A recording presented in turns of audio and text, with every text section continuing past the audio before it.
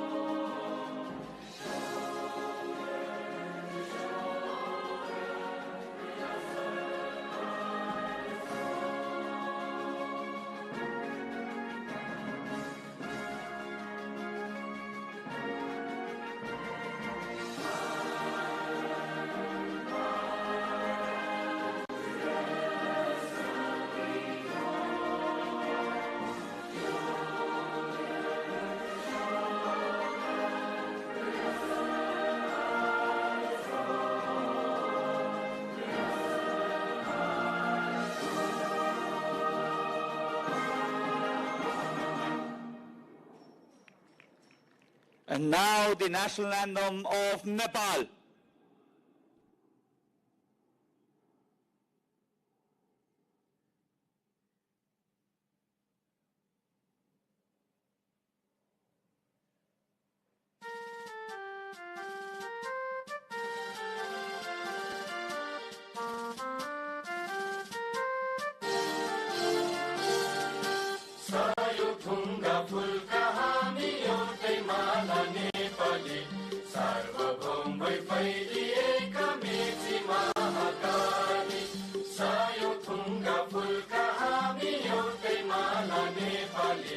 Sarvabhauma वैफल्य कमेची Mahakali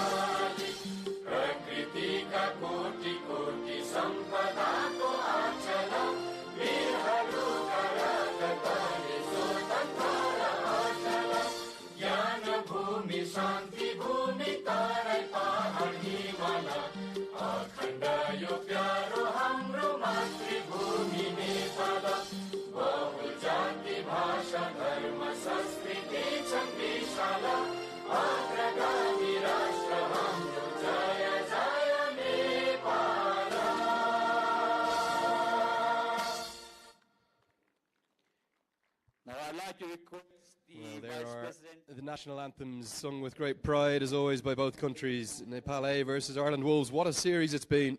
It's really captured the imagination. And here is the official handover of today's game ball by Mr. Roshan Kumar Singh, the Vice President of the Cricket Association of Nepal, to our match referee, who rolls on in his duties, Mr. Mohammed Shafiq from Rupendahe, the 61-year-old. And we'll also see some handshakes now from our chief guests. Arjun Powdell also out there, and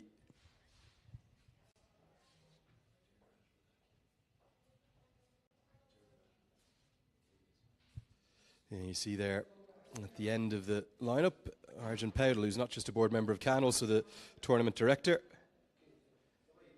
And lots of handshakes all around. Durgaraj Pathak out there too. And great to have all the dignitaries with us. But the pre-series formalities are underway. What a trophy we have to play for. Really, really impressive. And it's been a great show laid on by the Cricket Association of Nepal for this tour. I know that Ireland have enjoyed every second of it. And why wouldn't they? They've won the T20 series. Yes, they were beaten out of sight by the senior Nepal side, but you can probably understand that given that they were only coming out of an Irish winter. But we're all set now for 50 overs action, and there is plenty to play for.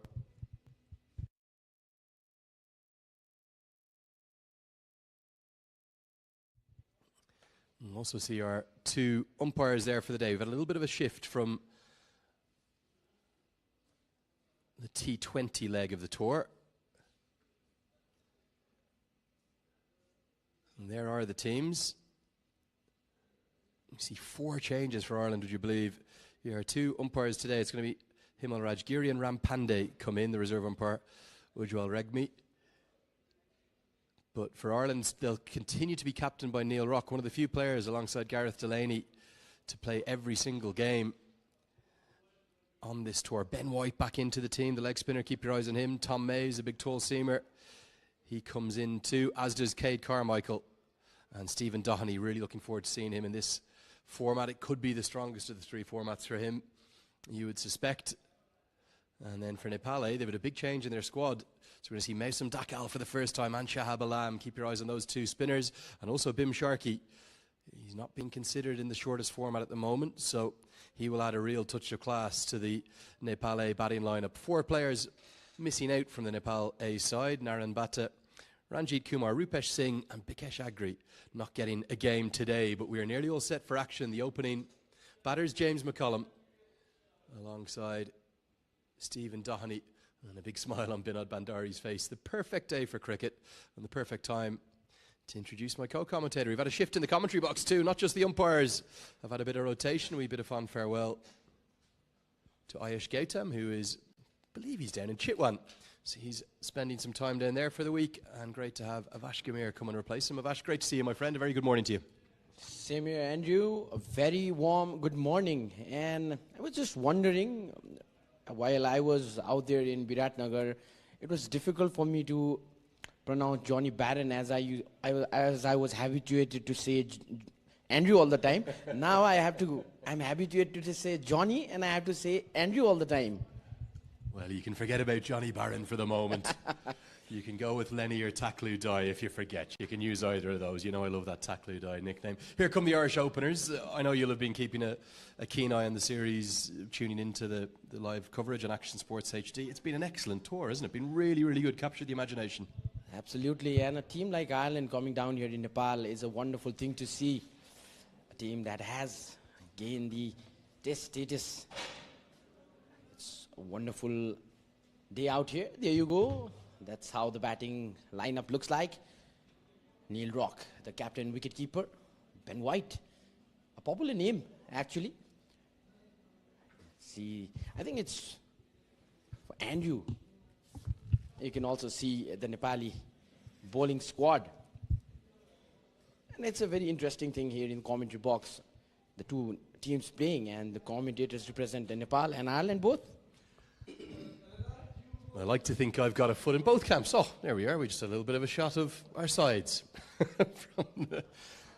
We will get that commentary camera fixed up. I'm not sure it's at a great angle for either of us right now. I think April could be the month to get back on the fitness trail for me. What about you? It's going to be interesting. It's going to be fun here in the commentary box. Back into you after a brief hiatus for me. I went back to the domestic circuit for a while. Here's James McCollum. And this will be his chance to really state a case to get back into contention for the Irish ODI team. I can't see him getting in the mix for the T20 World Cup. This would be his format. Stephen Doherty could get in the mix for that T20 World Cup squad yet. You wouldn't know. He's been very good this tour. Top scorer in those first two T20s that were against the Nepal senior side, 46 and 26 in those two games. Both have a reasonable amount of international experience, but both also probably haven't produced the results they would like. And what about this man, Kamal Singh Ari? Just so good to see him back.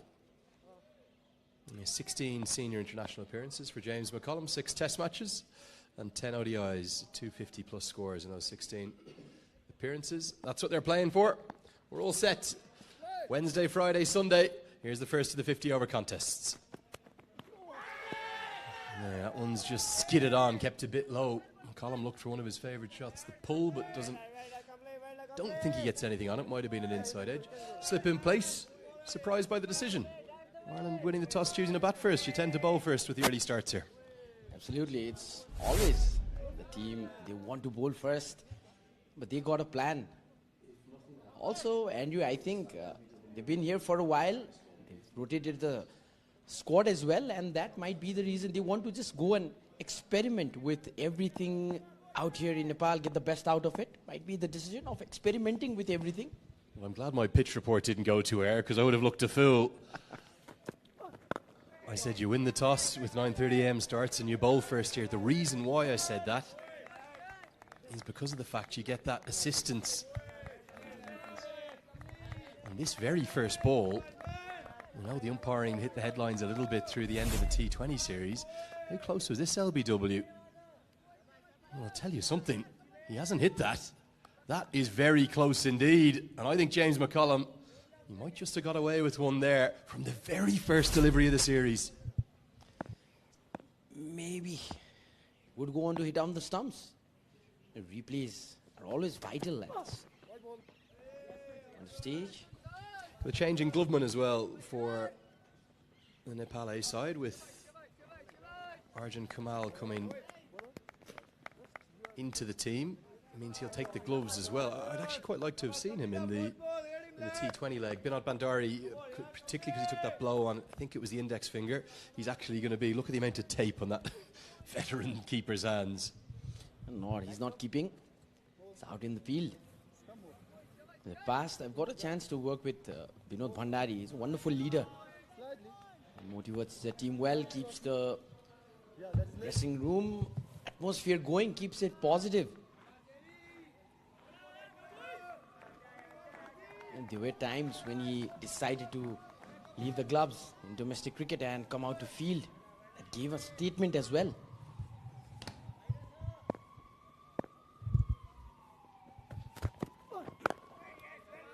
Yeah, really looking forward to watching Stephen Doherty across. I think he'll open the batting, hopefully, in all 3 of these 50-over clashes. He is so good to watch. I think Ireland are banking getting through this difficult first 30 or 40 minutes and then cashing in on what looks like another good batting surface. Absolutely, and maybe the decision also depends upon the fact that it's a 50 overs cricket. The pitch will change throughout the day. They might settle in well. They don't need to rush for a good start. Just keep that wickets. Wickets are always the key. They really are, and the assistance you'll get as a seamer here is really the first 30 or 40 minutes. The difference last month, or actually now 6 weeks ago in February, when we saw the return of ICC Men's Cricket World Cup League 2, there's 2 differences. It was unseasonably cold. Spring took a long time to spring, if you will, here in Kathmandu. And the other big difference was there was so much cricket in January here, the wickets got very tired. And as a consequence, batting became an absolute chore in the first innings. No one made more than 204 in those 6 ODIs batting first. And 5 of the 6 games were won by the side chasing down. So that's why I thought you'd like to bowl first this morning. But maybe with the different climatic conditions, beautiful time of year now in Kathmandu, maybe Ireland can put a score on the board and defend it. Well, we'd love to see some good scores on the board, and Nepal A chasing that pretty well. We'd always love to see a high-scoring game, don't we, when it comes to cricket. It's all about runs more than wickets that people love to see.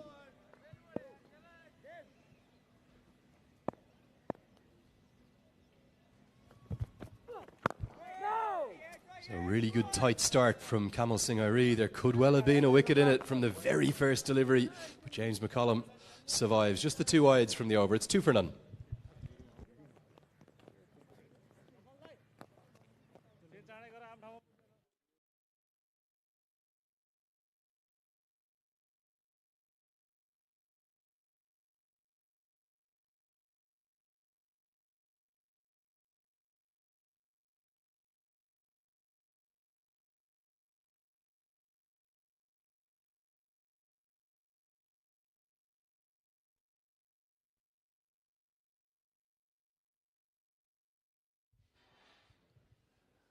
I think it will be Rijan Dakal to get things going, left arm seamer.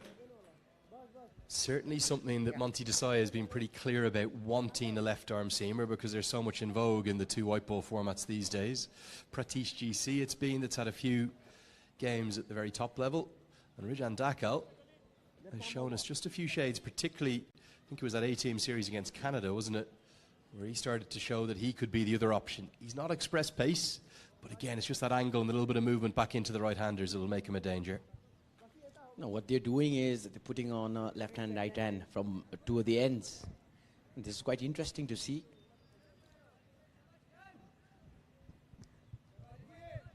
Rijan Dakal, a youngster coming through the ranks, had a wonderful series against Canada a few months ago.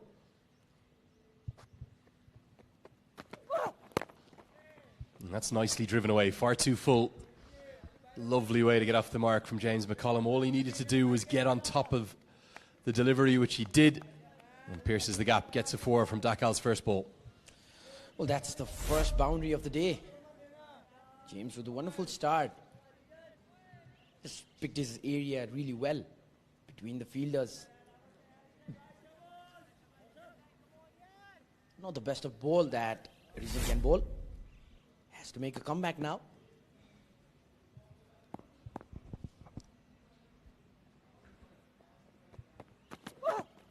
And that's the angle we're talking about. No real bounce, interestingly. Just a big shout out to all of these men doing a great job. Gainendra Malla and Kalam Ali, the head coaches. You see Rajan Shah there, the team analyst. And for the senior team, I'm sure you're watching the action yesterday. Another very good result down in India. 2 from 2. Absolutely. And it's always good to see that we've always been talking about Nepal getting some good exposures in India, especially the seniors team.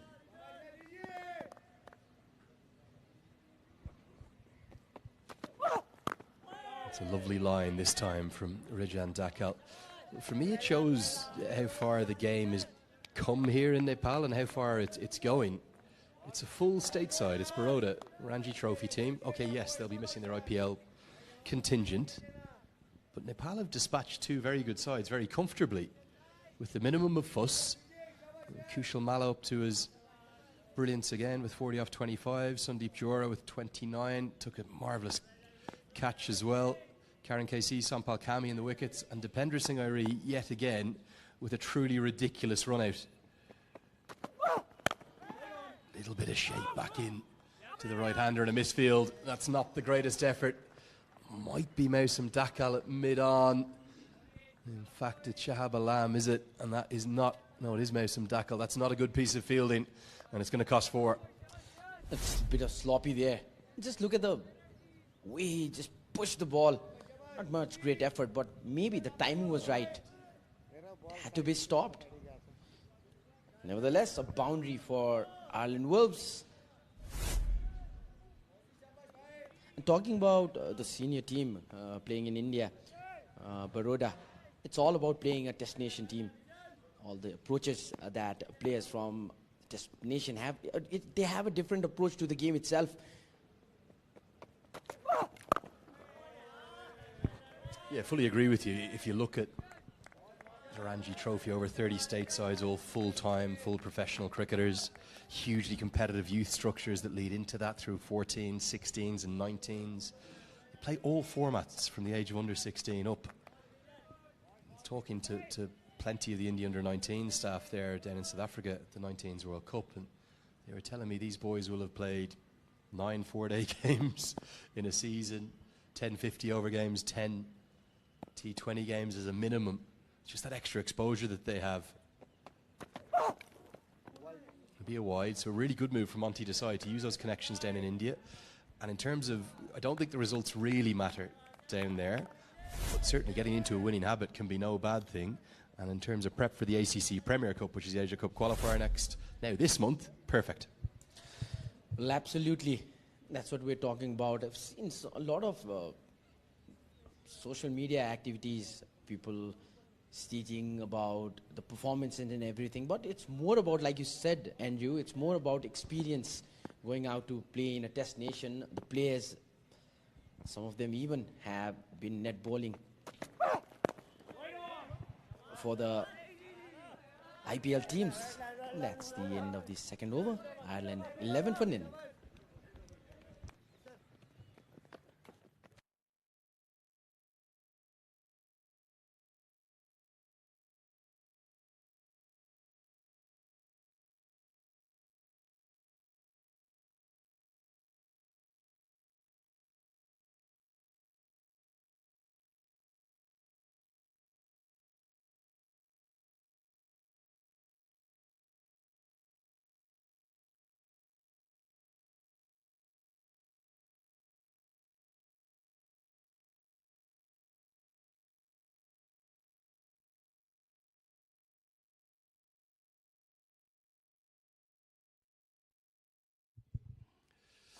Kamal Singh Ari into his second. It's amazing, isn't it, the change in pace immediately from a T20 series that was highly charged, and we saw 200 past 5 out of the 6 innings, to a different rhythm, a different flow now. Doesn't make it any less entertaining. And the big thing for me is these two openers, real 50-over specialists, probably both trying to make their case to the Irish selectors to get back into that ODI squad. Well, yeah. When you talk about the A team, well ball. When you talk about the A team, Johnny, what I've been into the domestic circuit for a while, a month lately. You know, what I've seen is that has now raised the competition in the province teams as well.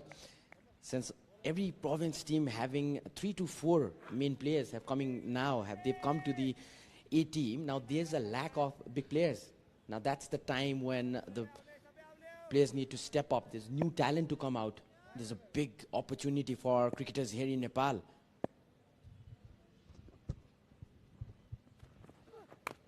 Oh, inside edge. Nicely bowled by Kamal Singh Ari.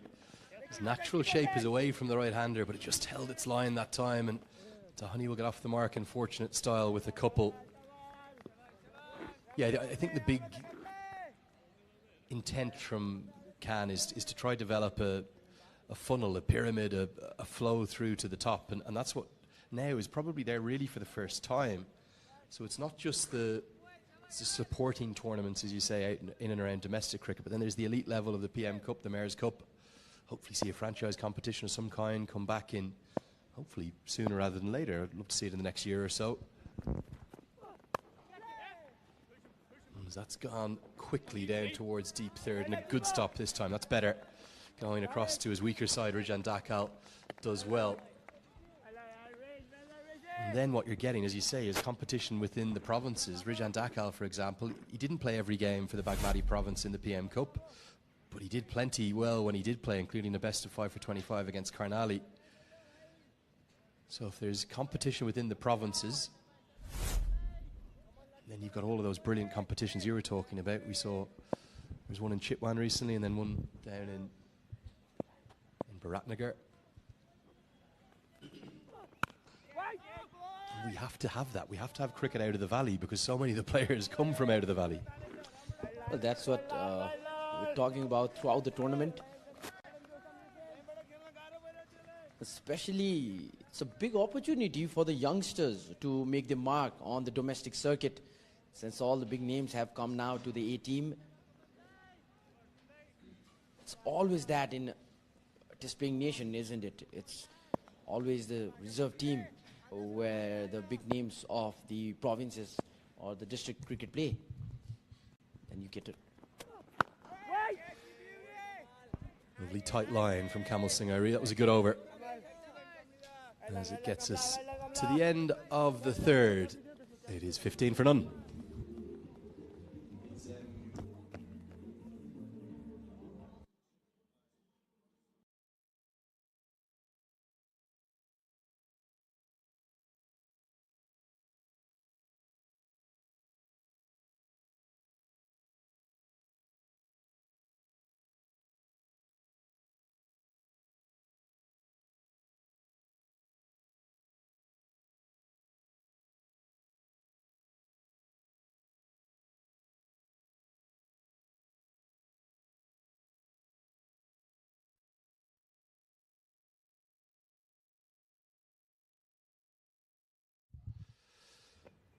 So Rijan Dakal continues. And we want to say a very warm good morning to you from here in commentary camera. Great to have this man with us for the first time in the series. Avash Kamer has replaced Ayush Gautam. We've got a really entertaining series. We're going to have 3 50-over games Wednesday, Friday, Sunday. They're all going to be 9:30 a.m. starts. Tickets just 100 rupees. We probably won't see many in this morning, but hopefully throughout the afternoon it will fill up. And maybe if we have a series decider on Sunday, could be a super one. Everyone waiting for Sunday. The tradition here in Nepal, you beat any sports, it goes like, everyone's like, when is the final?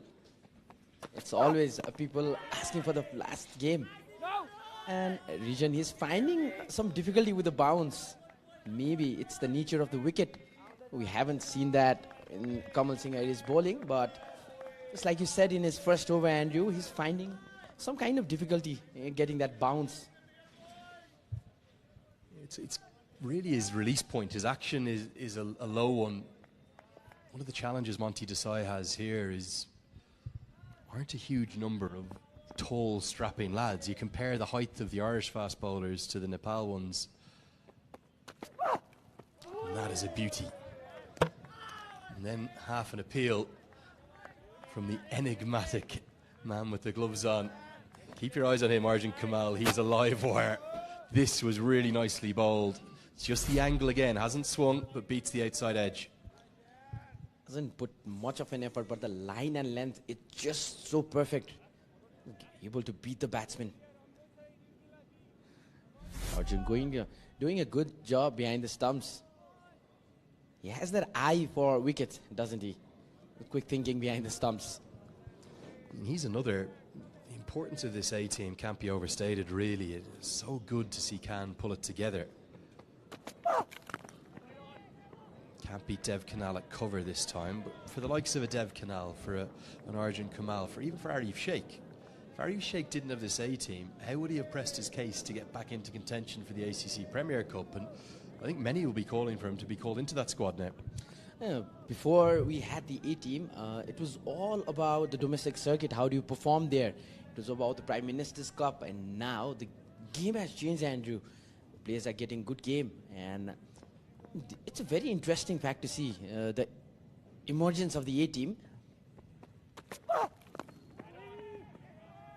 There'll be a dot ball.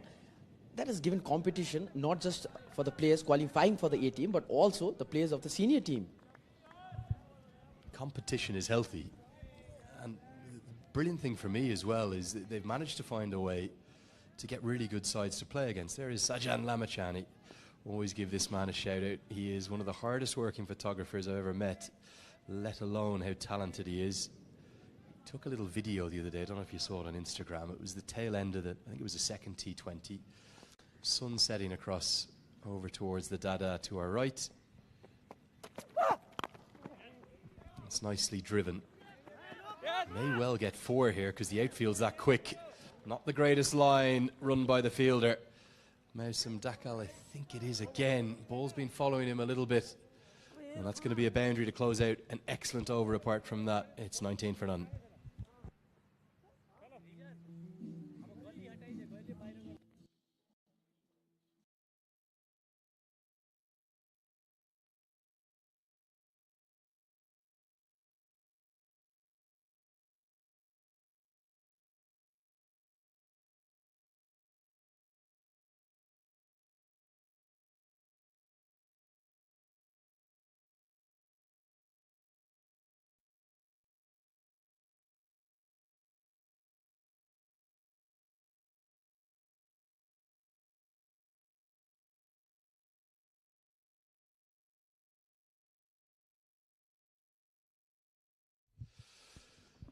That's the Irish batting lineup you just saw briefly there.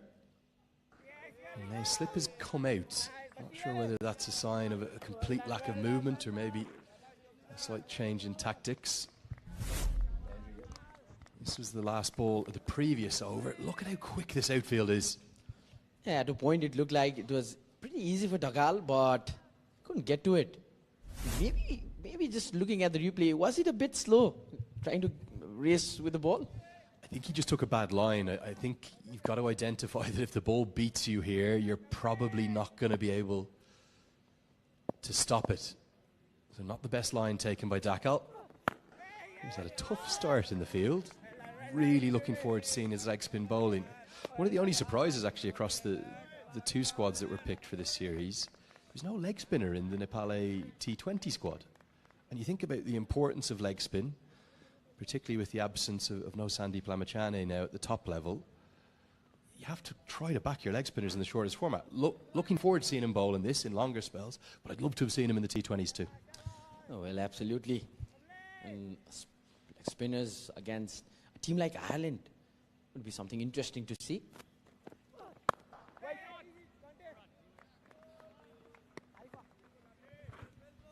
You look at the quality of sides that Nepal have been playing. That's what I was just trying to get across the last over. That was a full Canadian side. They beat them once. Okay, they lost to them twice. They lost the series, but they were competitive, close games.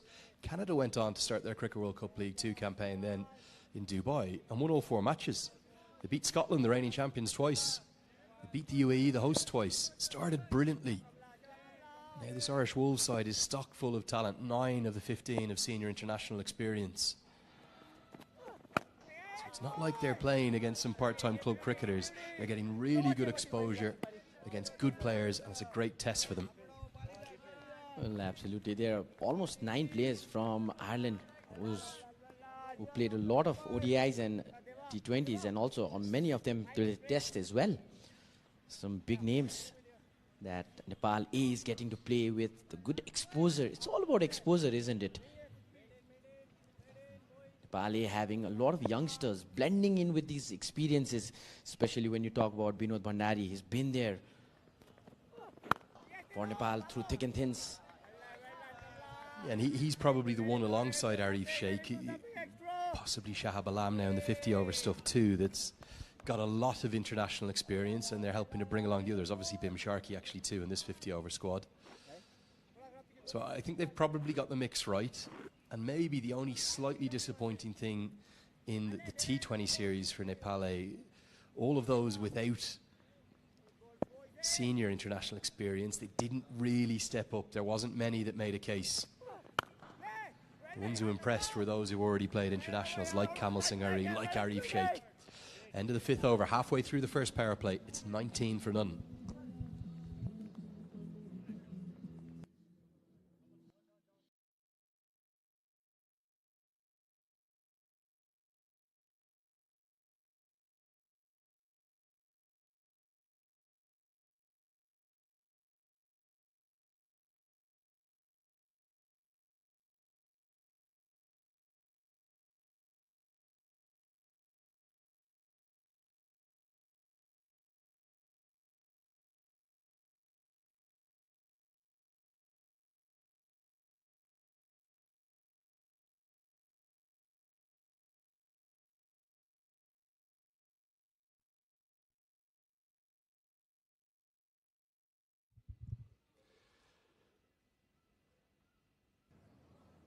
James McCullum, he started brightly, a few lovely boundaries.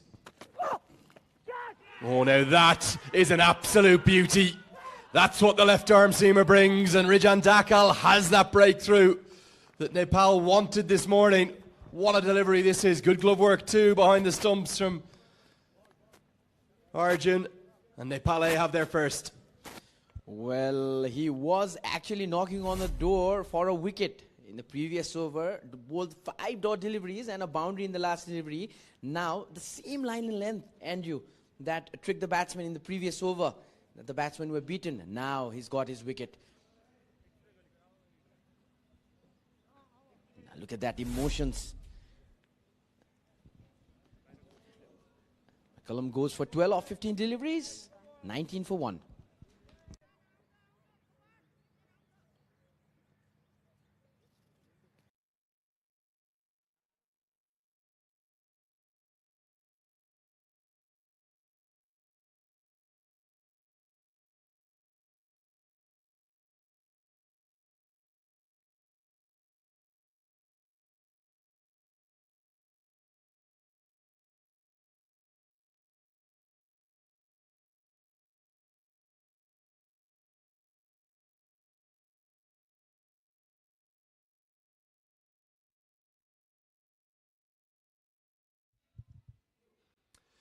PJ Moore belongs to a rather unique list of cricketers who've played internationally for 2 different countries. Right-handed batter. He does keep wicket sometimes as well, but he's barely kept wicket at all since he's come into Irish colours. Lorcan Tucker has kept the gloves at the senior level. He's played a few test matches for Ireland. I think by his own admission, without a huge amount of success. He's yet to play a white ball international for the Irish. He's got the most wonderful hands, just like that you can see there. Dev Canal does well, may have saved 3 runs there. PJ Moore off the mark immediately. Region, he's got a big wicket for himself. Look at the catch. It all comes down to the basic, doesn't it? A thick edge. He was troubling the batsmen, both the openers, since his first over. And now he's got a wicket in his first delivery of his 3rd over. James McCullum, who's played 6 tests and 10 ODIs for his team. And that's what this is all about. We should never take it as a reserve team match. It's always about the players who are representing at the moment, the experience they carry. It's been really good this from Rijan Dakal since his first over. That was expensive. Okay, there was a misfield in there, but he was just a bit too full, wasn't he, in that first over. Since then, he's pulled his length back a bit. A couple have gone on with the angle, and I'm not saying he's hooping the ball back in. He's not shaping it back in a big way, but it's just doing enough and causing problems for the right-handers. Left arm seamers, they're worth their weight in gold. There's something about the lefties, isn't it? Talk about batting, you talk about bowling, pace or spin. Always bring that extra X factor to the game. Fuller this time. It's bowled in. A bit fuller this time. Yeah, PJ Moore, one of just 17 cricketers to play Test cricket for 2 different countries. And actually, if you look at the more modern era, there's really only 5 of them. Kepler Wessels, who played for Australia and South Africa. John Trakos, who played for South Africa and then Zimbabwe towards the end of his career. Boyd Rankin and Gary Ballance and PJ Moore all have involved, well, 2 of the 3 have involved Ireland, 2 of the 3 have involved Zimbabwe. Again finds a fielder. Doheny is doing that regularly. Boyd Rankin, the big fast bowler, played 1 Ashes test match and then a couple of tests just as Ireland got status against Pakistan. I think the second one was against Afghanistan for him. Might have actually been at Lord's, sorry, against England. Gary Ballance, who just played the 1 test coming back for Zimbabwe, made 137 not out and then retired soon after. And now PJ Moore, he's played 5 tests for Ireland, but he's yet to make a score higher than 19, an average of 8.8. The surprise for me has been that he hasn't played white ball cricket for Ireland. I think, if anything, it's his better format. Doheny getting himself into trouble here. Keeps finding the fielders. Dakal is applying pressure. End of the 6th, 20 for 1.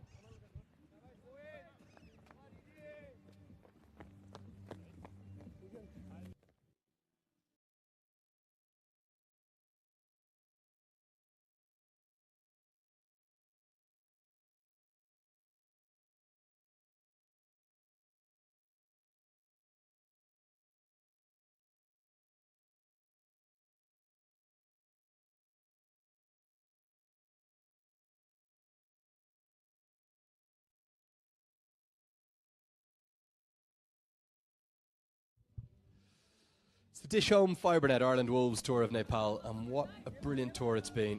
We're into the 50 overs leg, which is the last leg of the tour.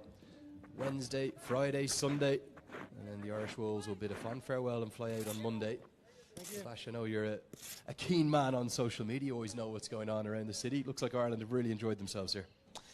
Yeah, well, this is the perfect time to come to Nepal, actually, since the weather changing there 2 times in the year, twice, when the weather looks beautifully pleasant.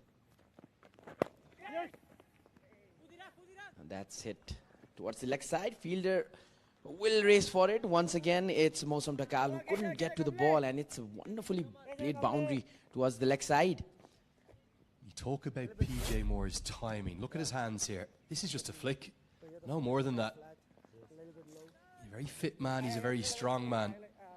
Look at the way that's raced to the rope. He did get into the Irish white ball squad. He went down replacing Stephen Doheny for the ICC Men's Cricket World Cup qualifier in Zimbabwe last year. His native Zimbabwe, where he knew the conditions so well, didn't play a game. Couldn't believe it. And this was a tour where Ireland lost, well, certainly in the group stages, almost every game they played. They won just one. They went to the playoffs then, and he still didn't get in the team.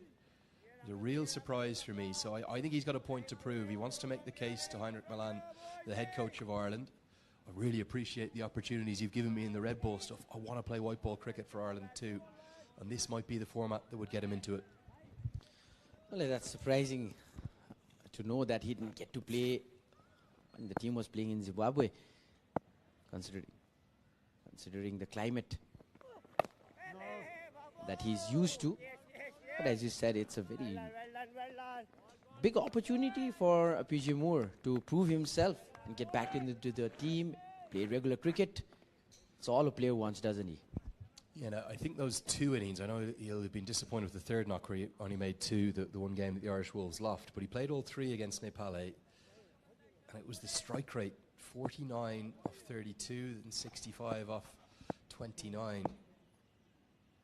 I think he hit 7 sixes in that innings of 65. He's got a lot of power and a lot of quality too. Quick singles run, Shahab Alam can't pick it up cleanly.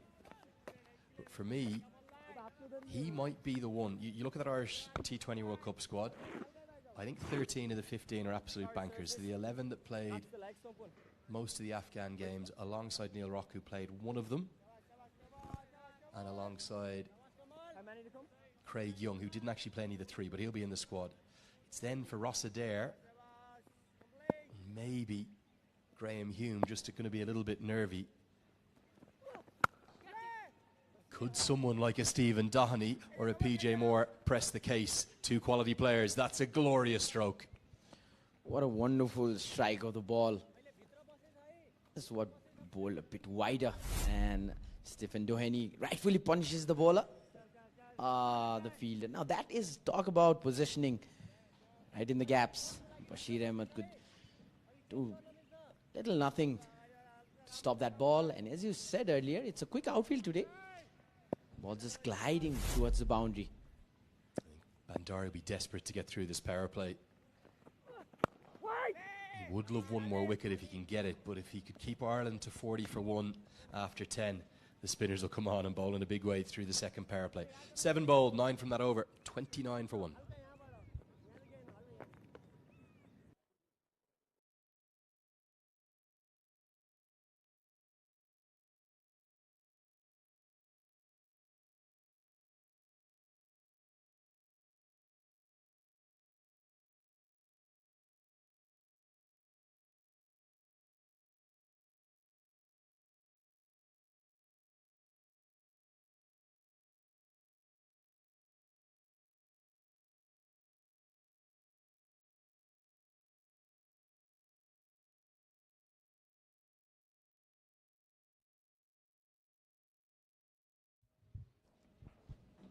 So can Rijan Dakal find a second in this power play?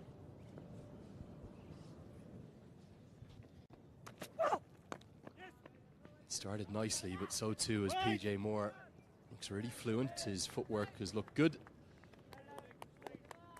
And he's looked in full control.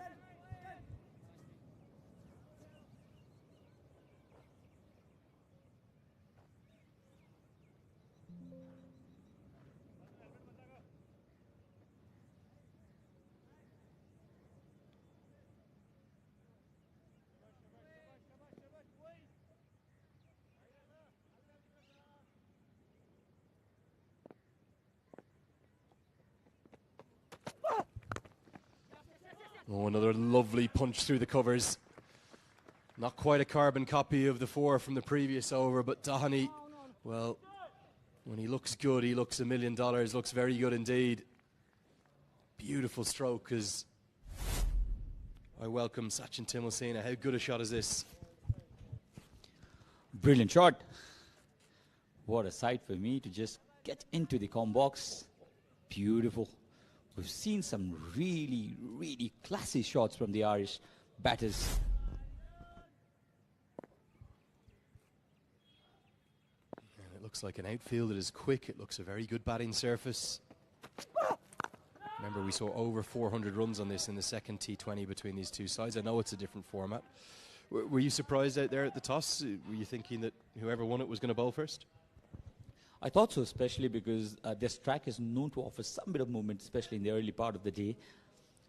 But I think Neil Rock was very confident in his decision of batting first.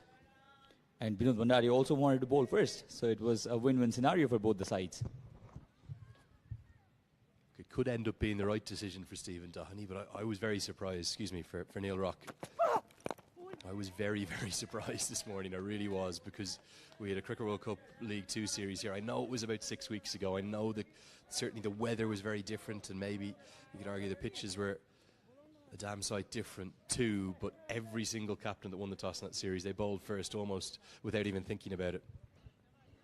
He mentioned that it's a used track, so they would want to bat first. I didn't get the logic first, but I think they'd not be very disappointed with the result after batting first, 34 for 1. 1 wicket for young Rijan Dakal from Makwanpur.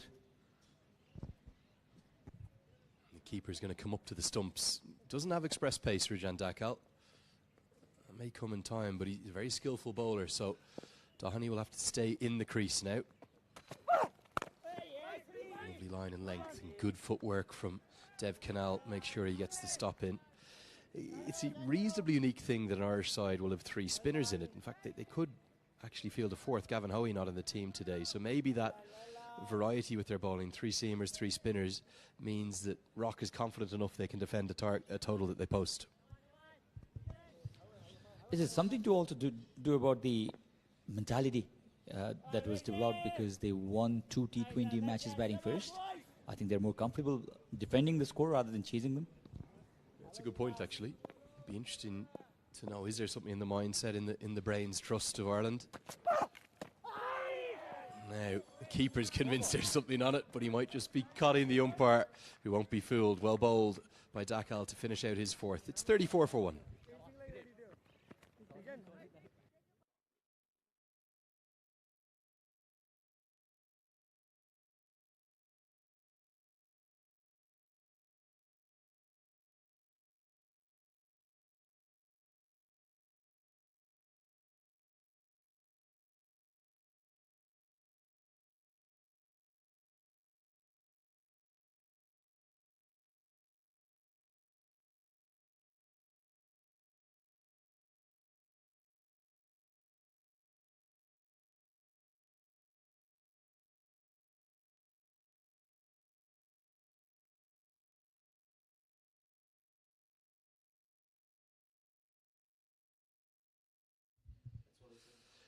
Shahab Alam, the first signs of spin.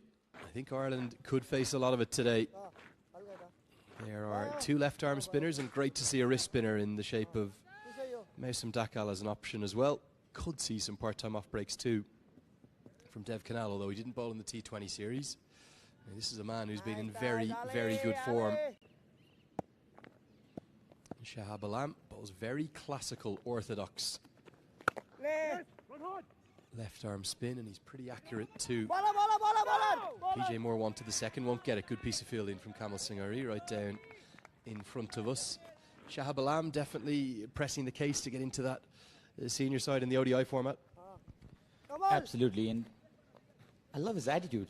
He's not that animated, Andrew, but he's very aggressive with his intent. Got to work with him when I it was the offside, when I actually led one of the franchisee teams in one of the franchisee tournaments in Nepal.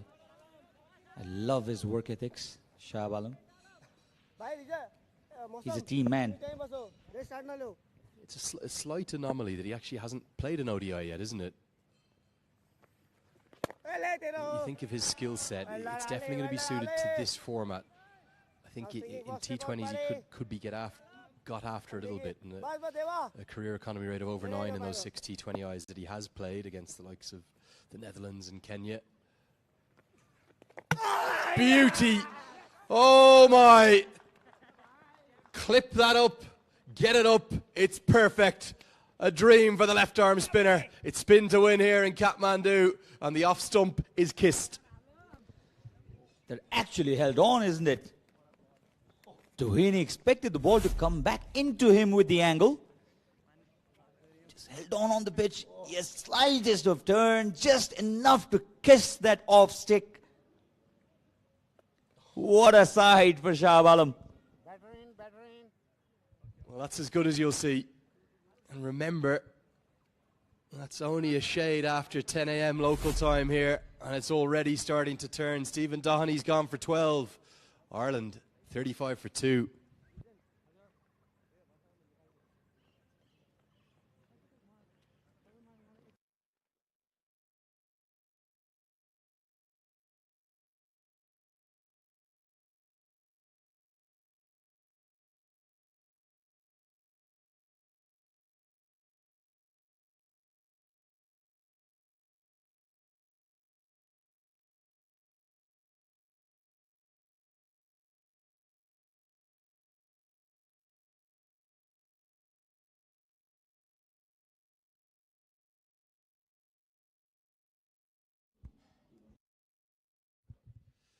Cade Carmichael to the crease. Youngster. One of the 2 real youngsters in this squad alongside Matthew Humphreys, the left arm spinner. And he's really just taking his first baby steps into the international game, but he's full of potential. I know many in the Northern Cricket Union in Belfast, where he plays his cricket, they think that they've got a very special talent on their hands. One of the challenges for Carmichael, like all of the Irish batters, will be how they adapt to the spinning conditions. This time it does skid on, challenges the inside edge. What a start from Shahab Alam. A dream start, really. A wicket in his first over. He's been in the scene for quite a long time now, Shahab. Just drifting down. Only a single to end this over. 9 gone, 36 for 2.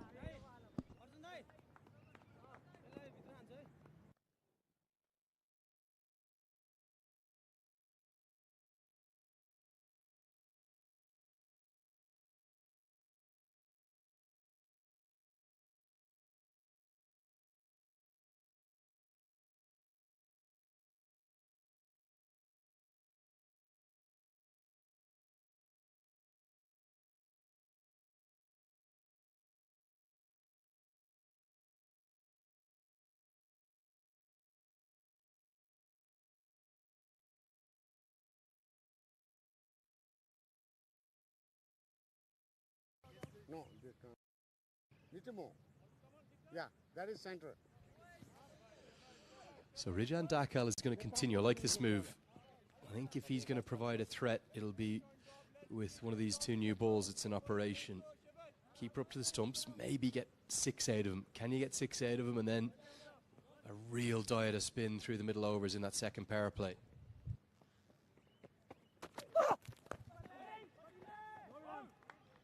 And the second wicket has come from the first over of left arm spin.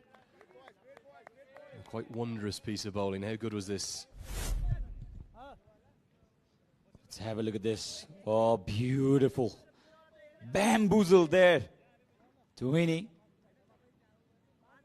He had no answer to this beauty from Shahab Alam. He'll himself go back to the hotel room and watch this replay for at least 100 times, Shahab. One of the best deliveries of his career, you'll have to say. Yeah, and I think Arjun Saud enjoyed it just as much as Shahab Alam. Very special delivery, that one. And oh dear. He's going to get away with it here, Arjun Kamal, but very nearly just tosses away an overthrow. If there could have been an example of unnecessary, that would have been the perfect example. Wayward throw allowing a single.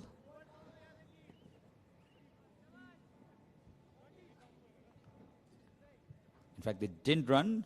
Eventually, no harm done for the Nepal A team, but they'll have to be careful. You expect better fielding from Nepal A side. I think, and Andrew thinks as well, they started really poorly in the T20 series. He started poorly enough today as well. You saw the two misfields from Mausam Dakal. And there's been such a change between the squads. I think it's at least 5 or 6 changes between the 50-over squad and the T20 squad. Ireland have kept the exact same 15. There's only 15 tourists here. Even though I suspect Ross Adair, well, he might only play one game in the 50-over format. We'll see the kind of 50-over specialists that play a little bit more. I think Humphreys might play all 3 games, for example, now. But a big change. You see the likes of Arjun Kamal, Arjun Saud come in. Ranjit Kumar, Rupesh Singh, I know that they're not in the starting 11 today. Mausam Dakal too. The big one is Bim Sharkey. That's going to be fascinating to see how he goes. He's got all that international experience, not being considered in 20 overs. Good chance for him to get some runs against the Irish Wolves side. That has been the story with Nepali youngsters. A number of them, Lenny, they get into the team, they promise as well, but then the consistency becomes an issue. They come and go, they're in and out of the team. Suhas Magai, a very popular sports journalist in the country. Enjoying this long day of cricket. 50 overs.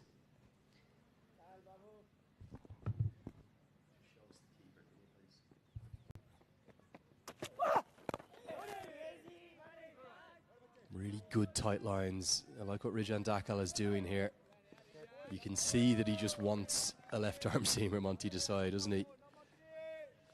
Tell us a bit more about the wicket-keeper, Arjun Saud. He has had a few chances at the top. This is a big series for him too. An opportunity for sure.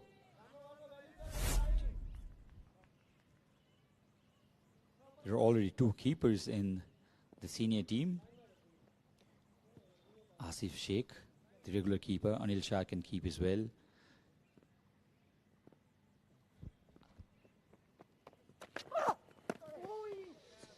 Good stop this by the keeper. Arjun Saud, as athletic as ever. Brings us to the end of 10th over, 36 for 2.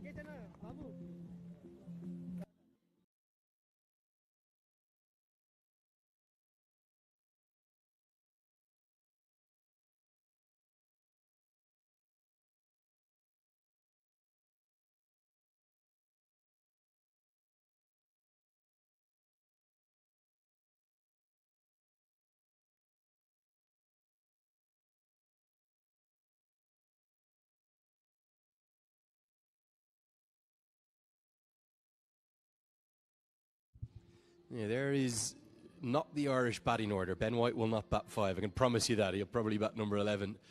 But in terms of the order that will come, maybe Neil Rock at 5, possibly Gareth Delaney at 6. He was excellent in that third T20, and could be Fionn Hand at 7. But we'll wait to see how they line up. And it's the 3 bowlers used thus far for Nepal. I wonder, will Binod Bandari be tempted to give Rijan Dakal just one more? I think he's been so good. Don't think the figures quite show how good he's been. But the challenge, the big challenge for Ireland, will be the spinners.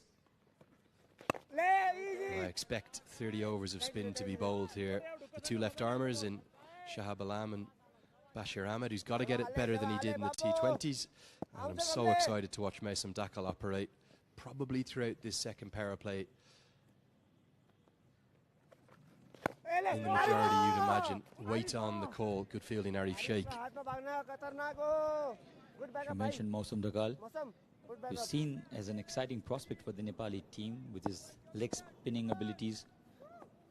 Got into the national side as well, didn't perform as well as he should have and could have. The thing I really like about Mausam Dakal is he's unorthodox. You think of 15, 20 years ago, you saw someone doing something different, you said, oh, we'll try change him. Don't change them. Unorthodox is good. Turn on offer. PJ Moore has done well just to hold his line there, because that's again a ripping delivery. Now this will push PJ Moore into two minds. If the ball turns, there'll be trouble for him, but you'll also be cautious that Shahab can bring one in with his arm.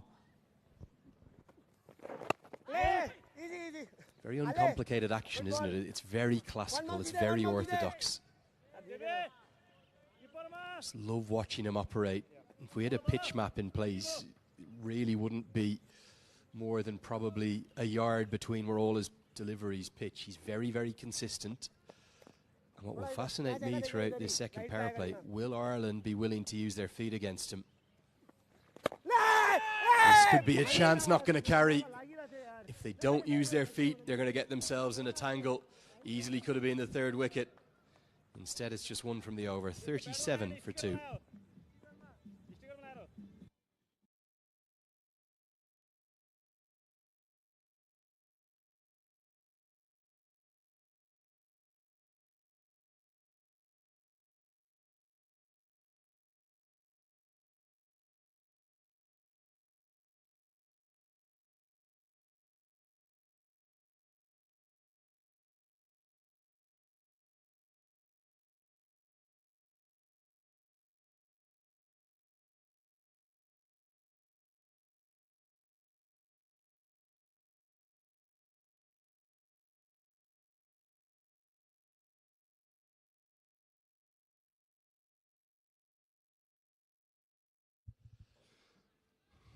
Good call, I think this is from Binod Bandari.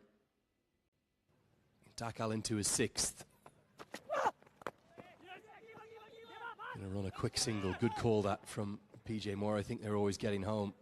May even bowl a 7th. He won't offer quite as much at the death.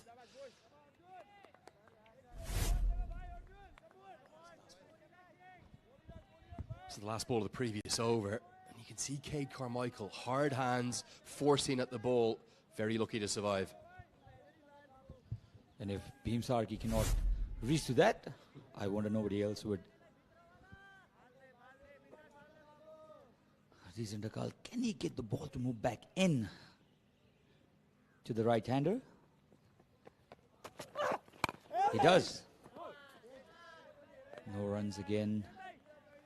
Plenty of dot deliveries for Nepal in this passage of play. And Deep Khanal, meanwhile, has had some problems with his catching and ground fielding. Has promised a lot with his bat, but I think the modern day cricket also requires you to be really good with your fielding expertise. Has an issue of losing concentration at times, Deep Khanal, the under-19 skipper of Nepal.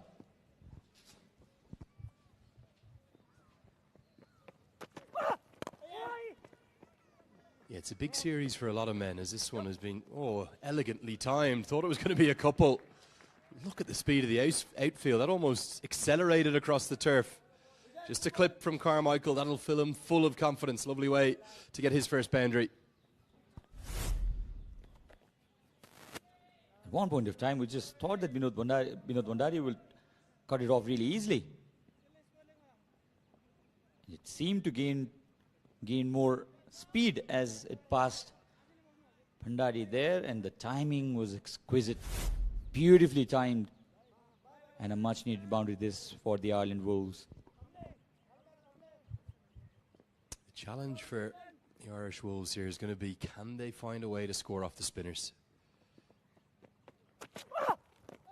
Dakal's bowled a good spell. I have to say the glove work as well up to the stumps from Arjun Saud's been exceptional. Really, really good. Took that good catch as well to affect the first wicket. But can Ireland find a way to score it? Even 4 runs and over off the spinners? Shab is getting a lot of turn. If he can mix it well, he can be devastating against this Ireland Wolves.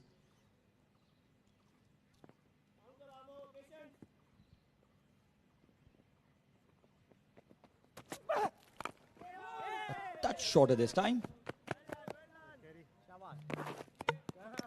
We've been talking about the keeping of Arjun South and Lenny. For me, Arjun is the best we have with the gloves. The only problem is he's not been very consistent with the bat, and that's really required because he has played 9 ODIs for Nepal, 174 runs at an average of 19.33, not at all enough for a top order batter. And the strike rate again an issue, only 50 to his name. If he can get more consistent with the bat, I think he is the best keeper we have in Nepal. I just love his attitude. He's infectious with his enthusiasm for the game. The first person to come up to you and say hello in the morning. There's protection out there now in the second power play. Sometimes say all keepers have to be a little bit crazy. He's got that charisma, doesn't he? Closes out the 12th over. Might be the end of Rijan Dakal's spell. We'll have to wait and see. 12 have been bowled. 43 for 2.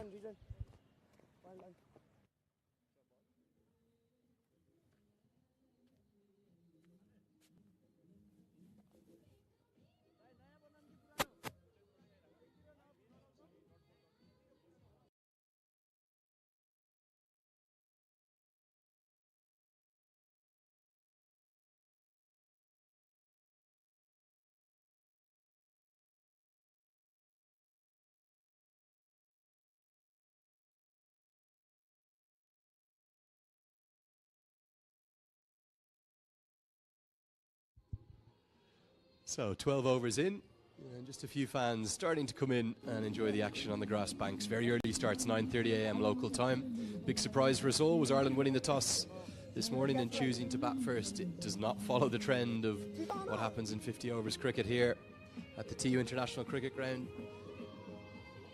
Most teams tend to like to chase. Just have a slight delay as the DJ's enjoying the music a little bit too much. And now Shahab Alam's ready for his third over.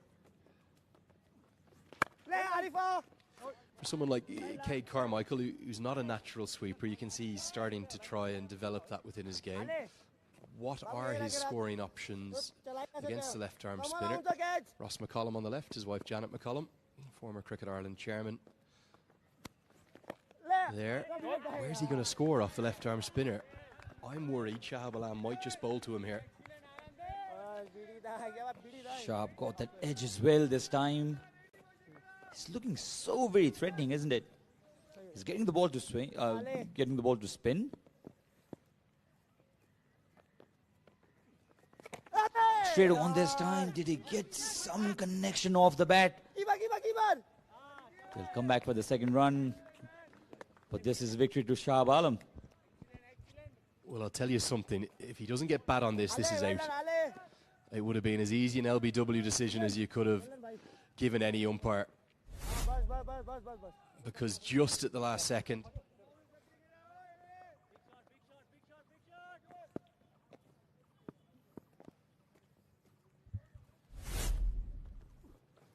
see if we can get one more look at it, because he's got the bat down. The problem is the bat's come down at an angle, so it's really the leading edge that has saved him. It does squirt away for a couple. I think Shahab Alam right now is licking his lips. He wants to bowl as much as he can to Cade Carmichael. Oh dear. Oh dear. Matter of time here. Certainly looks like it. Cade Carmichael struggling against young Shahab Alam. Will it turn or not? Will it come back straight at me? Plenty of questions going in the head of Cade Carmichael, and rightly so, because Shahab Alam has been really consistent. Look at his figures. Still early part of his spell. He's taken a wicket, only 5 runs. Oh my, what an over. It should have been a maiden, there could have been a wicket in it. And Cade Carmichael all at sea. 13 bowled, 45 for 2.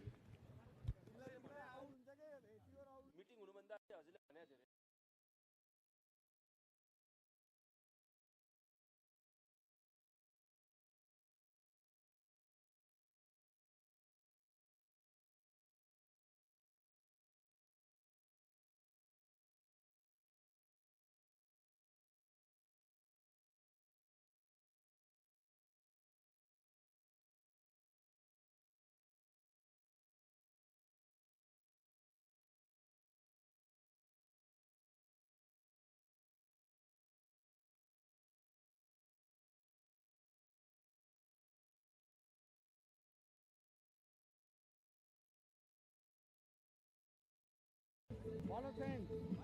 Right arm over.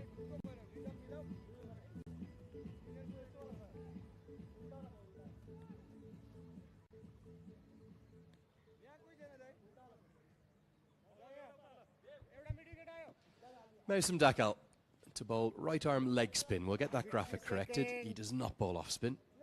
You can see him there. He's a wrist spinner. So he's going to turn the ball away from these two right-handers. The challenge will be for Dakal.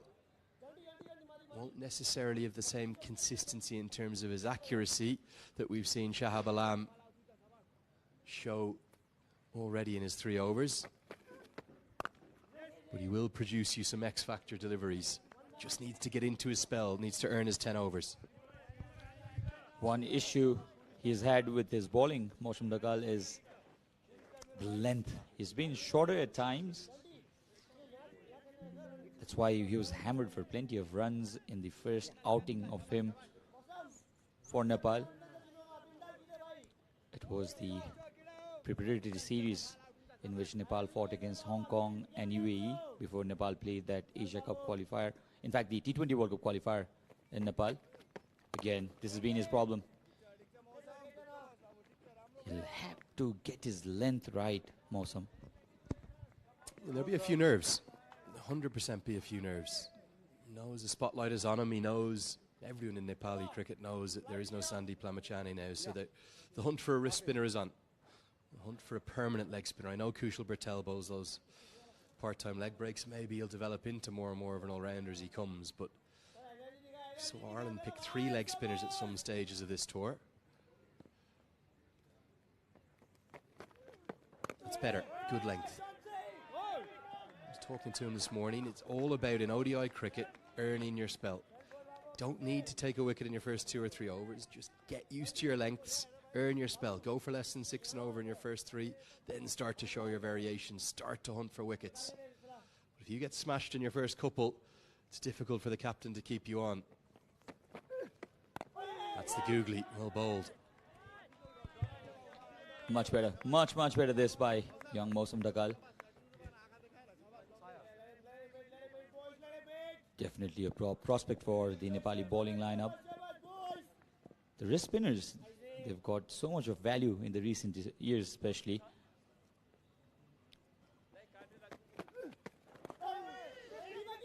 Down to the onside. There was a chance of a run out. That was a wild throw, really. Well, the throw has gone to the wrong end here. There was a run out on. Complete mix-up. Cade Carmichael needs to take a few deep breaths here. And even though it was picked up cleanly by Arjun Kamal, the throw's not only been wild, but it's gone to the wrong end. PJ Moore was 8 or 10 yards shy of his stumps. And rightly, PJ Moore is just having a word with his young batting partner, trying to tell him to calm down.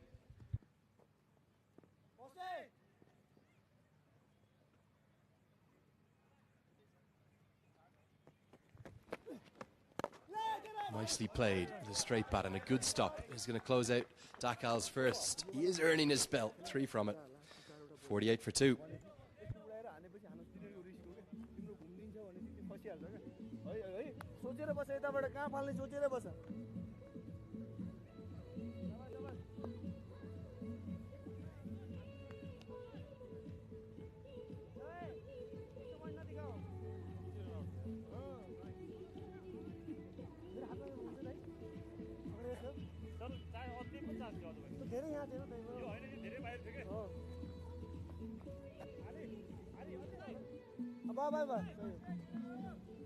Oi, Babu! सुनो ना ऐसा अगला step bye. आले बाबू. So Shahab will continue from the TU gate, and he has been superb today with his first 3 overs. He's taken a wicket, given away only 5 runs, and especially against Carmichael, he's been brilliant. Carmichael having no idea about those spinning deliveries of Shahab Alam. Touchful at this time, and let me welcome my co-commentator Avash Kimiri with me. A very good morning, Avash.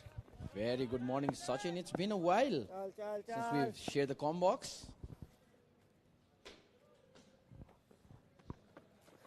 A good start for Nepal, isn't it? They've been able to keep the runs at bay at the moment. Taken wickets as well. They certainly have, and can they pick a few more wickets? That's the question. If they can, I think they're really on top of this Ireland Wolves innings. And Shahab Alam causing real trouble. PJ Moore is one of Ireland Wolves' best batters in the T20 tournament against the Nepali side. 12 of 20 for him. Hasn't been a smooth stay.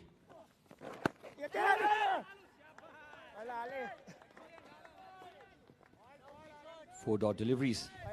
Well, he had a pretty good tournament during the Kosi Province Trophy. Captained his team.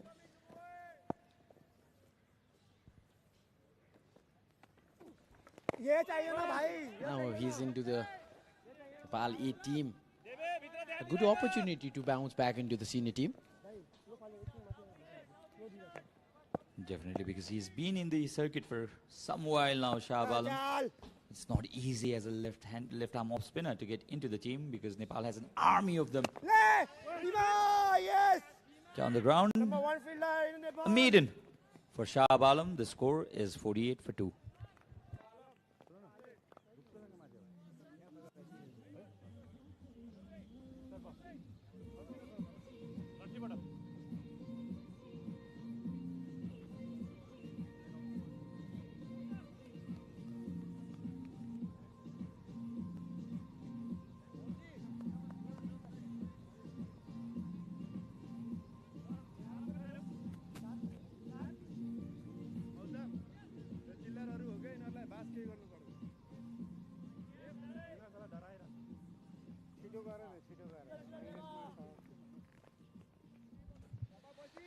So 48 for 2. Mausam Dakal will continue. He's given 3 runs.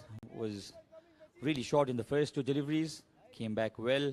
Can he pick up a few wickets to his name? A massive opportunity for young Mausam Dakal.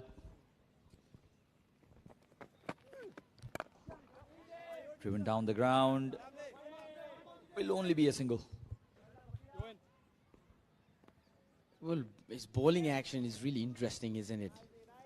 Somewhere resembles the great Paul Adams from South Africa, who used to bend all of his body.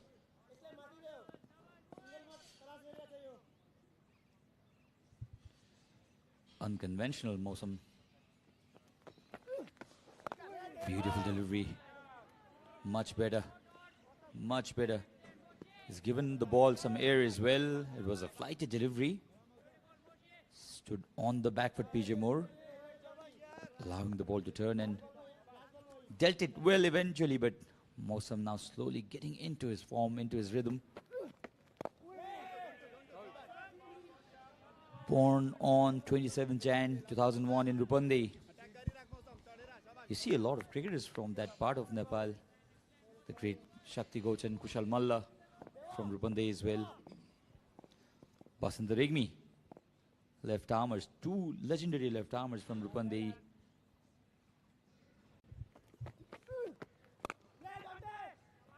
Well, just to add to that, Shakti Gochan has still been running his academy and bringing out some wonderful players.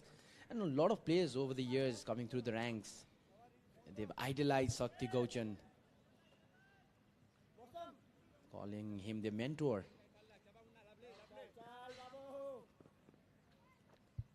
Susan Bhari is another example. Oh, that was a googly. Spun back sharply as well. And Kate Carmichael has had some issues, especially against left-handed Shahab Alam. He's not able to get to the pitch of the delivery, despite Shahab giving a lot of loop to the deliveries. Much better this. Another tight over. Only 2 runs coming off it. 50 for 2 after 16.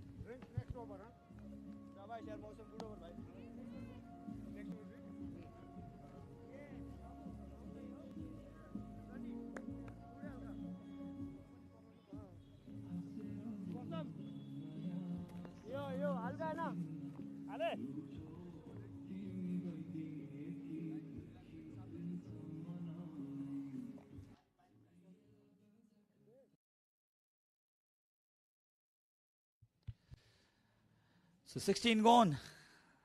50 for 2. Ireland A would not be happy with this start. They've been really contained by the 2 spinners. Shah Alam, 4 overs, 1 wicket for 5 runs.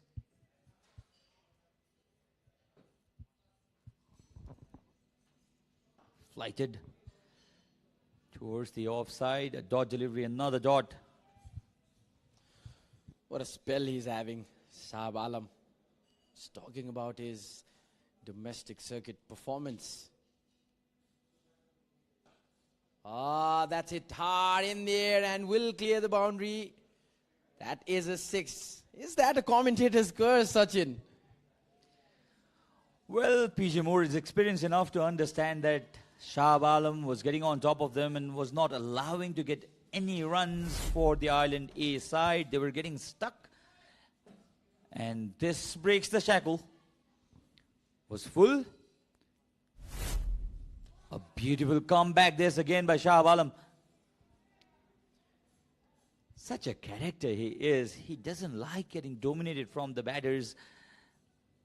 A wonderful comeback. Let's have a look at that replay again. Stuck it on the bounce the previous one. And this one completely missed it. Talk about the turn Shah Alam is getting in this wicket. He's not a big turner of the ball, Avash, but he just gets enough turn to deceive the batters. And the ball that comes back in, I've not seen him use change of pace as variation yet.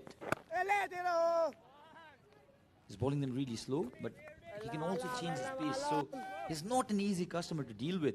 Shahab has been really successful in domestic circuit in Nepal.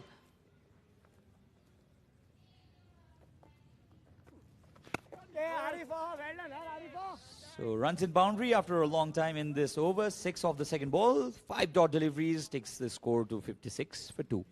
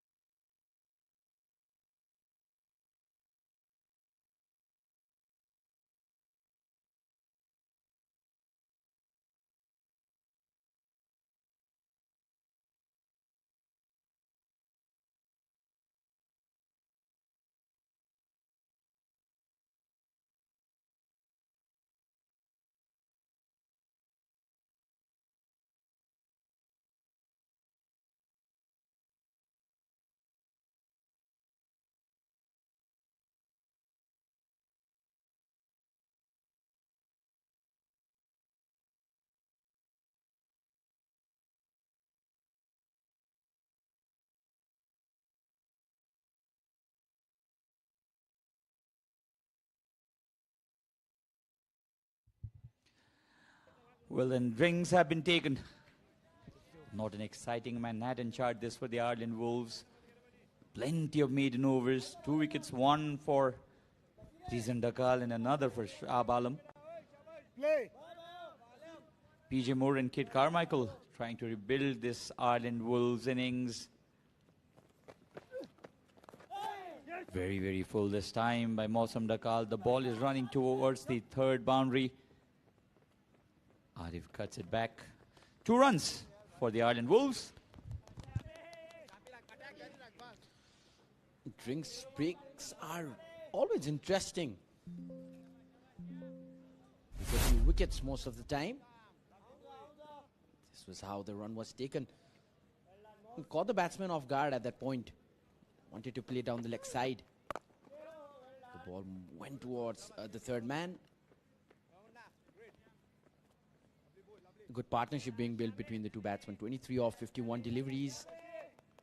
And we're talking about the experience and the exposure, especially the Nepali young players are getting by playing this big team, Sachin. It's brilliant that Can came up with this idea of building the Nepali side. They build the team with a pool of 40 players. That's a great move for the future. A team is as strong as its bench strength is. It's great to see the increment in the number of players around the cricketing circuit. Hint of turn there for Mausam Dakal. Driven well. 2 comfortable runs. Good running by the two batsmen. But the problem here for Ireland A is that they've taken more deliveries to play those runs. The both batsmen. Doheny was the last man to get dismissed. Just added 2 runs on the board.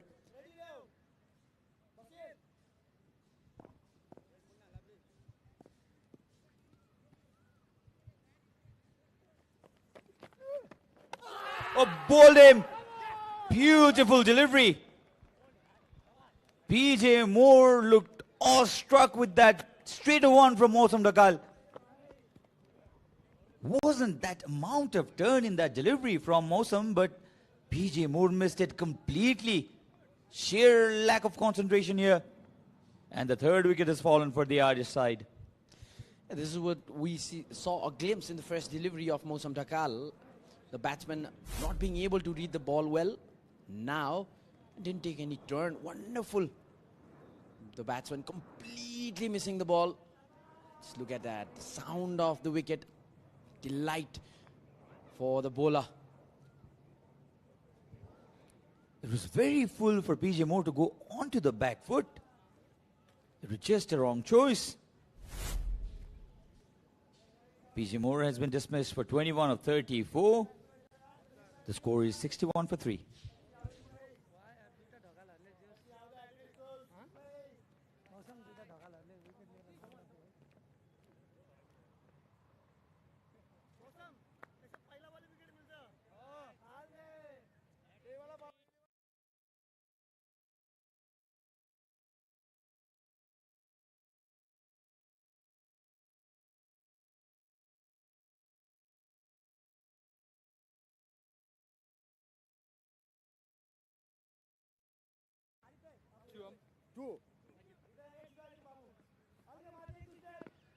So Neil Rock, the Islanders skipper, has come at the center. His team in a spot of bother now, 61 for 3. They need some rebuilding of this innings. And Mausam Dakal has got his first wicket. A googly to start with. Good thinking this by Neil Rock. This is how PJ Moore was dismissed. Was really full. He went to the back foot.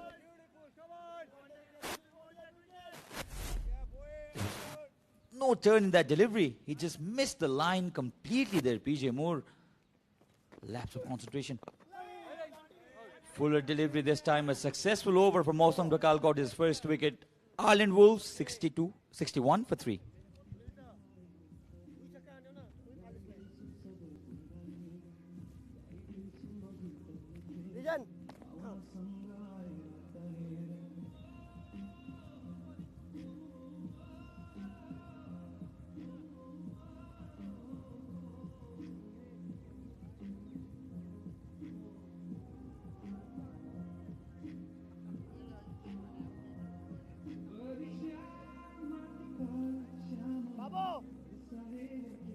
Bowling फाल्यो न 6 बल आवाज हेर त्यसको लागि तिमीलाई आवाज हेर त त्यसले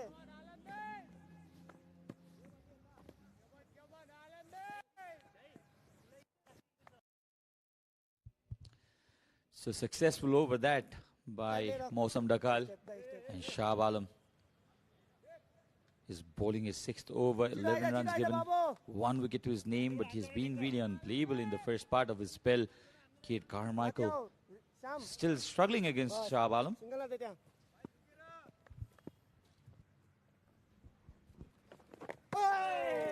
What a wonderful turn that is. And looking at his figures, Sachin, I think the single wicket is injustice for Shah Alam at the moment. He's been bowling really wonderfully well. He is. Look at the amount of turn in this delivery. We'll come back to that highlight, to that replay, and this is another dot delivery. So Shah is bowling really tightly. He's getting the ball to turn. I want to see him push 1 or 2 with his arm as well. That comes back in with the arm. That will deceive the batters even more. It has been a difficult stay at the center for Carmichael especially. The best part is they've been able to build pressure on the batsmen. That has resulted in the fall of wickets. The captain comes out to bat now. It's on strike. Only played 2 deliveries. Still to go off the mark.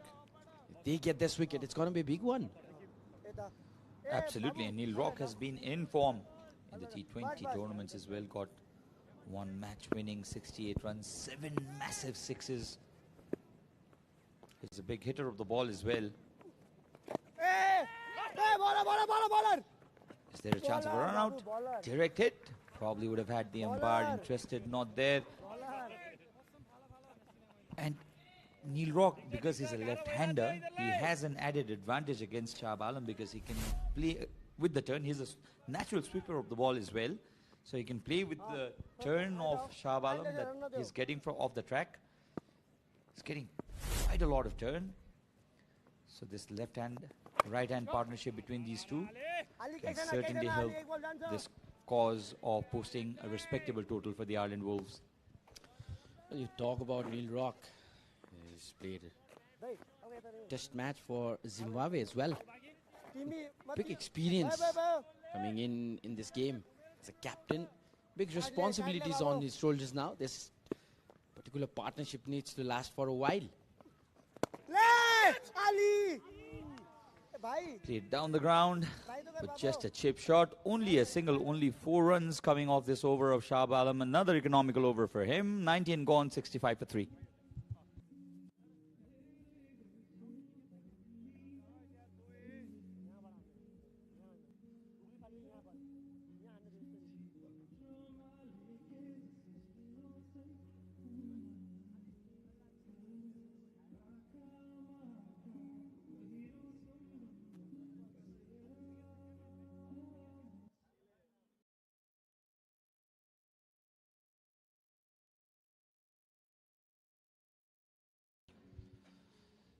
So Neil Rock, the Ireland A's skipper, at the centre after PJ Moore was dismissed. Played some good-looking shots, PJ Moore, but could not convert his innings into a big one, and Mausam Dakal stuck the timber. Much better now. He's getting his length right, Mausam Dakal. And I love how he anticipates the ball to come towards him and throws his body around. It's always great to see athletic cricketers. Well, let's have a look at this. Wonderful. And look at the reaction time. Knew the striker was off his line. And he did just that. And a bit of a correction there. Neil Rock wasn't the player who played for Zimbabwe. It was Moore. Again, it had sharp turn, but that would miss the off stump for sure. It was an optimistic appeal from Mausam Dakal, the umpire on Moore, and I believe, yes, umpire saying the same thing. It would have missed the off stump. It was a conventional leg spinner by Mausam Dakal. So Lenny having a conversation with his friends from Ireland. It's always fun to meet your friends outside of your city and country. That has been an issue with Mosam. Inconsistency with the length. He's not happy with himself. He's putting the Irish players under a lot of pressure, but he's released the pressure in this fashion. It was a nothing delivery. It was a full toss. All Neil Rock had to do was get some bat to it, which he did. And a welcome boundary for the Ireland team after quite a while. Well placed though. Just knew where the gaps were. And as you mentioned, some problem he's finding with his line and length, Mosam.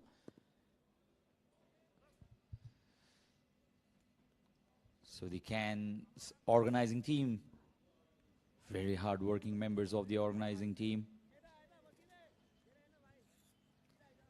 It takes effort from a lot of individuals to get an international tournament organized.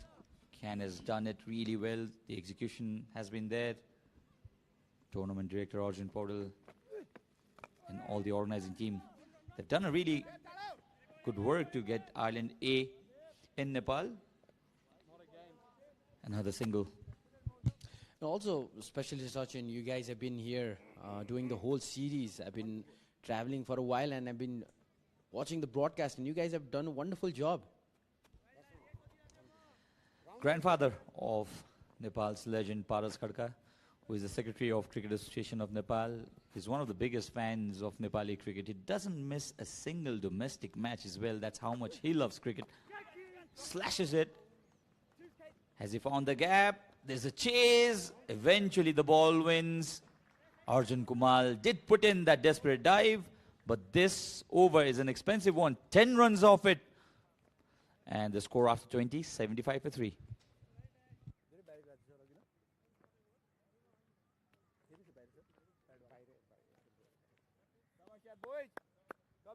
Coming in it, shabash, sir. Shabash.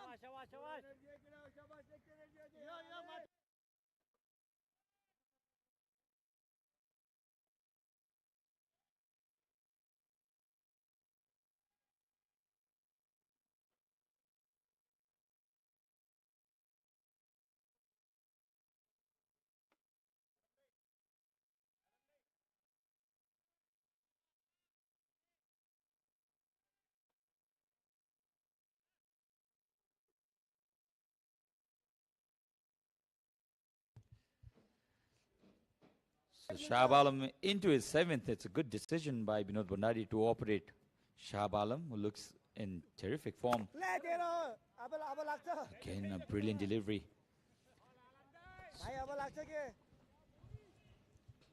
75 for 3. Mausam Dakal's last ball was hammered for another boundary, the second off the over. The timing was really good in this, and the placement perfect as well. Arjun Kumar, despite that desperate dive, could not stop that ball. Turn and bounce. Well, that caught the batsman by surprise. I haven't seen a lot of bounce, much bounce in this game from the start. This one was a out of the box.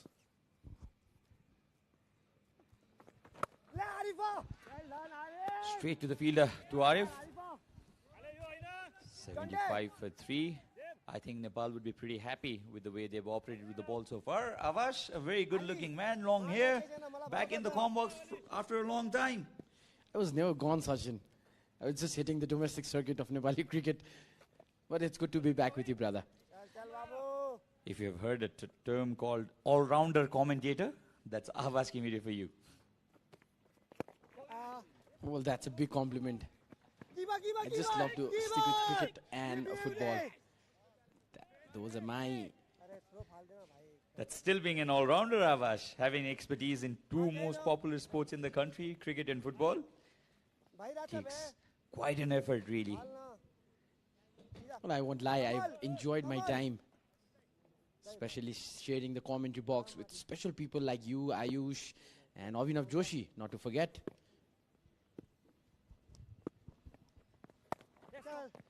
Stays on the back foot, cuts it. Only a single. So Ireland would be pretty happy with singles and doubles and the odd boundaries that have started flowing. Shah, meanwhile, has been really very economical. Has given away only 17 runs. He's bowling at 6.5 overs bowled by him.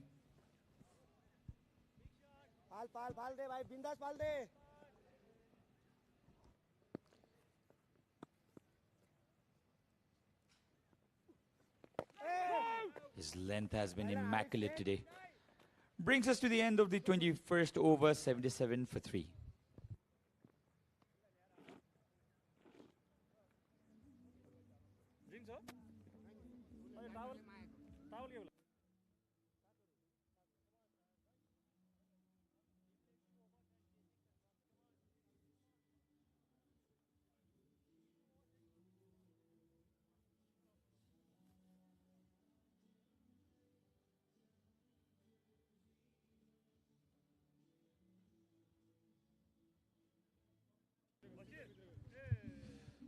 "21 overs gone in the books, and I think, if anything, maybe a slight advantage to Nepal, but certainly plenty of time for the Irish Wolves to get back into it and get a good competitive score on the board. The trial by spin that we predicted is continuing. Shahab Alam, no doubt the pick of them. I just wonder, will Binod Bandari maybe think about now being a good time to look to get Bashir Ahmed into the attack? Doesn't want to necessarily bowl out his primary spinner too early. There's some Dakals. Found his first breakthrough with a really nice delivery to get rid of PJ Moore. And this is the challenge, isn't it, Avash, for Ireland? Alien conditions, something they're not used to facing too much of. How are they going to deal with it? How will they cope with it? It's always a challenge when you play away from home. But the bigger challenge here is not the wickets, to be honest. It's the run rate. The Nepali bowling side has really kept the runs low, not allowing the batsmen to steal those singles also. Run rate's 3.6 at the moment. It's bowling really well, Mosam, at the moment. Taken a wonderful wicket. Batsman completely missing it. Yeah, I think he's got something. He is unorthodox, he's different. I like different in the modern game. I'd love to have seen him in the T20s, but he's got his chance here in the 50 over stuff.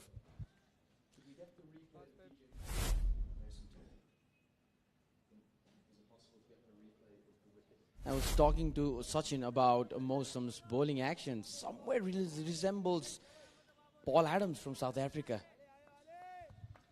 There's similarities. It's probably not as extreme as the man who was once described as a frog in a blender, but it's unorthodox. A little bit off the wrong foot, but he's got nice long levers. Often you'll find with bowlers like that, they don't think they're doing anything unorthodox. It's just the way they've learned. It's their method. What you need to do as a coach is look at the output. What's the result? Not how it gets there, but what is the output? So if he's landing it effectively with his own method, with his own unique method, don't try and change that. Allow him to keep his action, his rhythm, his muscle memory, and work with him more on the strategic side. Work with him more on the lengths, advising him where to bowl. Well, I was looking doing some research. And that's the one there. It's actually gone under the bat as much as anything. I think PJ Moore be disappointed with his decision to go back to that. As we're talking about, completely missed the line there. Should have opened the face of the bat. We defended it. We're talking about the unorthodox method of the bowlers. We find Jasprit Bumrah, a perfect example of that. Malinga as well. Hasaranga. You think of, it seems to be a lot of bowlers, particularly out of Sri Lanka and Pakistan.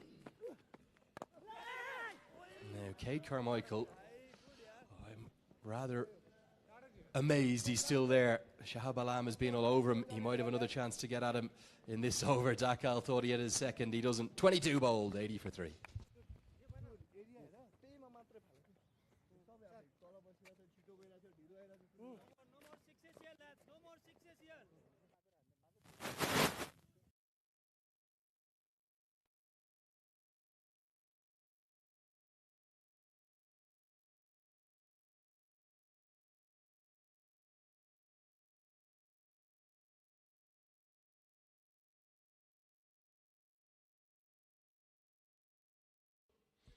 Fourth wicket partnership just building up for Ireland. Their skipper's out there, Neil Rock, alongside young Cade Carmichael. Thought he might be tempted for one more of Shahab Alam with Carmichael on strike, but instead he's going to get that third spinner into the game. Bashir Ahmed with his slow left arm. Very different kind of bowler to Shahab Alam. Flatter through the air. Didn't get his lengths right for me in the T20 series. And he'll need to be better here today and for the rest of this 50-over series. I do like him as a cricketer, though. He's very gritty. He's very tough. Makes the most of his ability. Well, it's another opportunity for him as well to make his mark.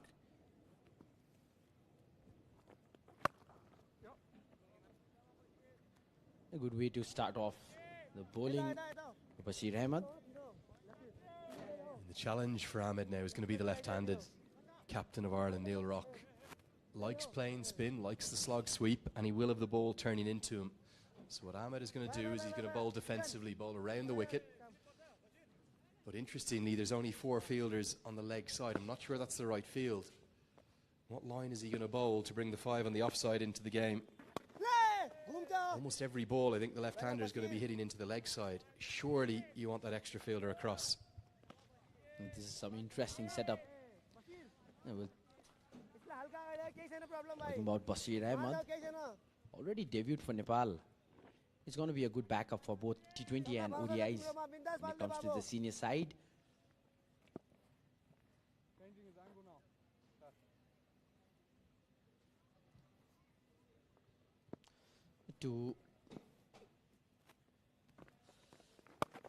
This one's hit hard, and that will clear the boundary. One bounce and into the fence.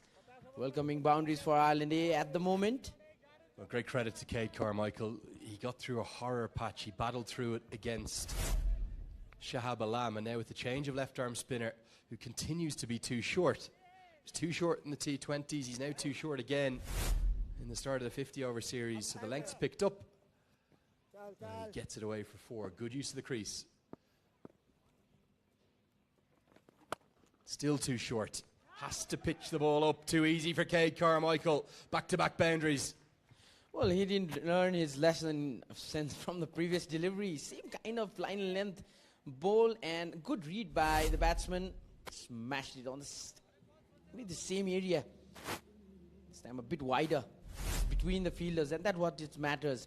2 quick boundaries helps relieve the pressure. The big challenge for Bashir Ahmed is his trajectory is different to Shahab Alam. You think about the way in which the release of Shahab Alam's deliveries come out. They go up and loop and then come down. It's a Bishan Bedi classical left-arm orthodox. Bashir Ahmed's more of a modern bowling it into the pitch bowler. But if he's going to bowl at that trajectory and that speed, his length has to be fuller. Otherwise, it's too easy for the batter to go back and get good reward. Good batting from Carmichael. This time he gets it up, finally. Now the line is wrong. Not a good start from the all-rounder. He started off with short deliveries, and now he's trying to go fuller. He's not finding his line and length at the moment, especially the line. Left hand, right hand combination, making it difficult now for Bashir Ahmed. And this is where I wonder, is it already going through Binod Bandari's head? Well, if I'm not going to get 10 out of Bashir Ahmed unless he turns this spell around. Just too short again. Lucky to get away with that one. It'll just be a single. But will Binod Bandari maybe think of Dev Canal? End of the 23rd, 92 for 3.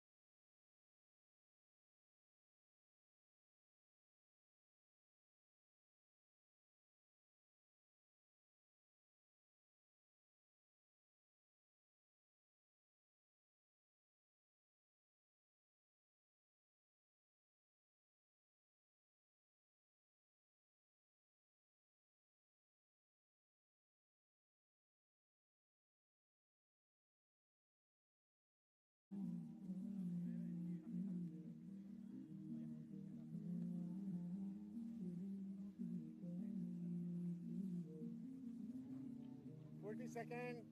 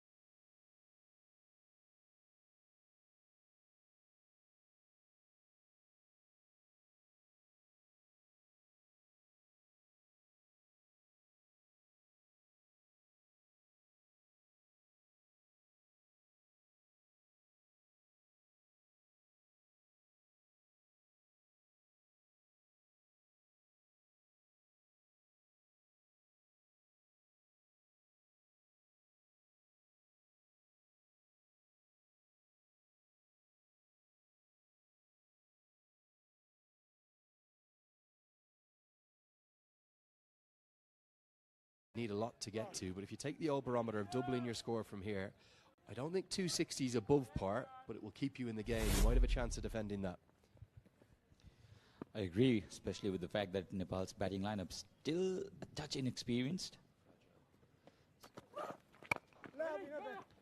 Driven will be a chase for Bashir. In fact, Kamal Singh Aidi throws it back, only a single. Yeah, and with 260, you should in no way feel comfortable, and nor should you feel that you're ahead of the game. And if Gareth Delaney gets going, 300 still on the cards. That's the way in which he plays. But from here, I just wonder would Ryan Eagleson, the head coach of Ireland, maybe say, look, I'd take 260. I'd love 275, but I'd actually take 260 given that we struggled at first. Actually, probably Nepal dominated the first 20 overs up until that fourth wicket partnership. Carmichael's playing a lovely anchor innings. Now can Delaney start to show us his power? And I'm also interested when Binod Bhandari gets his main bowler today, Shahab Alam, back into the attack rather. Straight back. Will stop by Rizandakal. Shahab has been really, really good today. 7 overs, 17 runs, 1 wicket to his name. And that bowling figure actually does not represent how well he has bowled. He has turned the ball, he has bamboozled the batters.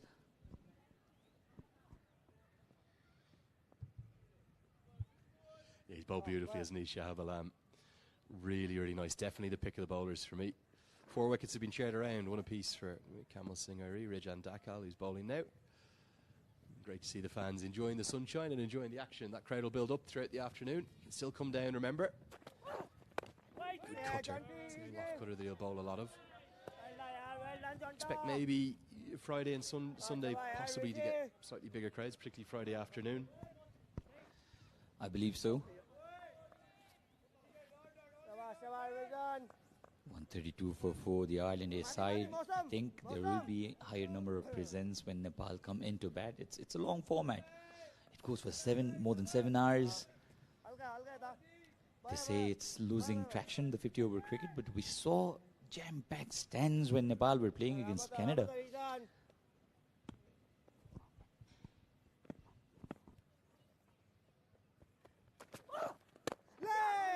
Chipped and just half a moment for Binod Bhandari to think, could I get a chance here, but didn't quite carry. Yeah, look, a really successful 50-over World Cup in the end of 2023, packed out 130,000 or whatever it was. Still plenty of appeal to the ODI game. For me, the great shame is the loss of the Cricket World Cup Super League. Cricket World Cup League 2 was outstanding, inspirational in fact in its first edition. I think it will be again. The Challenge League below that has had a slight expansion in terms of 2 from each of the groups now getting a reward rather than 1. And the Super League in its first edition I thought was really good, but now it's gone. Fans love cricket with context that has meaning on it rather than just meaningless bilaterals. So hopefully that can come back maybe in the next cycle. 31 bowled, 132 for 4.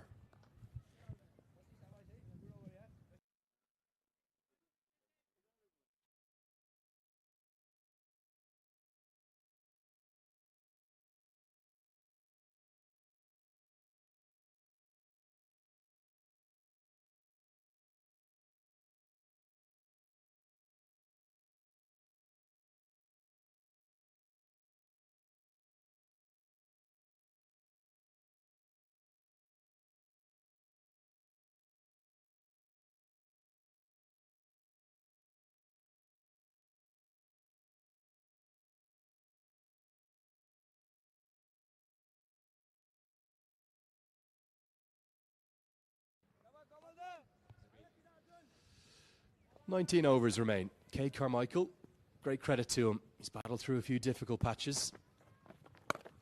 He's taken a nice liking, hasn't he, to Bashir Ahmed. He just cannot get his length right. And Carmichael goes deep in his crease again, a little bit like he did in his first over. 4 more. There has to be a bit of dissection of Bashir Ahmed's problems, because he has been far too short for the liking. This wasn't that short, all right, but he has been in the shorter side. He's allowed the batters to go across the line. Cade Carmichael now, despite the initial hiccups and his struggles against Shahab Alam, he's moved on to 45 of 64.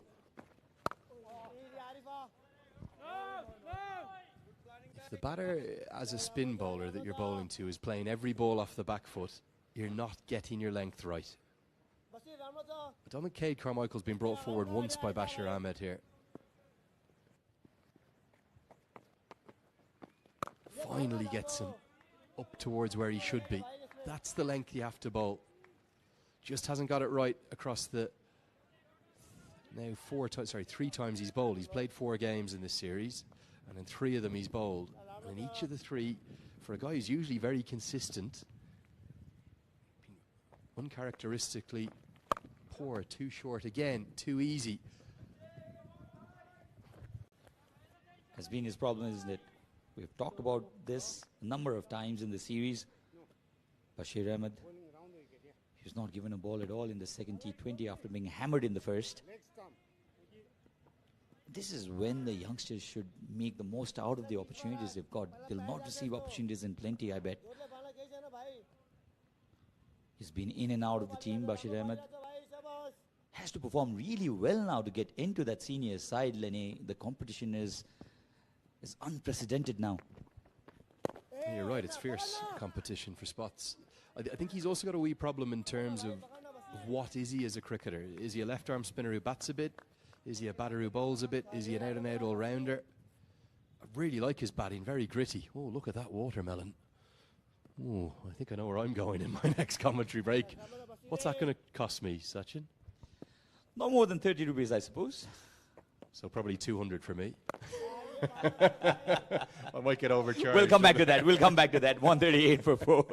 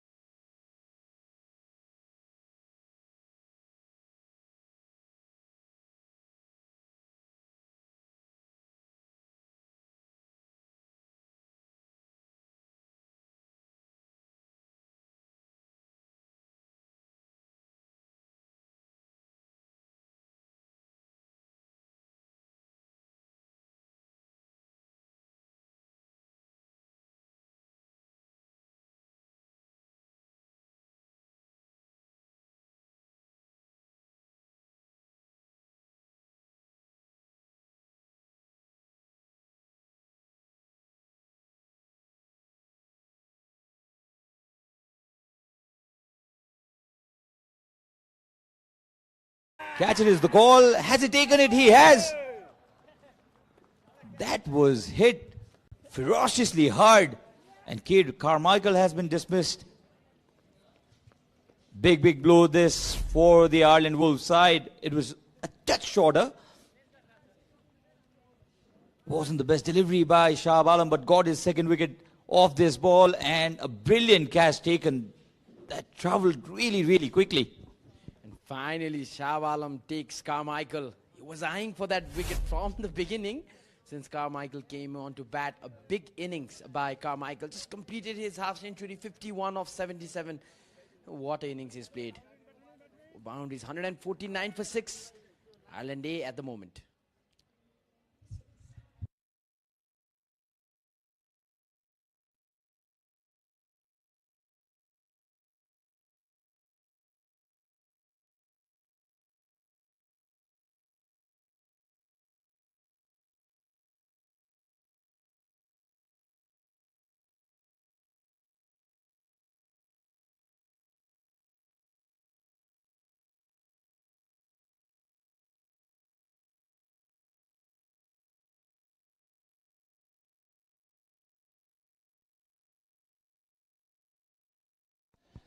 Well, they're now into deep trouble, this Ireland's innings. 149 for 7. They've lost their highest scorer, 51 of 77. Only 4 boundaries in his innings. Kate Carmichael did manage to hold one end, but has been dismissed by Shah Alam.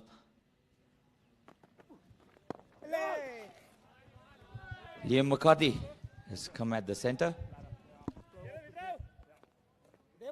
Nepal getting back to the driving seat in the later overs. They lost the momentum in the middle there, but good comeback till now. Saab Alam with his second wicket, and just look at the stats, the numbers of Saab Alam. He's bowling in 9th over, just 20 runs given and 2 wickets. Not justice with wickets for Saab Alam. Game. The last 2 wickets. In fact, this was the last wicket. Was a really good catch by Mausam Dakal. The concentration was there because catches like these, they reach to you faster than you expect them to. And that was bludgeoned by Carmichael. A very good catch by Mausam. And 2 wickets already for Shah Alam. He's bowled really very well. And those low catches, you have to get your body down, your hands down, and a lot of times we've seen fielders dropping those, but this time it was Mausam who just kept his hold on the ball, got the big fish out.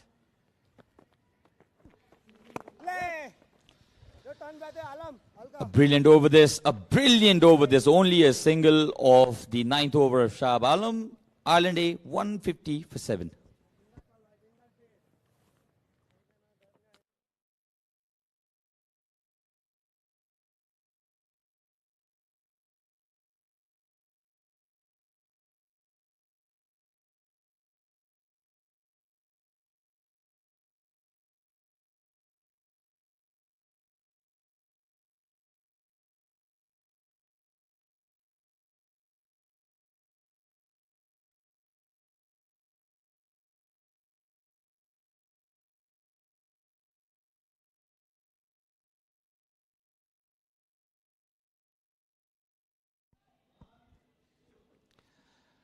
So relaxed afternoon for the Nepali fans. Not a big crowd by any stretch of imagination today.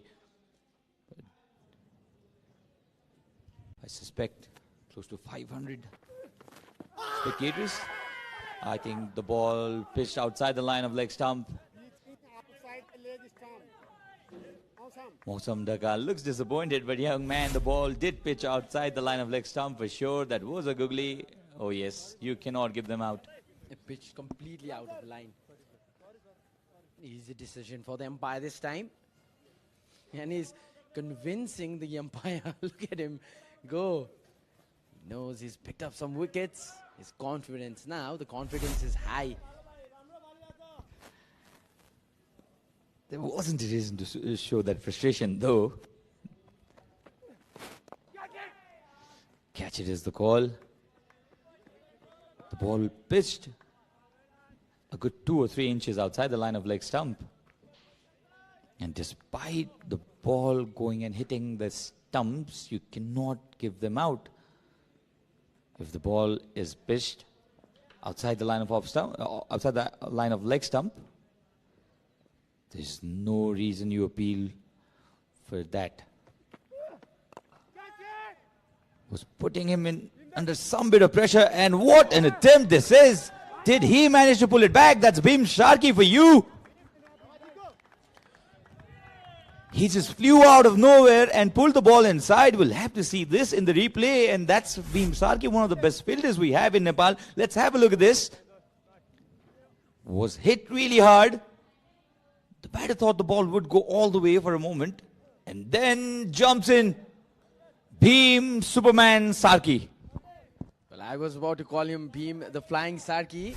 There's a reason they call him Bhim Jaunty. What an effort in the deep. Now this is what adds up to the game. And balls like that actually deserve to go to the boundary. Not good at all from Mausam Dakal. Trying to turn the ball from the line of leg stump, I don't think would make much sense, because this is given a perfect opportunity for the Irish batters to release that pressure. Tom Mays says, thank you very much. I won't miss these kind of deliveries. Rightfully punished, as you said, Sachin. Wonderful shot. No, there was no fielder there. He was eyeing for that area for a while.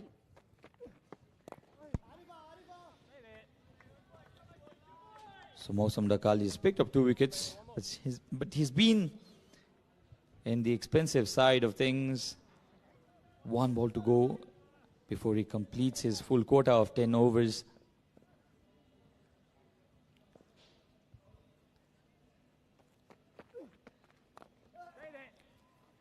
So that's the end of Mausam Dakal's spell. 10 overs bowled, 2 for 50, and after 38, 157 for 7.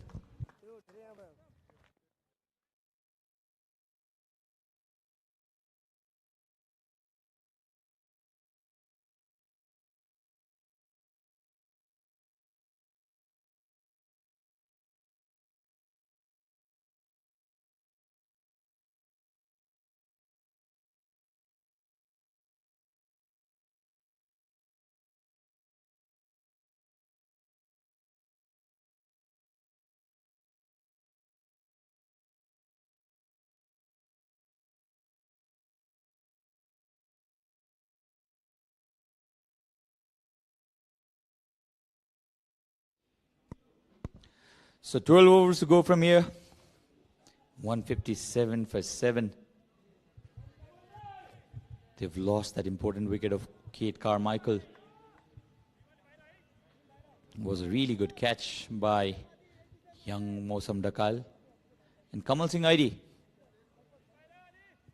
replaces Shahab Alam. Captain Bhandari wants Shahab to have 1 more over. Short delivery, he pulls it. Does he have enough? He doesn't. Very well held in the deep. Shahab Alam was taken. A very easy catch, you'll have to say. And the 8th wicket has perished. Liam McCarthy will have to walk back. Well, a good short ball. Not the right area to hit that, one of the longest regions, and just inches, such in inches. Shahab Alam takes it cool and composed. McCartney goes for 2 of 7 deliveries, 157 for 8.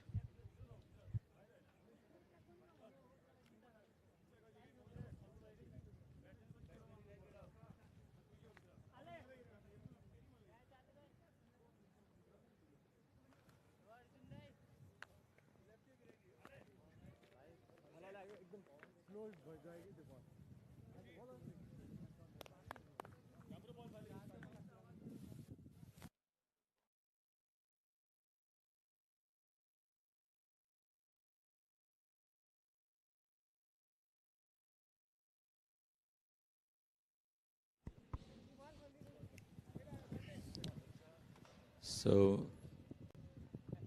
Matthew Humphries is the new man in.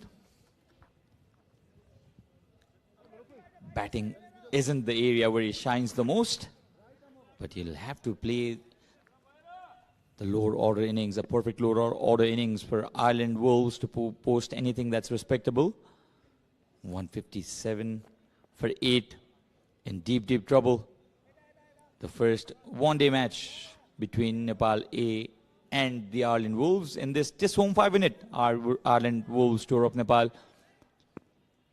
Kamal Singh Ari has used that short ball to perfection. Bowl him. First delivery for Matthew Humphries and has been clean bowled by Kamal Singh Ari. Are we heading for an early finish of this innings? 2 wickets in 2 balls. Kamal Singh Ari on a hat-trick. It's all happening here at TU. It's the over number 29 since things started happening, and it's lost a lot of wickets. Let's have a look at that again. I just left it for the bowler. He's gifted his wicket, Sachin. As we're saying, he was not so good with the bat. That has resulted in another dismissal on a hat-trick. Humphries goes for a golden duck. Ireland a 157 for 9.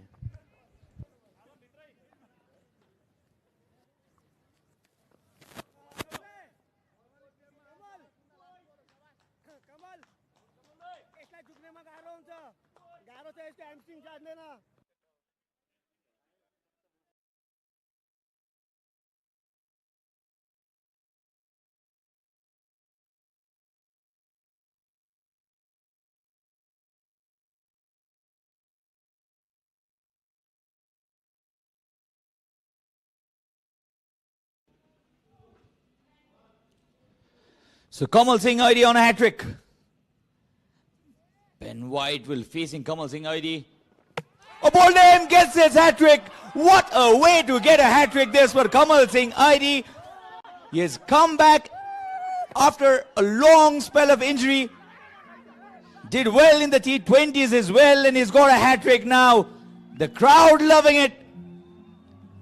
Kamal Singh Ari now is seriously knocking the doors of the senior team as well. He came in straight through the gate. The stumps dislodged, the bells flying, and this is a wonderful hat-trick for Kamal Singh Ari. Wraps the innings as well.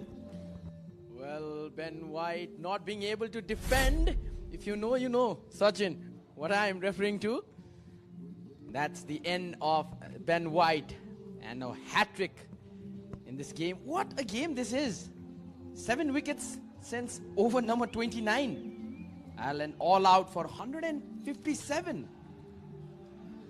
In the last 10 overs, the Ireland Wolves could manage only 14 runs and they lost 6 wickets. Has been a great comeback by the Nepali bowlers. And what a way to put an end of this Ireland Wolves innings. Kamal Singh Ari comes up with a hat-trick. The last 6 wickets have come off just 12 runs. So was a decent start for the Ireland Wolves. That partnership between Carmichael and Rock at one point of time threatened to take away this innings from the Nepal's grabs. But the way Nepal have come back, you'll have to feel for Neil Rock, who was unlucky in that decision. And Kate Carmichael was dismissed immediately after he got to his 50. But after that, 6 for Delaney. Fionn Hand was out. The first ball was a run out. 7 for Tom Mays, who was there till the end. But then the 3 tail enders, 2 for McCarthy and ducks for Humphries and Ben White, allowing Kamal Singh Ari to take a hat-trick. Only 7 extras bowled by the Nepali bowlers. That shows how disciplined they were. 157 is all Ireland Wolves could manage in 38.3 overs. Could not play the full quota of their 50 overs. Since Gareth Denley, it all looks like a telephone number.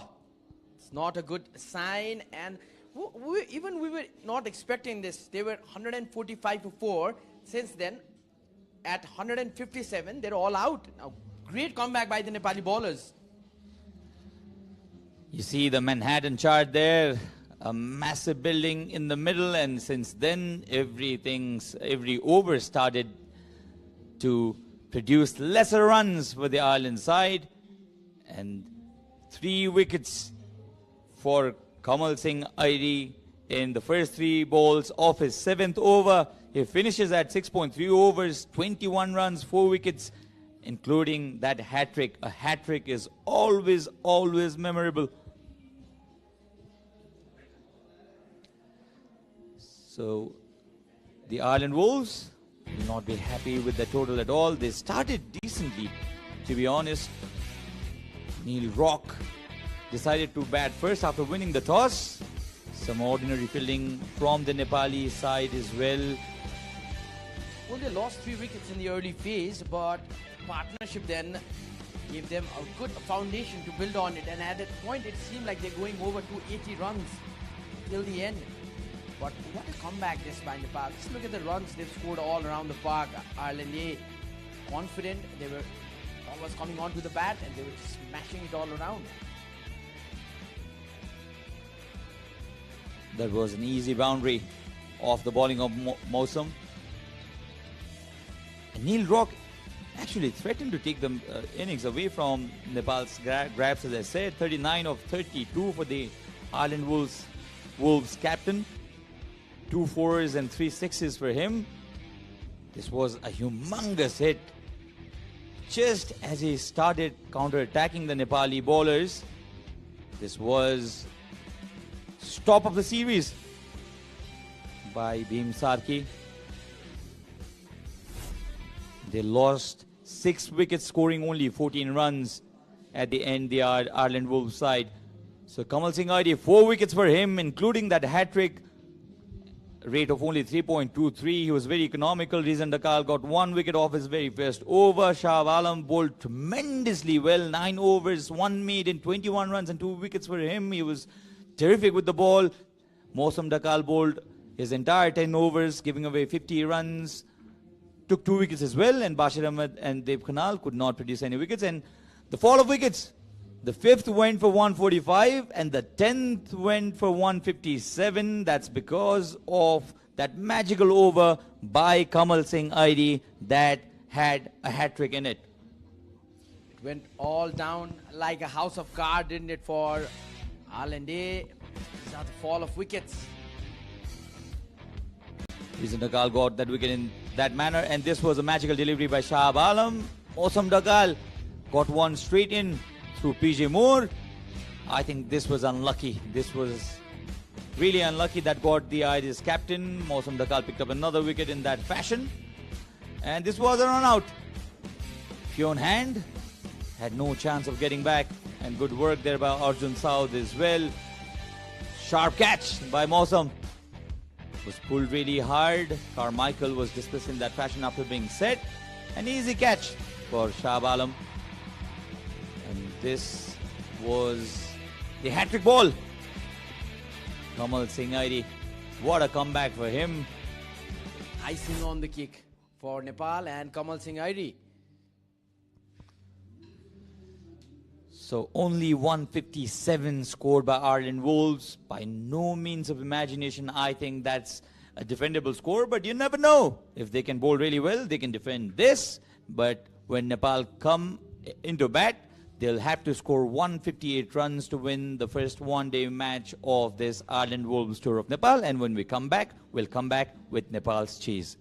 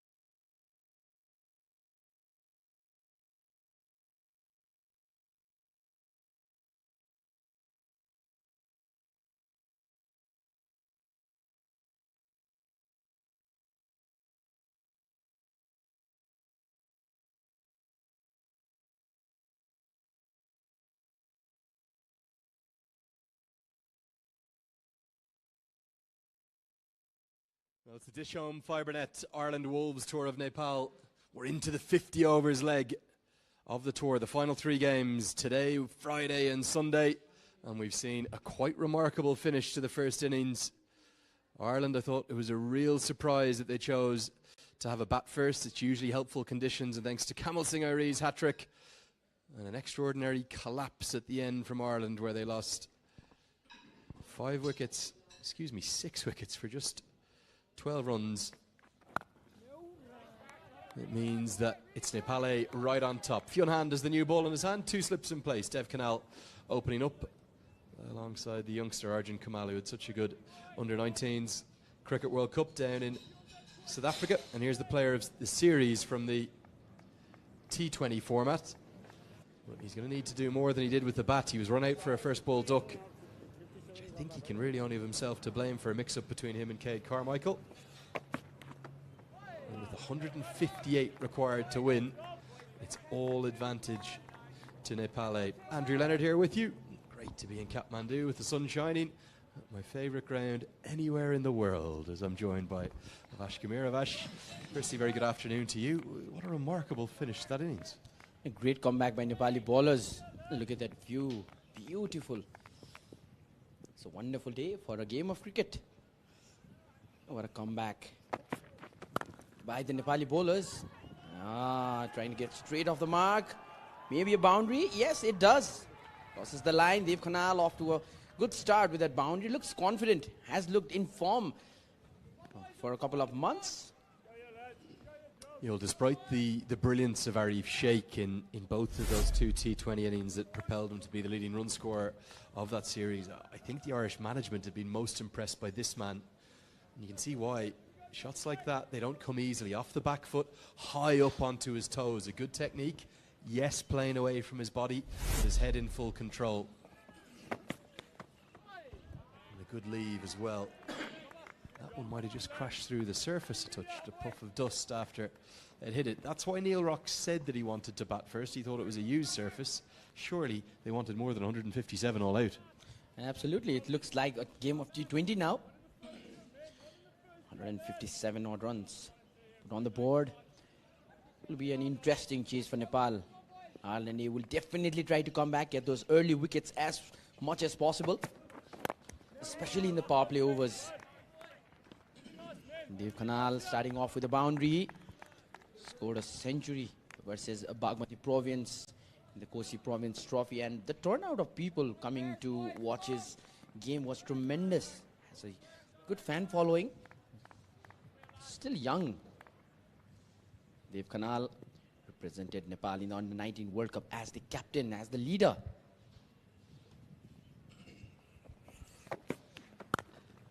Oh, lovely batting. Just a little bit of width on offer and a fraction short too. Dev Canal cashes in for the second time in the over. 8 from it. 8 without loss.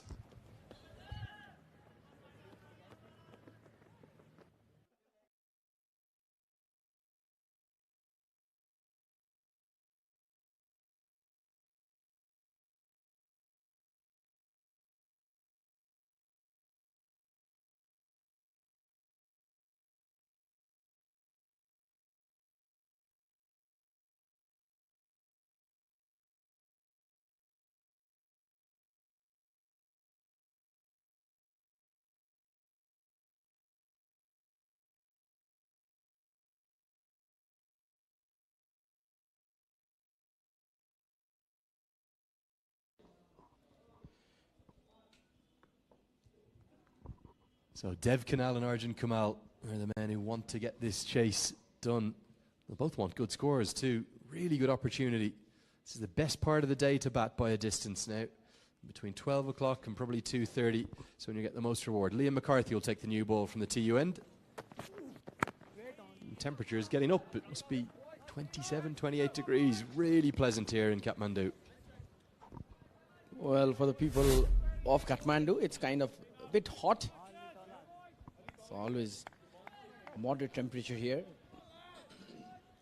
Those were the boundaries scored by Dev Canal. What a wonderful way to start. And the confidence that he reflects from his batting is tremendous. A great player in the making, maybe.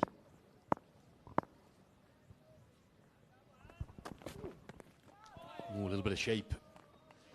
I can absolutely guarantee you that every person waking up in Dublin, in Derry, in Belfast, in Cork, all across Ireland, they're going to say 27 degrees, too hot. Give me that any day of the week. It's 6 degrees and it's raining back home right now. Tends to do that a lot back in green old Ireland. The European weather, it's different. You get a lot of weather variations in different part of Nepal. If you go to the Himalayas, it's a different story out there. And currently in the Tarai region, it's summer has already arrived.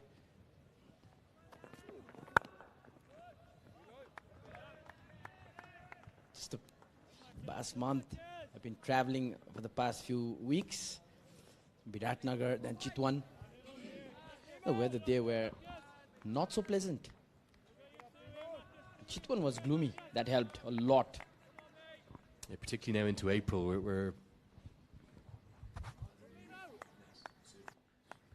approaching the Nepali New Year now. I think I'm just going to miss it if I've got my figures correctly. I'll play it just before it. We're in the year 2080. There's a short ball is pulled with just enough power to pick up a couple of runs and get off the mark for Arjun Kamal. But I was down in Barawa, I think it was 2 years ago, around this time of the year, for one of those regional tournaments we were talking about in the first innings, and the heat as we came up to New Year. And then this street festival, when Nepali New Year kicked in, I think that was 2077 into 2078. Phenomenal celebrations. It's a really big festival here. In Bhairava? All right. The street festivals are very famous during the New Year's Eve and New Year's Day, especially when you talk about Pokhara. Wonderful sight to see. It's the lakeside area. That's pretty moderate weather, wonderful scenes. Can you explain to the Irish viewers in particular, why are we in a different year in Nepal than we are the rest of the world? Why is it the year 2080 here? Well, we had this king a long, long time ago called Vikramaditya, who started a new calendar. So hence, we follow a different calendar, but we also follow the English calendar. So that's the reason we're in 2080 right now. Ahead of time, Johnny. I'm definitely not time traveling then. It is 2024, is it? I'm sorry, I again call you Johnny. I was going to let that one slide. Thank you. I'm just glad I'm not time traveling. I'm glad I'm in the present and enjoying every second of this as James McCollum fields well. End of the second, 10 for none. There we go, boys. Come on, with jobber.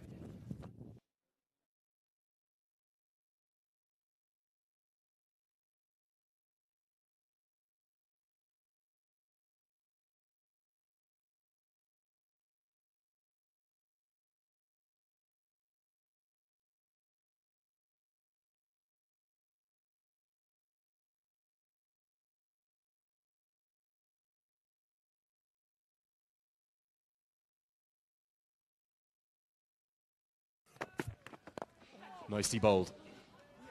Dev Canal drives, but he wasn't in control of it. And we'll pick up a couple. Problem for Ireland is here, such an under par total on the board. This is the lowest score in any of these games between Nepal and the Irish Wolves team, despite the fact they had 50 overs to bat. They posted over 200 all 3 times they batted in the T20s. Oh, they're biting their nails. They don't need to do that at the moment. Nepal playing really good cricket.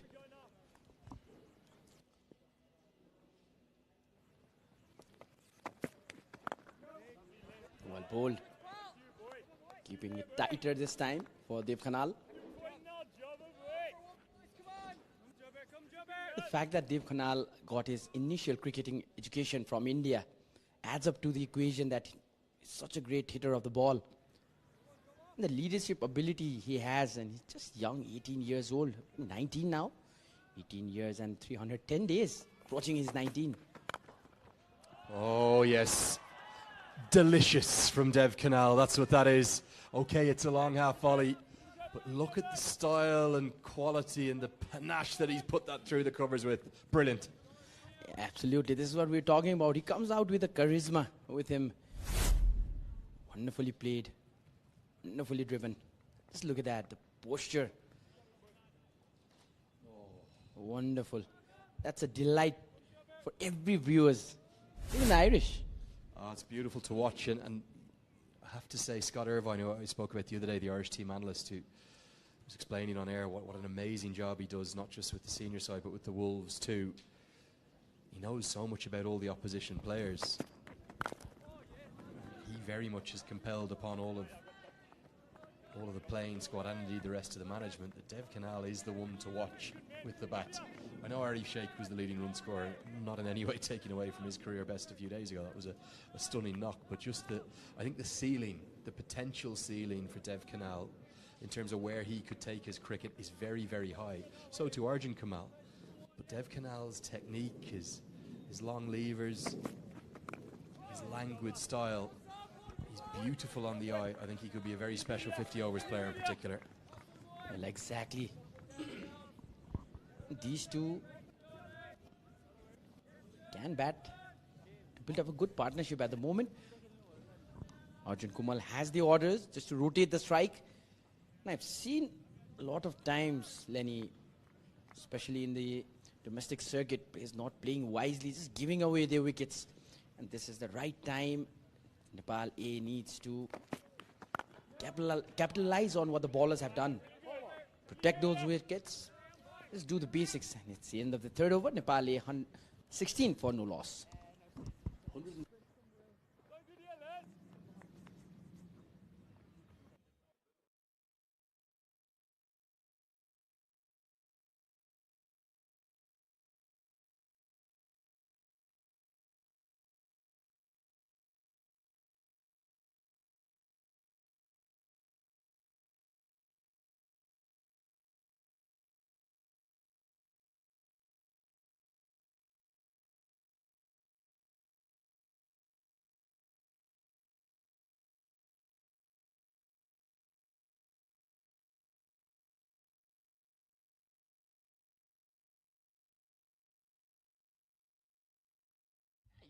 Edged and edged just wide of second slip.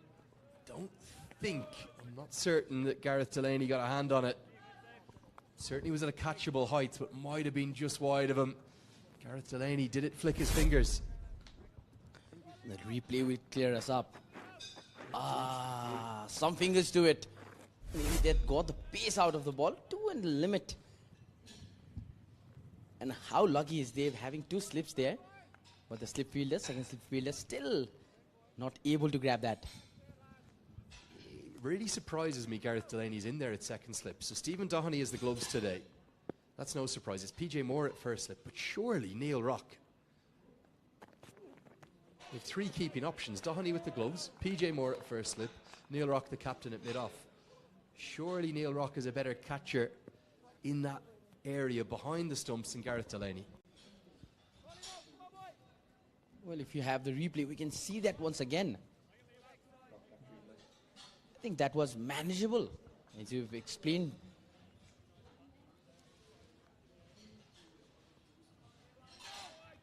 A good run rate maintained at the moment, 5.68. Just require somewhere around 3 from now on.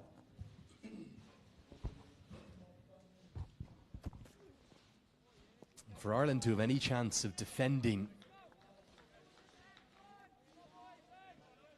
this total, they have to take chances like this. I know it's not easy. This is going to be a great angle of it here. That's not the ball that we wanted to see. Tricked us as well.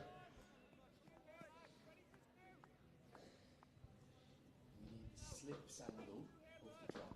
The angle you showed us from the wrong ball. It's a closer angle. Once more.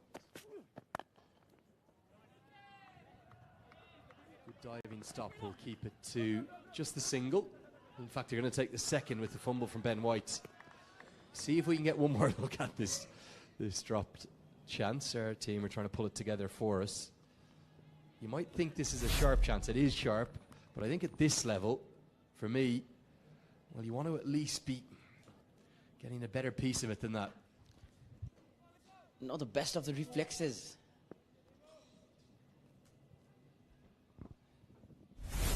We've seen so many times in international cricket that's been taken. That'll be another wide. Really good gloves here, Stephen Doheney.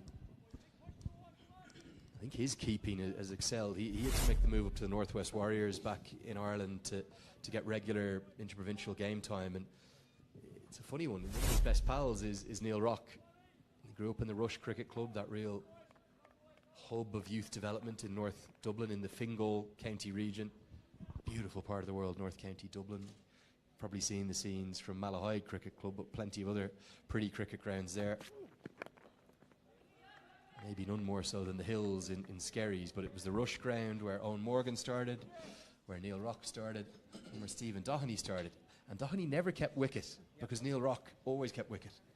So he was always just an opening batter. But then he made that move up to the Northwest. He took the gloves, and I think his development and his improvement with the gloves has been really sharp. For me, they would be two more natural glovemen than the current Irish senior keeper, Lorcan Tucker. Lorcan Tucker's batting would be a distance clear of both of them. 3 slips into place now. Aggressive captaincy from Rock. He needs wickets. And that is not where you bowl to Arjun Kamal. He loves it short and wide. Was it a misfield at backward point? I think it was. The wheels are well and truly off right now for Ireland Wolves. Arjun Kamal join the party now, along with Dave Kanal. This time smashed it towards the offside. No chance for the fielder. Ball a bit short and wider, and that's what you get, a boundary. No chance there for Tom Mays. Just kept on watching the ball.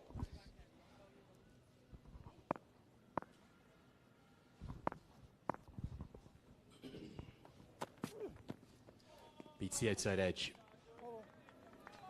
Well, it's an expensive over. There easily could have been a wicket in it, though. Instead, Nepal are off to a flying start. 26 for none.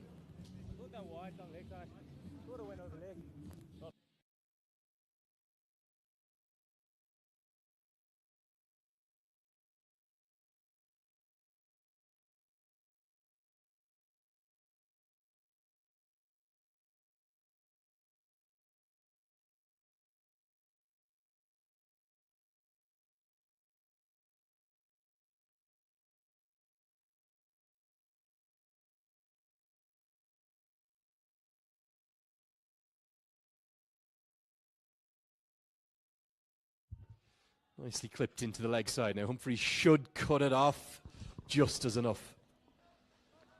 This almost feels a little bit like the start to part of the first game of the tour, where Ireland A were blitzed away by the Nepal senior side. They look like they're rocking out there. Just look at that. Ball wider to the leg stump. Even if he would have left it gone for a wide, decided to play that. Another boundary for Nepal. Get a single off that. A good cricket by Nepal. They're rotating the strike, they're getting those boundaries. Dev Kanal and Arjun Kamal off to a good start. And the target will be helping them as well. They will be mentally prepared. So when it's not a bigger total, you get that confidence boost.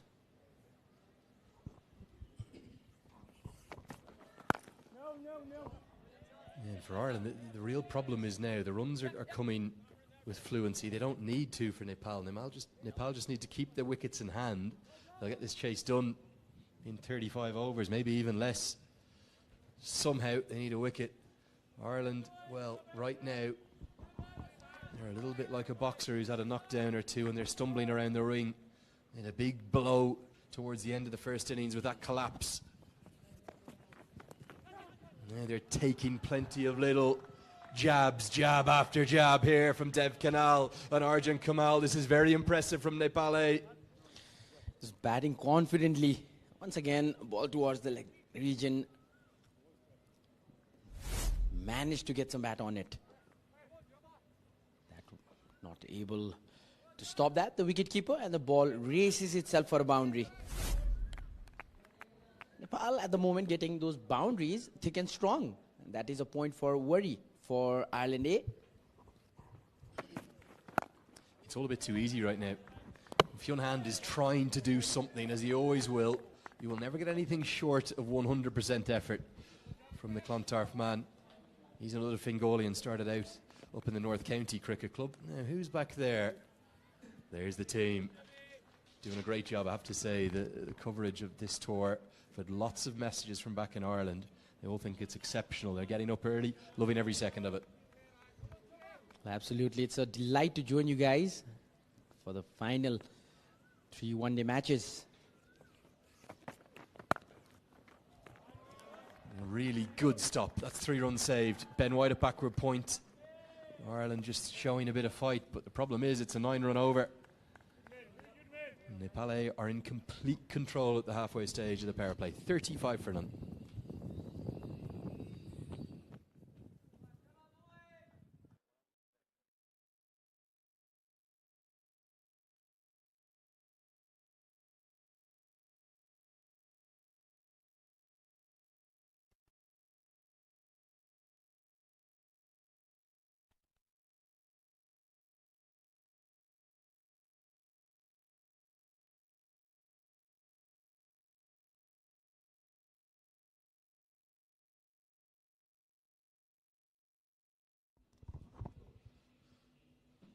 Trouble for the Irish Wolves.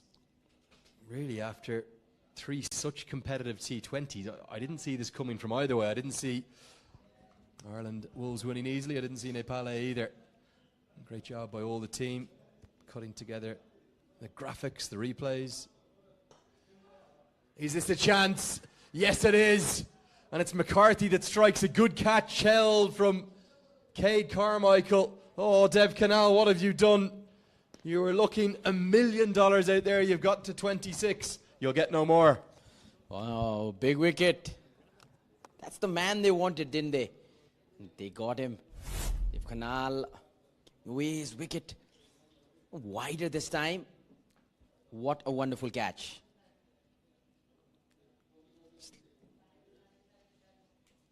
Let's talk about the catch, Lenny. That they are not easy to take. And as they say, catches wins you matches. Dev Canal departs for 26 of 22 deliveries. Nepal a 35 for 1.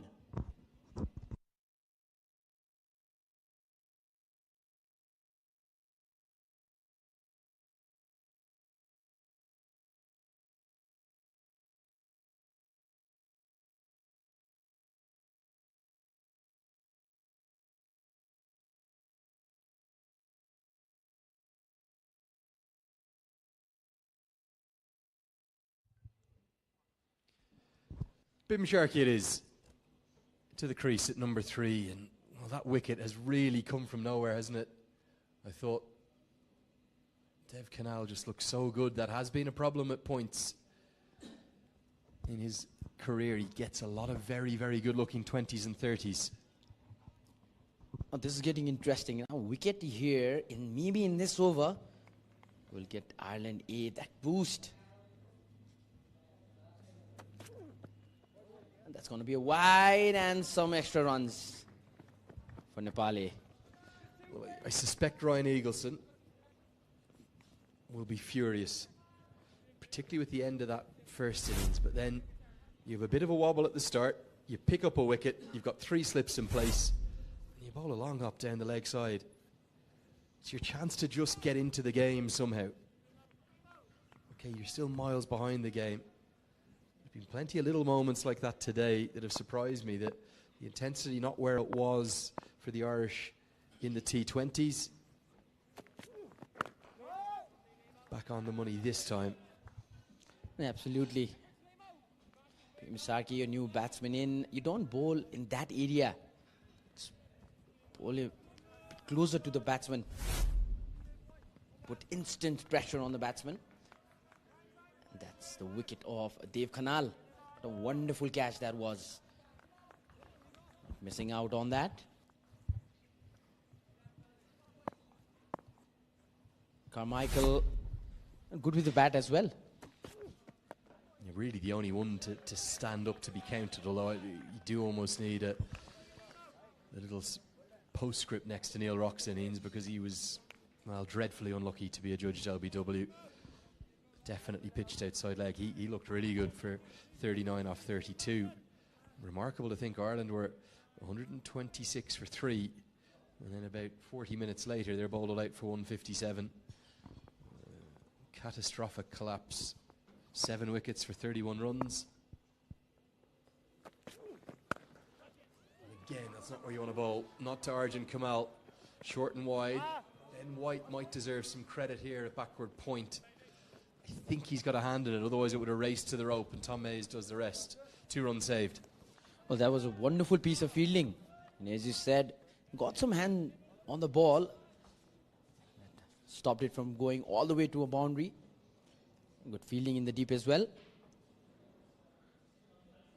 Arjun Kumal now the man in charge. Bhim Sarki does have experience, even of the senior team. Good squad this Nepal A.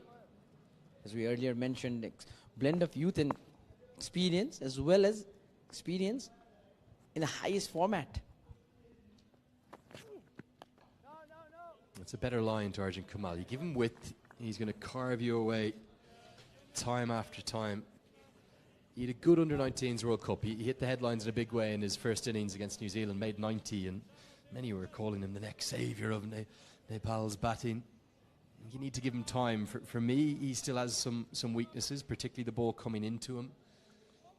Anything in and around his hip or on the stump lines he battles with. Where he's very strong, he's short and wide, and he's got good hands, so he plays through backward point and third. Like here, well, but has this time he picked a man out.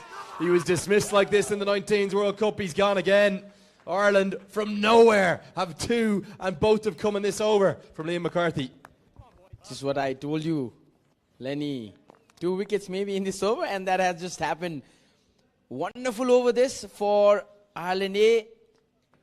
They were not expecting this. Arjun Kumal being tempted to play that shot, and he has the marching orders. Good catch. He's added 9 runs of 14 deliveries. Mays got it. Nepal A 39 for 2.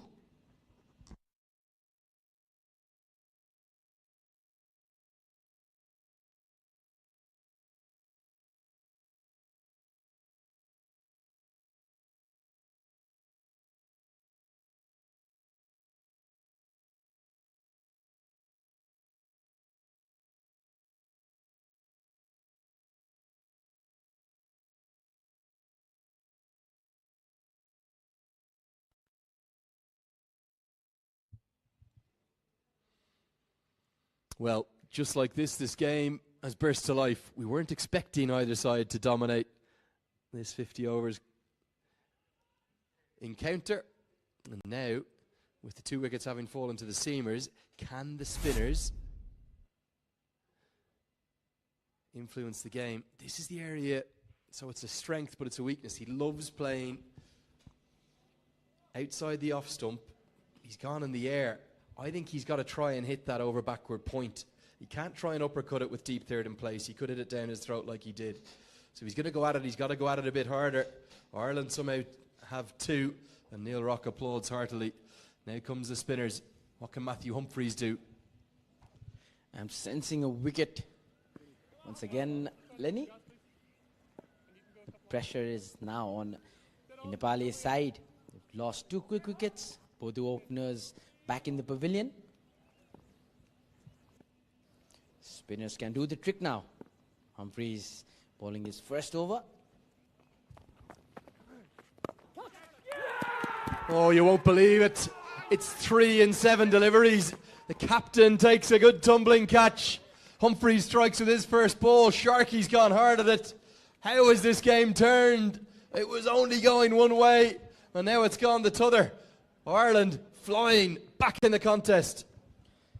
But I was just talking about this. Spinners doing the job. And now Humphreys with a spin magic. That was another delightful catch. Wonderful effort.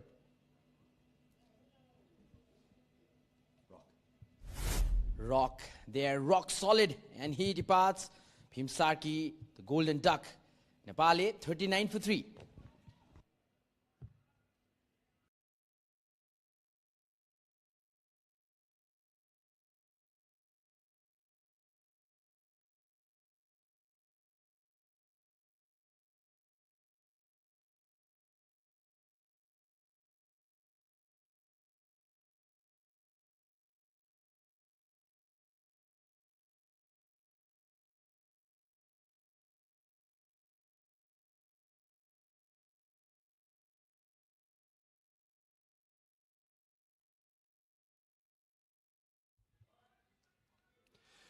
Well, just when we thought this game was swinging strongly one way,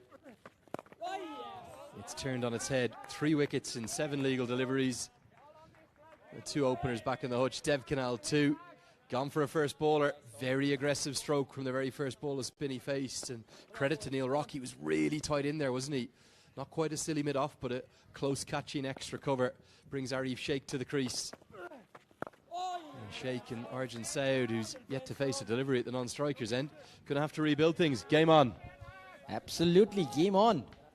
This is what Ireland A is needed. That was what the doctors ordered.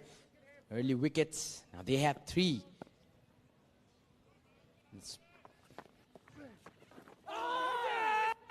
Started appeal. Would have skipped down the leg stump. They'll get a couple of runs. 1 run down for the boundary.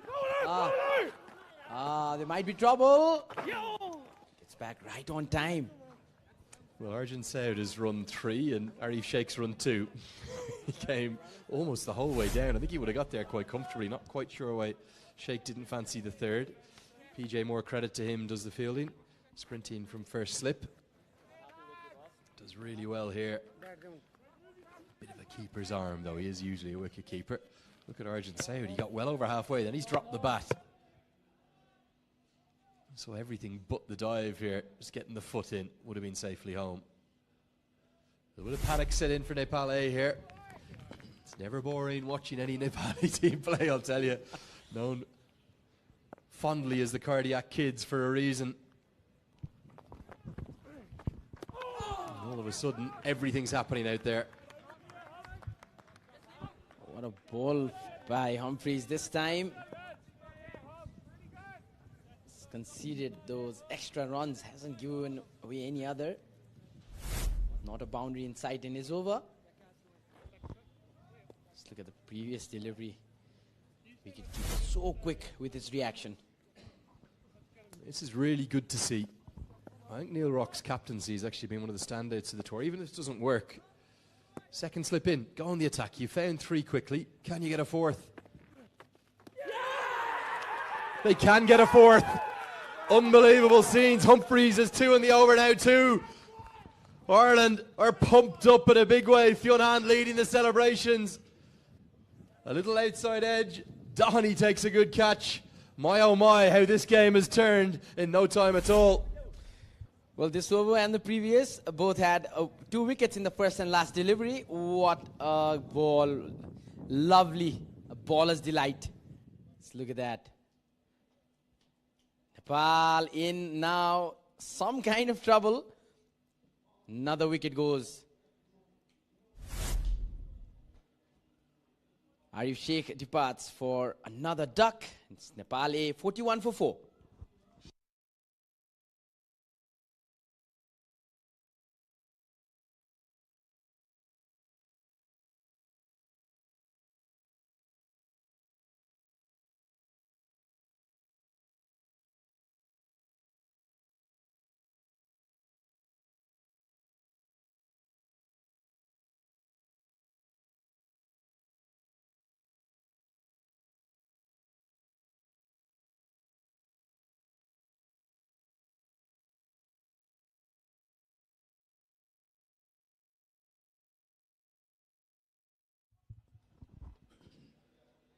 Yeah, Bashir Ahmed to the crease, but he's at the non-striker's end. Both batters haven't faced a ball. There's going to be a boundary here to start with for Arjun Saud. It's come off the glove. What have we just witnessed over the last 2 overs? Ireland turned this game around in a big way. This is what everybody loves to see. If you're neutral, you would love this game. Coming off the gloves of the batsman. Middle order needs to be held or it's going to collapse like a house of cards for Nepal. They've done wonderfully well with the ball. They have to perform with the bat.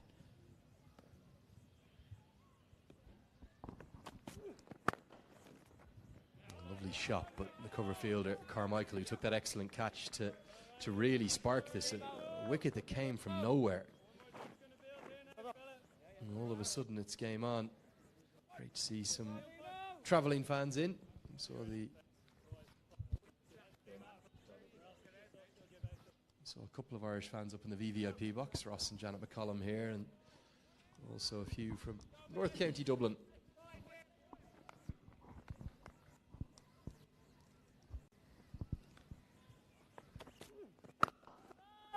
Where is this game going from here? There are nearly 43 overs to bat. And now suddenly the 158 runs target for Nepal looks like 257. They have to have a good partnership. Let's have a look at the wicket. Slightest of edge. Wonderful work by the wicketkeeper. Was about to hit the stumps, but then he realized there was an edge. Appeal straight away, celebration straight away. And they're delighted. What a comeback. Make it 5. And a Gaelic punt of the ball into the air in tribute to Rush, North County Dublin. Look at that. Another great catch. This time it's the skipper, Neil Rock. It's a Gaelic solo, well, a Gaelic smash miles into the air. Ireland inspired. Not a good shot, a giveaway. Far too aggressive at the ball. Good catch. Look at this celebration. That's a wonderful catch. They haven't let it down. It's like the goalkeepers do it in a game of football. That's Gaelic football right there. That's what that is. One of the hotbeds of it in the Fingal, in and around where Neil Rock grew up. What a turnaround. Saud's the latest to go for 4. I'm not sure what we're witnessing here, but Nepal A are 45 for 5.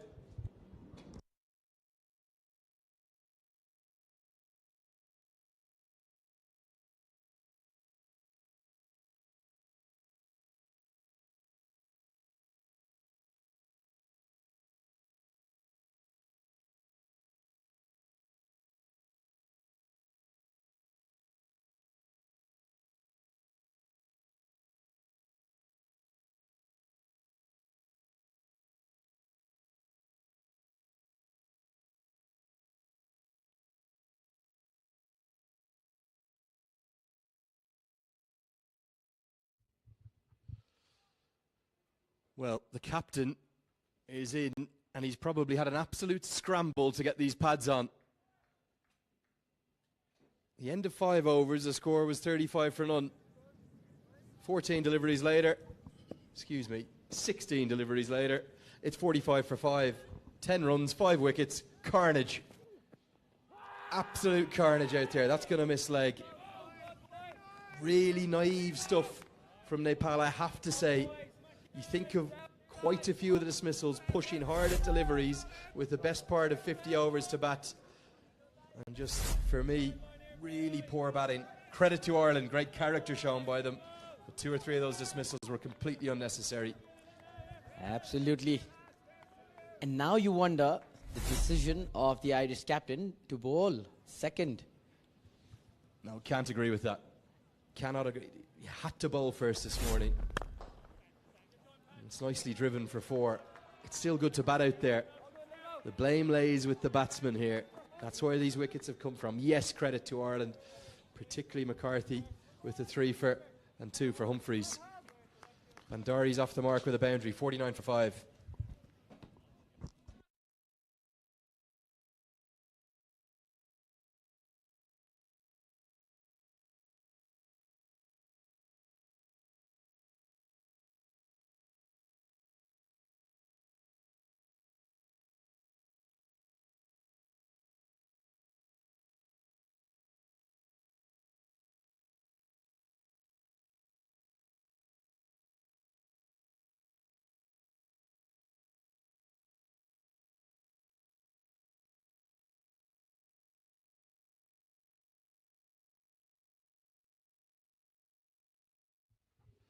Well, another man who's yet to face a ball, Bashir Ahmed.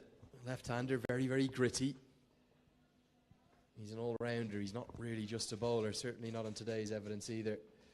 And now Neil Rock is going even further on the attack. It's James McCollum who's going to have the helmet put on and the shin guards. Go to the subfielder, behind the bib, orange, yellow bib.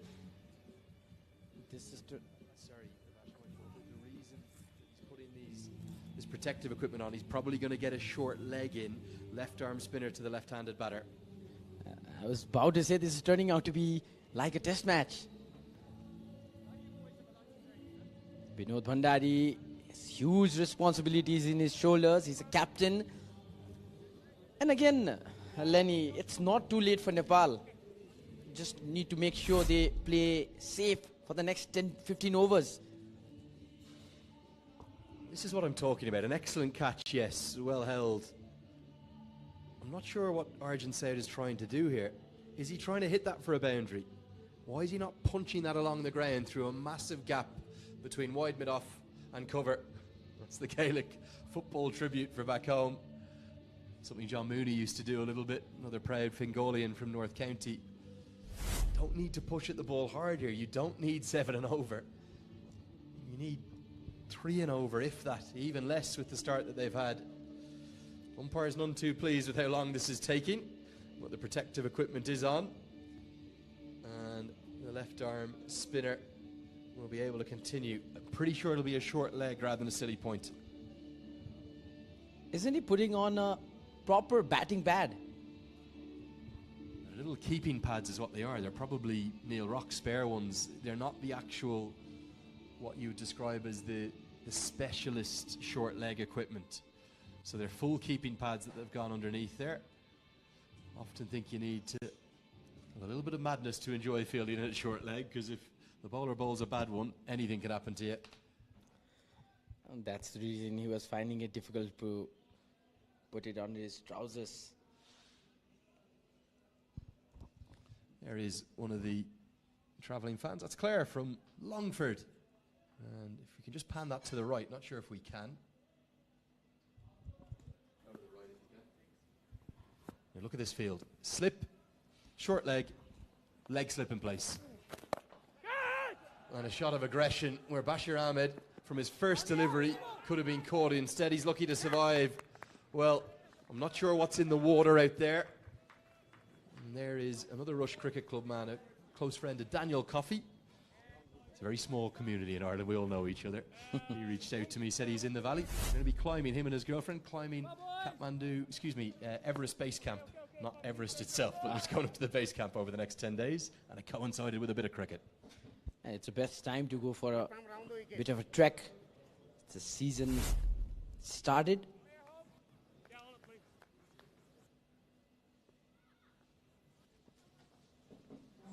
Two slips in place now. Looking for the outside edge. Aggression continues. There's a shot of ball. Has somebody told Nepal that this is a 50 overs contest? Still in T20 mode here. And that's what I'm trying to figure it out. Just don't need to rush anything. You know, the Bhandari needs to explain that well to his partner, Bashir Ahmed, at the moment. And get those singles for the next 10 overs. Don't focus on big hits.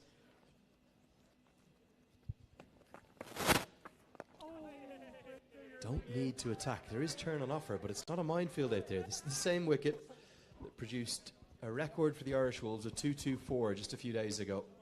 Okay, it will wear a touch. It will start to take turn. But the seamers have been the ones really in the wickets, haven't they? Kamal Singh Iree with 4 for, including that hat-trick. Liam McCarthy with 3. You have over 40 overs to bat. And Ross McCollum thinks the Irishmen are back in the game. And they're back. They're definitely back.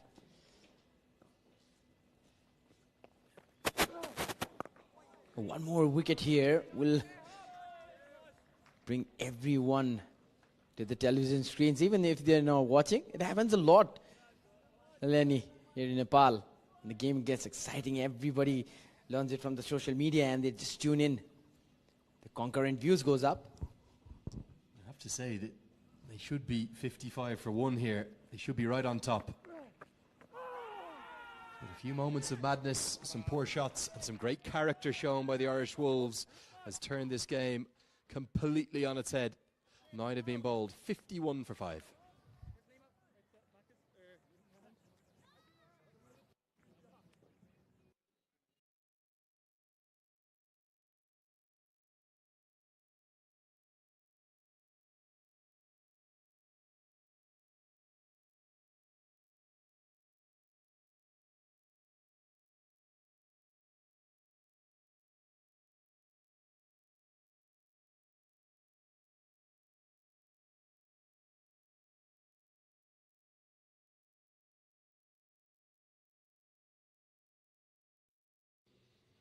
Well, what a remarkable turnaround we've seen. 4 overs. We've seen Humphreys and McCarthy change the game. Few injudicious shots alongside it, and all of a sudden it's been 16 for 5. It's been fallen, and there's a bit of turn and bounce on offer. Back live with you now. McCarthy's going to continue. I'm joined by Sachin Timulsina now. Sachin, don't think any of us saw this coming. Nepal looked in complete control. Well, 51 for 5. They're chasing 158. That looked pretty easy at the start of this innings, Lenny, but then I think advantage Ireland Wolves right now. This turned quite a margin. Plenty to do here for the Nepal side. It's another aggressive stroke. Yes, he's going to get good reward. He's going to get 4. Don't understand the need to continue to attack. It's fire v fire. Ireland are going to continue with the aggressive fields. Nepal look like they seem content to keep playing strokes. I don't think Ireland would be worried about this approach at all from the Nepal side. They've been far too aggressive. I think they've only had to chase 158. Rash shots from Arjun Kumal, from Dev Khanal as well. Very wide this time. It almost feels a little bit like a throwback to maybe a Nepal batting performance 8-9 years ago, where it's scattergun. It almost feels frantic, frenetic right from the start. 50 overs to chase this. They need 3 and over. Dev Khanal, I'd say he's going to be furious with himself sitting up there. He looks so good, so composed, and then just to give away a chip to extra cover.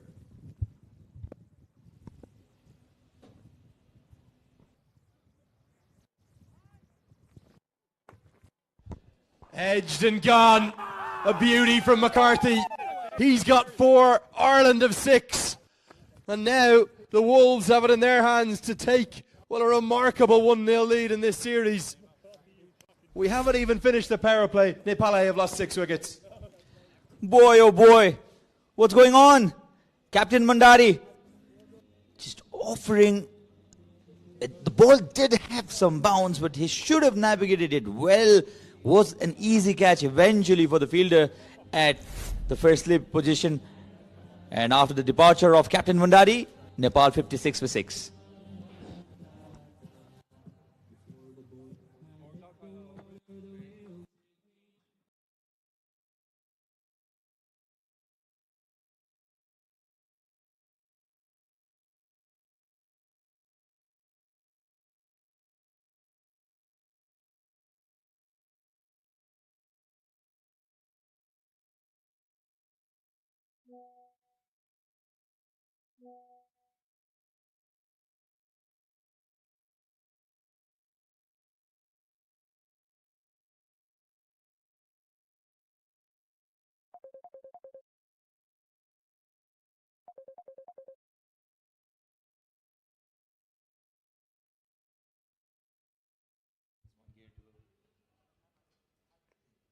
Well, this is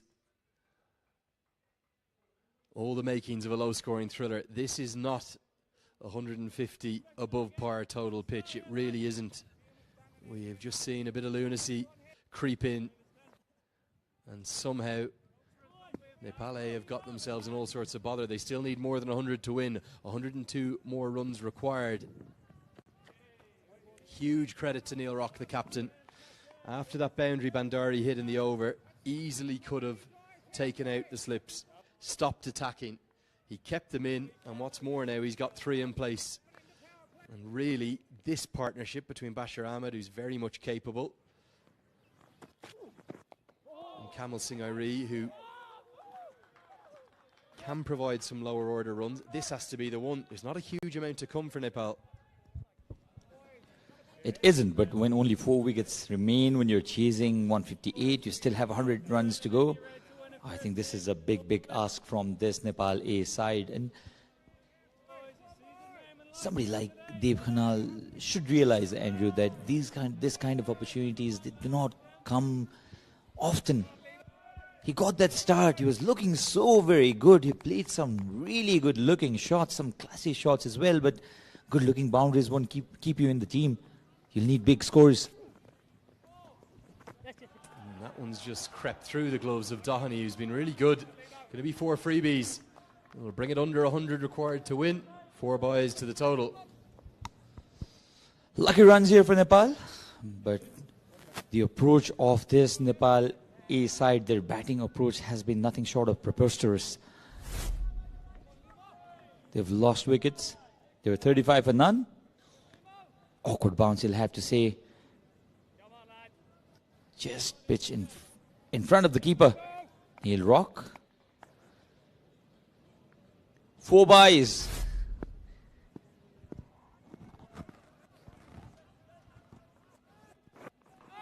Well, that's going to round out maybe the most remarkable power play in any 50 overs contest I've ever seen. 60 runs, 6 wickets. It's all been happening. Nepal in trouble. 60 for 6.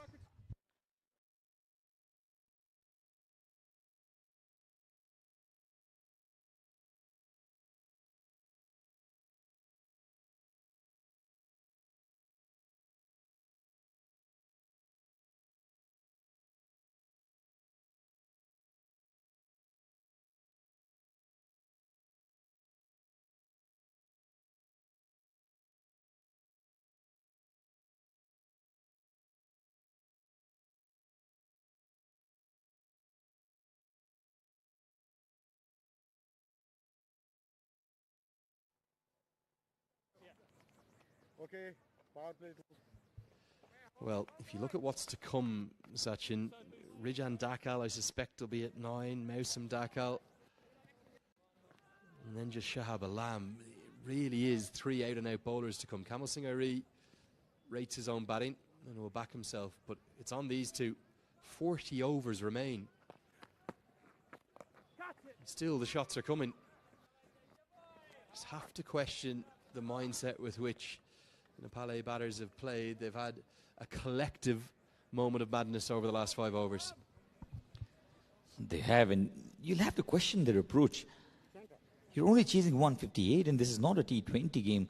You can understand that sometimes going into a 50 overs contest after a T20 match can be difficult. The adjustment can be a little tough. But you're representing Nepal A. As the great Saurav Ganguly said, there is a bit more than just batting and bowling to cricket. It's using your mind. Just had a bit of a brain implosion, haven't they? I'm not blaming any one person, just think collectively, with the exception of maybe Arif Sheikh, who did get a good ball. The rest of the team definitely at question their shot selection. Even Bino Bandari could have possibly left that one.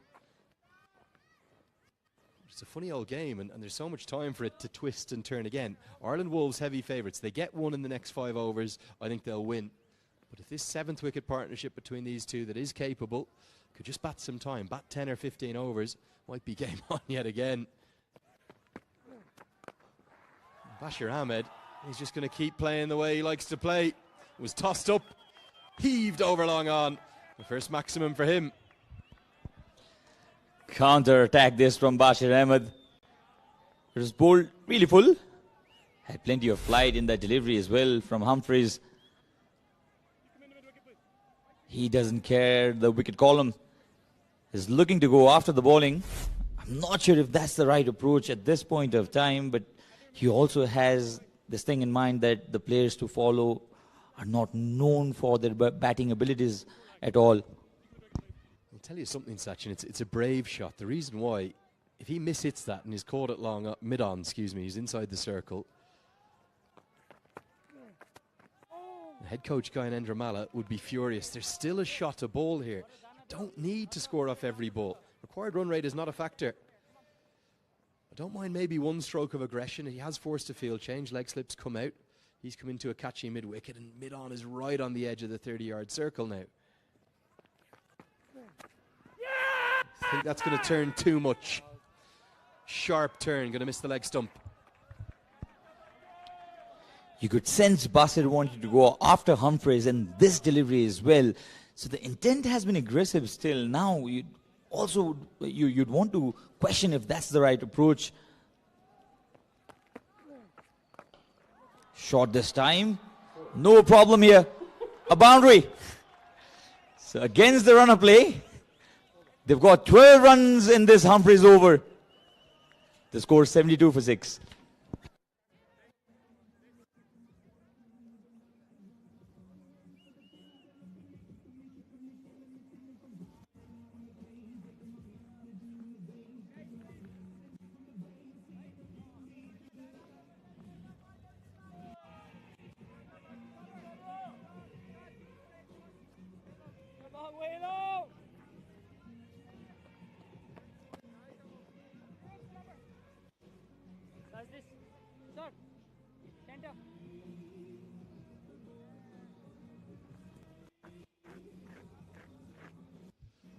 Ben White, definitely one of the standouts of the tour for Ireland, no doubt about that, alongside the likes of Neil Rock, who's been very good. Fionn Hand has been in the wickets.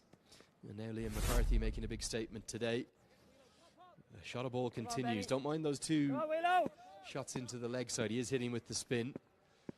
They have to be so careful about preserving those wickets too. What can the leg spinner do? Bashir Ahmed, you suspect that he doesn't have a huge amount of faith in, well, maybe a bid in Kamal Singh Ari, but what's to come? I believe that. And that's also a reason why Bashir Ahmed wants to ensure that the runs keep flowing.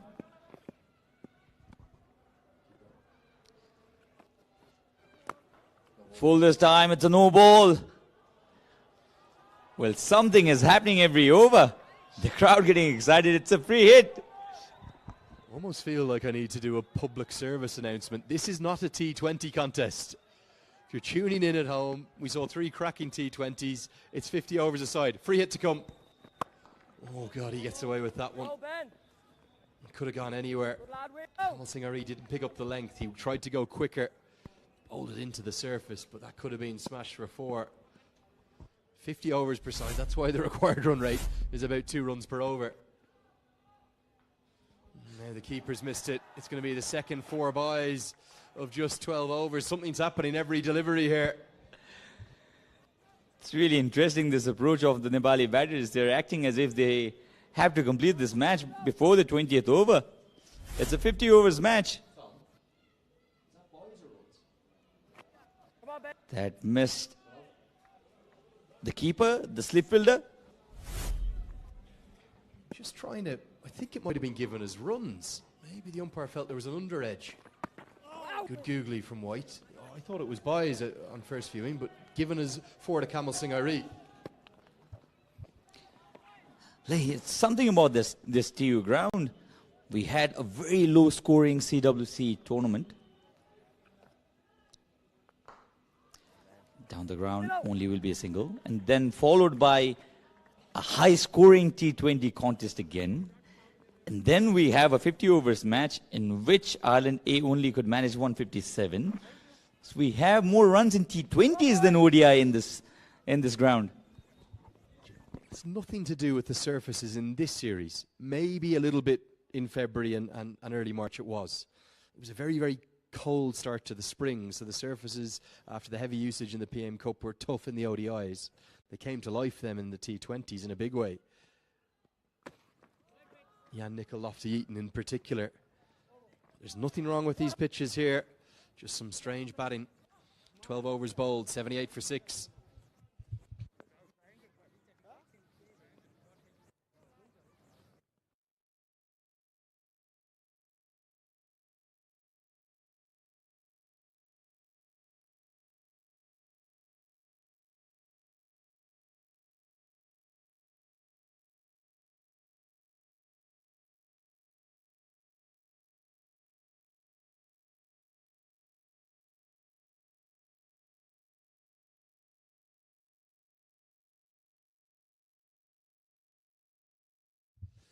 Well, that is the runworm after 12 overs.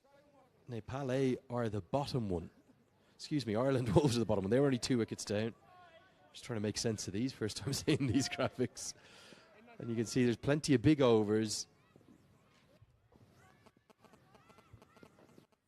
Decided to dispense with the protective equipment, so short leg and silly point out of play.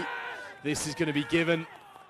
I just wondered, was it going to angle down? The umpire thinks not. It needed to grip. Humphreys was convinced, almost ran off with a celeb appeal, and Kamal Singh Ari is the latest to fall. I think the ball would have hit the leg stick. Let's have a look at this in the replay. Just straightened a bit, did it? I think that would hit the leg stick. So yeah, good decision this by the umpire. Humphreys knew it straight away. He was already celebrating, in fact. And there is that slow finger. Another wicket for Ireland.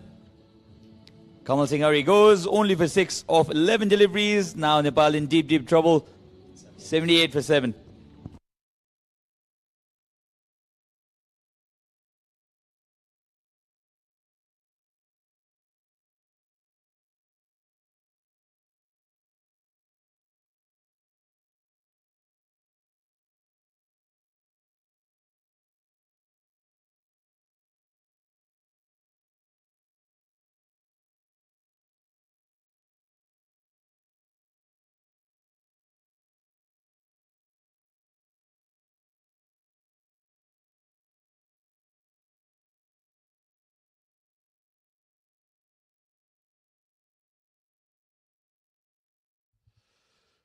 Well, remarkable scenes at the TU.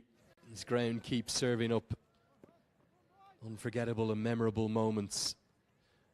Humphreys now has 3 to his name.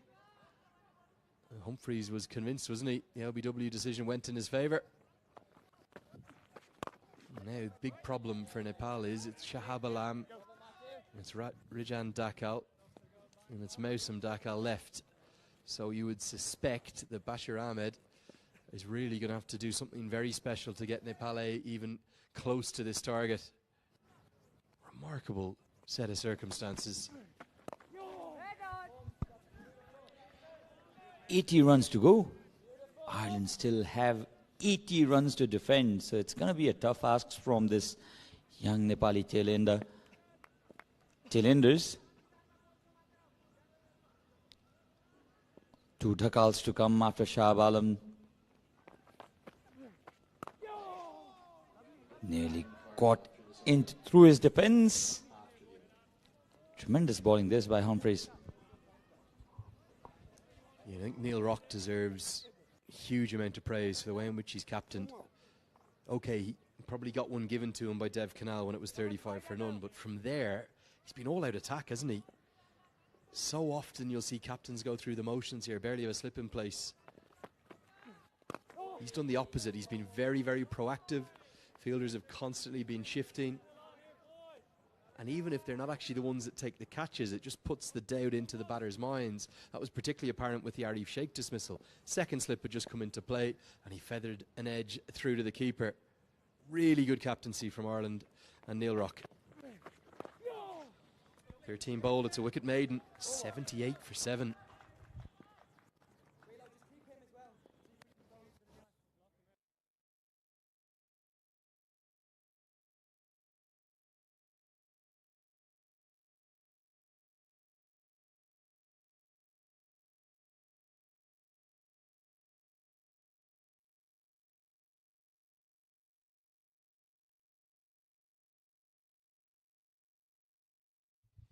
Well, look at those dismissals.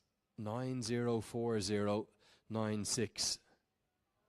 It's plus 977, the dialing code here in Nepal, but it's not far off it. 26 for Dev Canal. Very little else to cheer. What can Bashir Ahmed do? He really is the last hope. He's played that really nicely. Gets on top of the bounce and carves it away for 4. There's only one way Bashir can go from here now. When you cannot trust your partners, you'll have to go after the bowling. Still 72 more runs, 76 more runs to win from here. This is short, wide, plenty of time, and he played really well. In fact, it was difficult to get on top of the bounce created by that extra height of Ben White. Cuts towards the point area, a dot delivery. You mentioned the captaincy of Neil Rock, Lenny. I think there was only one way he could have won it from here. His team could have won it from here.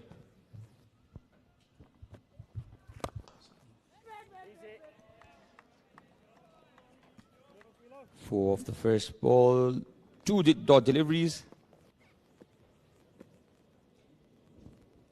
I think that's Conor Thapa there, ex-minister, one of our guests, the VVIP box. Always get plenty of political support, don't you, here for the cricket team. It really, over recent years, you'll know much better than I will, but it's become the big show in town, isn't it, cricket?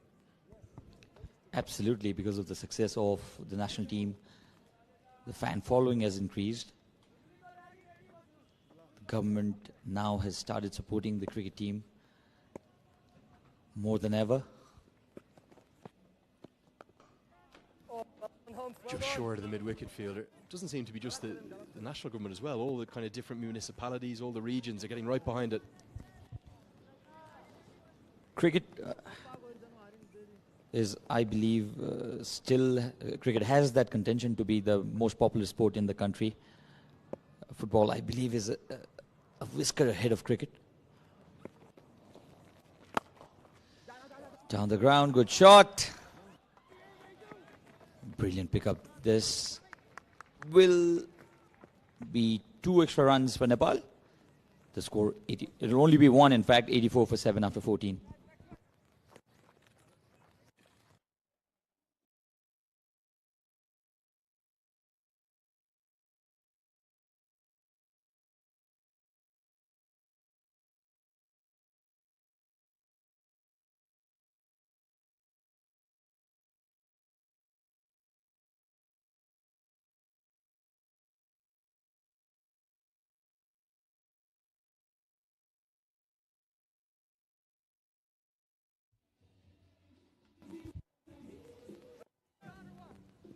Shahab Alam bowled beautifully. What can he do with the bat? He needs to provide Bashir Ahmed some support. Don't think he needs to be thinking about scoring many of the 74 runs that are required. He might see it differently. It's a lovely cover drive, isn't it? Just slightly over-pitched. He's a left-arm spinner himself. Elegantly between the gap between extra cover and mid-off for 4. You didn't expect this from Shahab Alam. This was an expansive drive. Lovely. He's teaching his top order batters how to do it. You don't have to slug everything. Let me show you how to do. That's what Shahab Alam says. There's a few kind of bemused looks on the Irish fielders' faces, some of their body language. Not because things are going badly for them. They're going to take on the quick single, does just get home. Wants the second, they're going to take the second too. But I just don't think they can believe what they're seeing in terms of the continued aggression from the Nepal batters. That hasn't changed at all, Lenny. They've looked to counter-attack the Irish bowlers despite losing wickets at regular intervals. There was no chance. Shahab ran the first one really hard, and then the overthrow allowed them to come back for the second run. Yeah, good. It'll be the last time I say it because I'm having a break after this over. This is not a T20 game. It's a 50 overs per side contest. If you tuned in, you might look and go, okay, they need 68 off 6. The shots that they're playing, every ball feels like a T20 game. They've got 35 overs to bat here, Sachin. Wonder if that's the instruction coming out from the dugout. Head coach Gahan Ramallah will certainly talk to his batters after this match, regardless of the result. That's the quicker one. Good variations from Humphreys, very nearly cannons into off stump.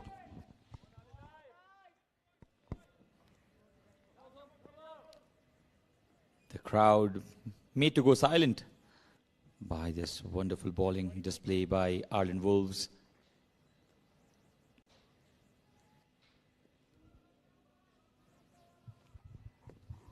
I don't think they can quite believe what they've just witnessed, to be honest.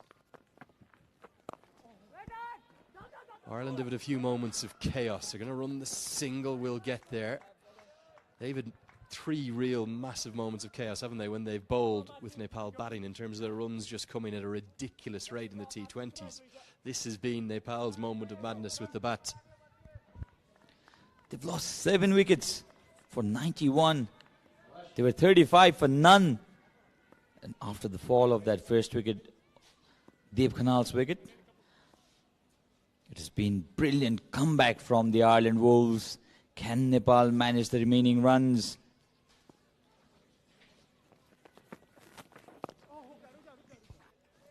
So top delivery to end this over. 7 runs coming off it, and after 15, 91 for 7.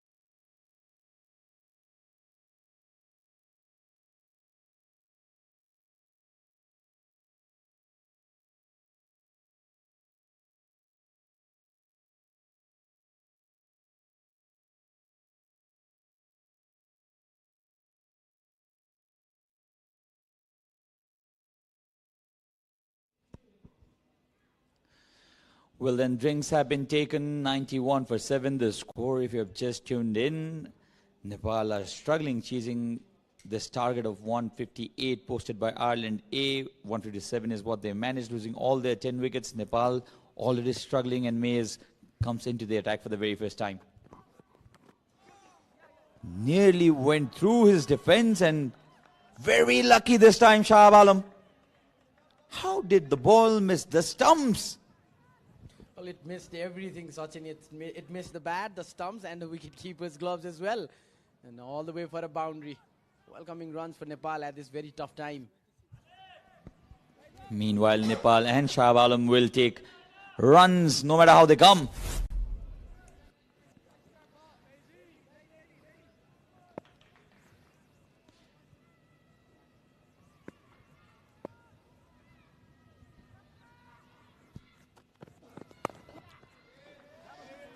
Takes a single. Shahab Alam playing better than many of the top order batters. This is looking to drive the ball if the length is there, and he is also taking singles, in fact stealing singles. That shows how poorly did Nepal's top order and the middle order play today. Well, the two openers went off to a good start. Since then, the whole of the team till now fell like a house of cards, as I earlier mentioned.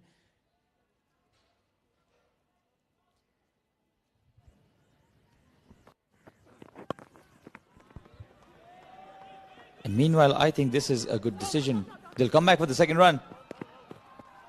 Very, very good running this. I think this is a very good decision from Captain Rock to bring in his pacer. Both Alam and Ahmed, they were looking comfortable against the spin. Flicked off his thigh pads. And brilliant judging of the run as well. Brilliantly run, 2 runs. They look comfortable taking the second one as well. Oh, well bowled this time. The Nepal still has hopes. They've been able to restrict their opponent for 157 runs. That's something they can look up ahead. We had 3 high-scoring thrillers in the T20s. Do we have one low-scoring thriller in the first match of this one-day series between Nepal and Ireland Wolves? I still believe Wolves on top.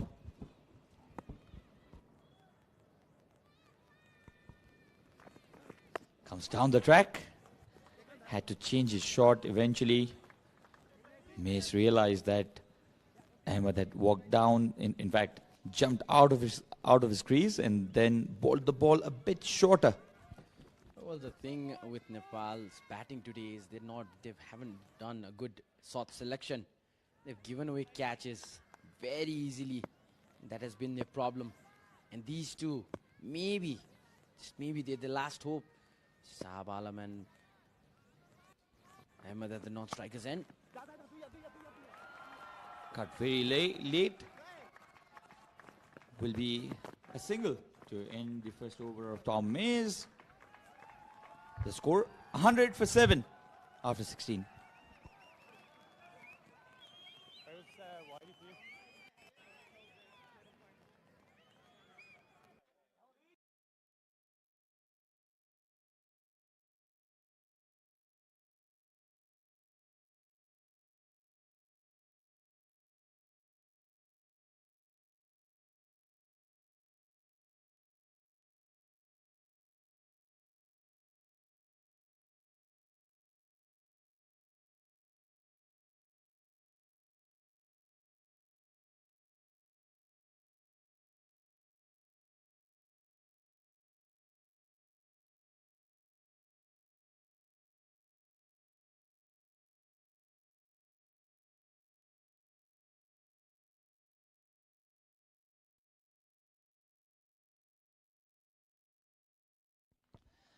Exactly 100 scored by Nepal, but the problem for them is they've lost far too many wickets for their liking.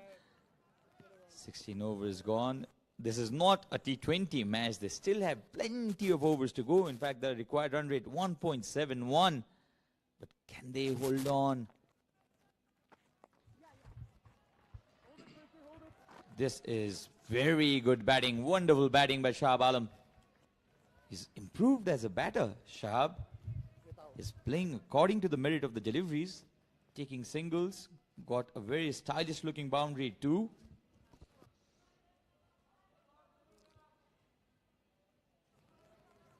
They have to keep these singles coming. The best part is they've kept the run rate high, 6.25 at the moment.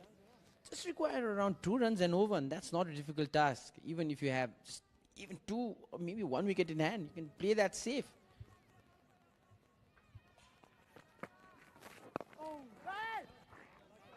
Came inside. Humphreys bowling wonderfully well. Took 2 wickets in his first over. This partnership now 23 runs, and 15 of them scored by Shah Alam.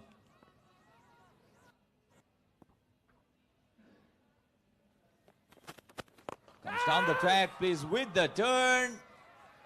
Not enough at all, and Bashir Ahmed has been dismissed. And as Bashir walks back to the dugout, I very much think that that is the fall of the last hope for Nepal as well. 8 down for 101. Was it necessary? Was it necessary? He'll have to go back and explain it. Absolutely not.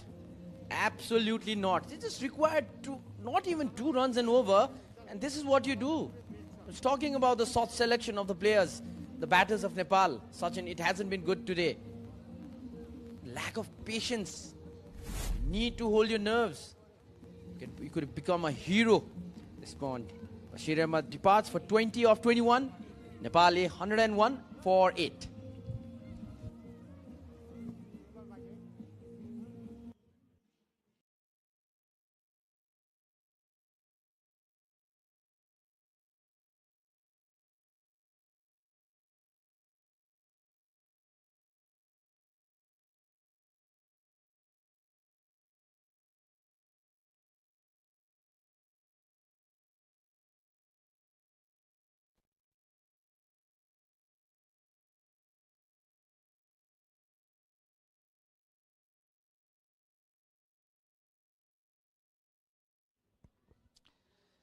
A very sorry looking scorecard this for Nepali.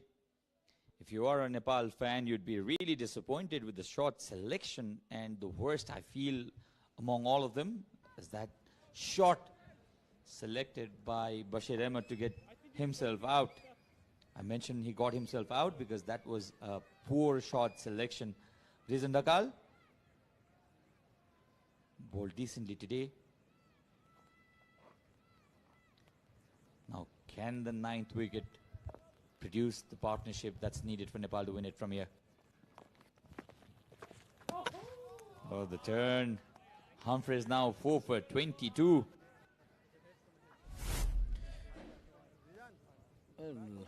As they say,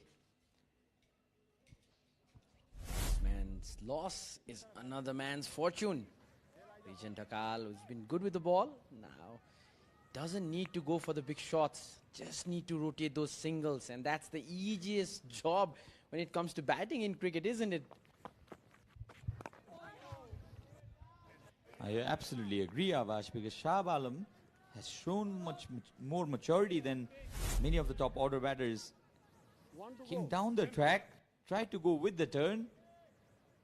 No proper connection and an easy catch eventually. So 2 bowlers in the Irish side. They picked 4 wickets each, Liam McCarthy and Matthew Humphreys. 2 bowlers sharing 4 wickets each in the fallen 8 wickets. 17 gone, 102 for 8.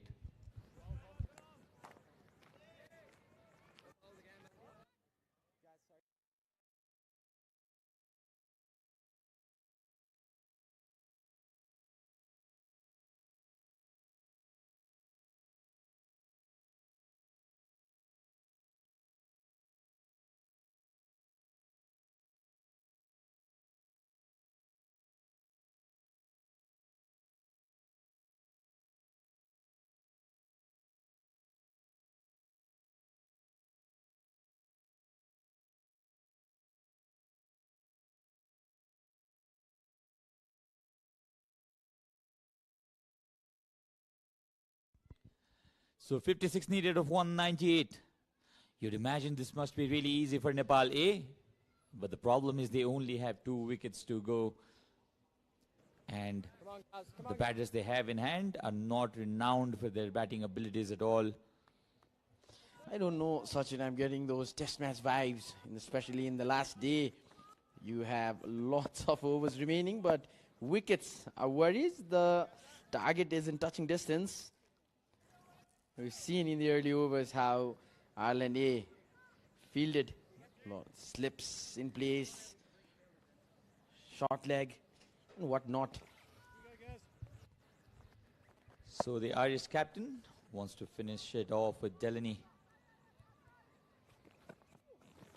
I thought you'd be looking to bring Fionn Hand, because Fionn Hand loves cleaning up the tail. Good front foot defense. Technically very correct. Typical test match defense. I'm telling you, I'm getting test match vibes from this game, Sachin. But the thing here is, Regent Hakal can become the hero, get into the headlines of the back pages. Just need to get those singles and protect his wicket.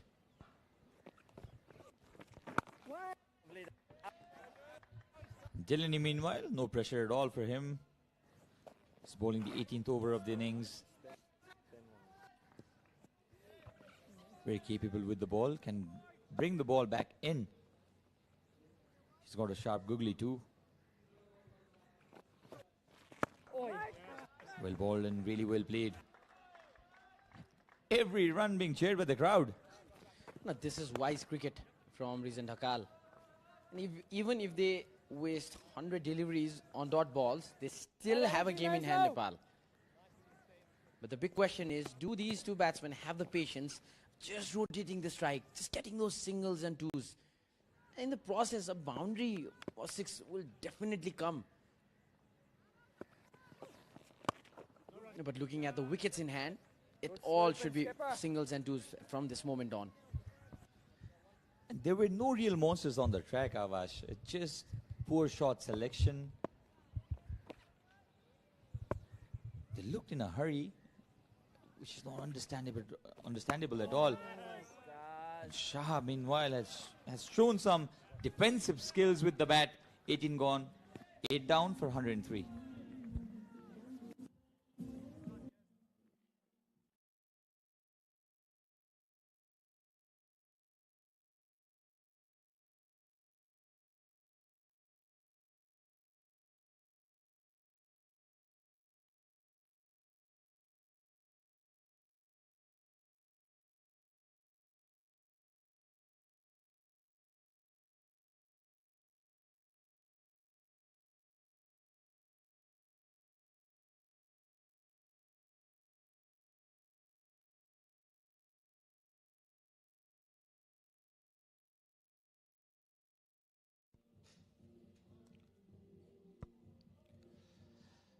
So 103 for 8.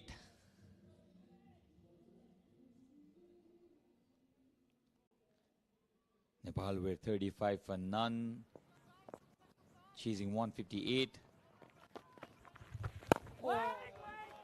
Defended really well. They can take as many as deliveries as they want, unlike the players on your screen who hurried for nothing. And they put their team into a dire situation. 103 for 8. Down the ground, takes a single. Easy peasy, that's the way to go. Well, that's the simplest of the equations. 54 runs required now. 2 important wickets in hand. This is the kind of cricket we want to see and we're witnessing at the moment. Just pushed it down the ground. Show the full face of the bat. Good running as well. That's the perfect ingredient that they need from here on.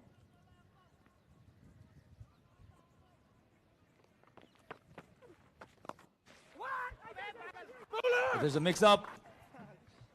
But fortunately for Shah Alam, Regent Hakal went on with the run. He realized that the fielder was still wide from where the ball was hit. And they have run another quick run. Shah is showing some real good technique with the bat. Some hesitation there, but no harm's done.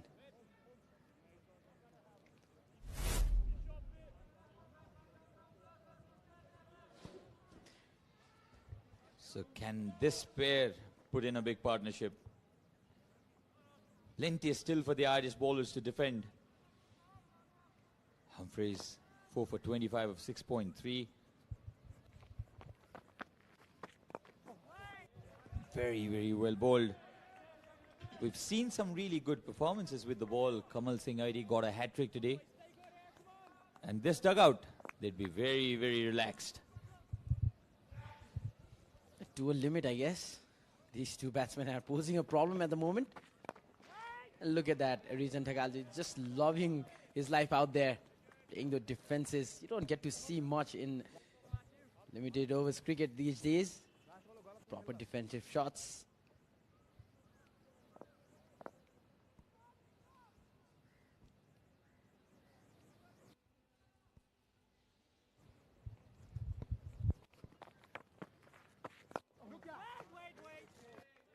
End of the 19th, 105 for 8.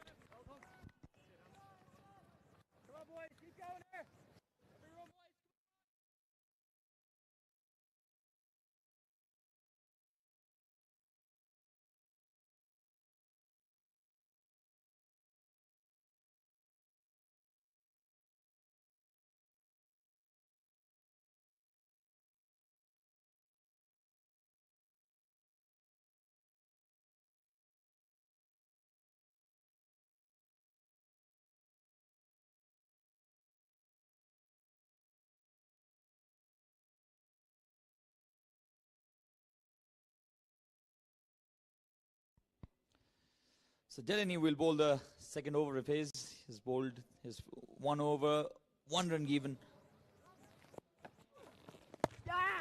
Offered plenty of flight, and Shahab is looking really strong towards the offside. He's slicing his bat, but he's been in total control of the delivery. And Reason has played 12 balls, has stayed there, and that's what was required right from the start. Staying there was the key to win this match. Target only 158.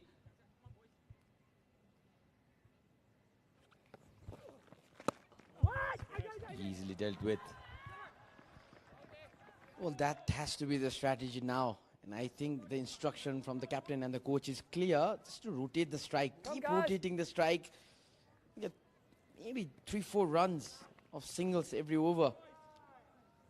That's just the need of the hour. It's basic cricket at the moment. Considering there's 2 wickets in hand.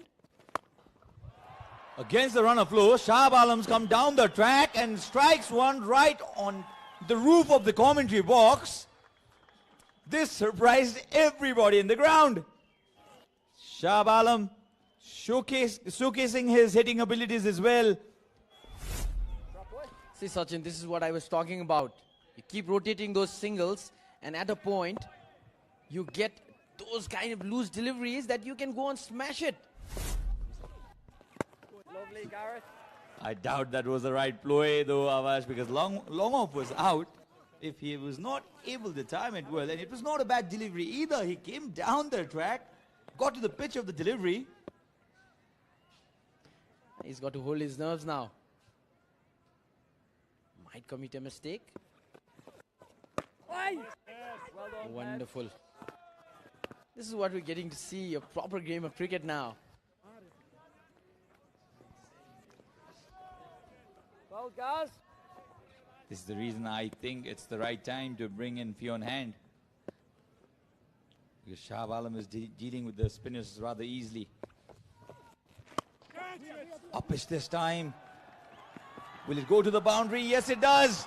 A 6 and a boundary in this over. This gets the crowd cheering. 12 runs coming off it. Expensive over under the circumstances after 20, 117 for 8.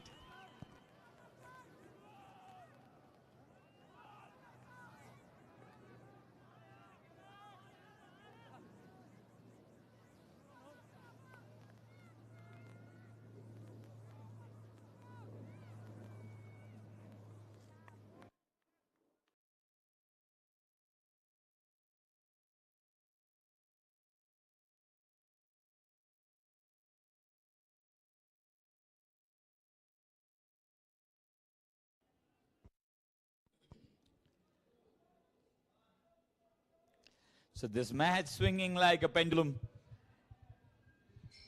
Before this over, it was pressure on Nepal. And this shot, this boundary, he got the gap very, very perfectly. Just lifted it over the fielder. I'm sure the coaches will have a discussion of bringing Shah Alam to the top of the order, because he's showing great technique. And he can well boast that. He can also say that shot, that six in the previous over was a calculated risk now, because he got the result in his favor. Region on strike, and we definitely know what he's going to do. Good delivery this, Humphreys. Some worried Irish faces now.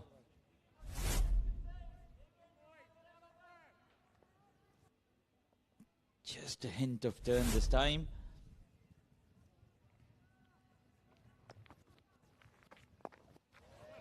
Well defended, very, very well defended. Can this pair do it for Nepal? Rizan Dhakal. He has all the time in the world. He can just settle himself down there. Oh, just look at that. Beautiful. It's coming from the middle of the bat. This is interesting, Sachin. Alam is going for the big runs, and Region is just protecting his wicket. Not even going for a single, not risking that.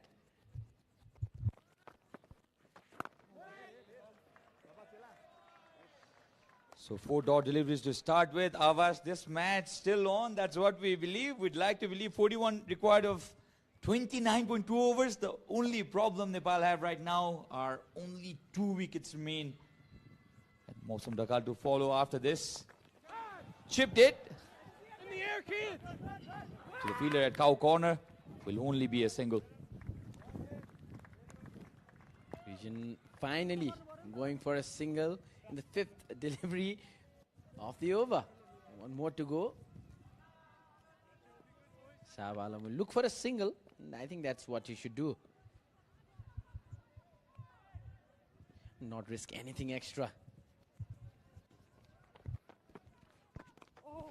Fires this one in. Has taken the outside edge. The ball is racing towards the boundary. Well done there. James McCallum cuts it off. Will be 2 runs. 2 important runs to end this Humphreys over. Nepal are 120 for 8.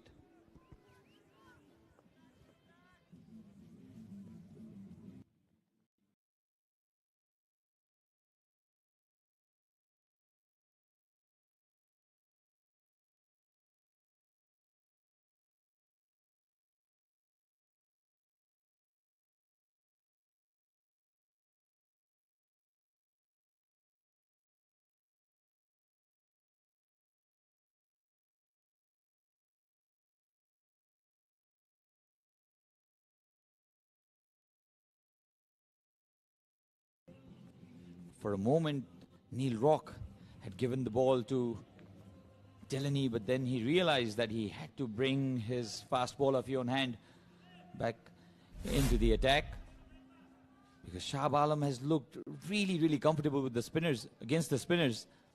This was off the outside edge. Took 2 important runs. There was a bit of a fumble while collecting the ball by the fielder, and they take 2 runs in the last delivery of the last over. It's important for Ireland A to get a wicket here.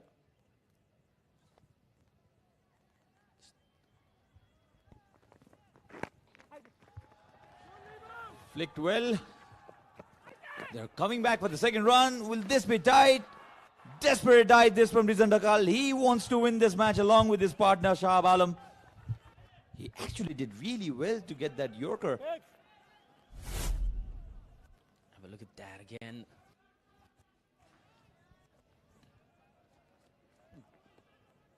Good running by the 2 batsmen.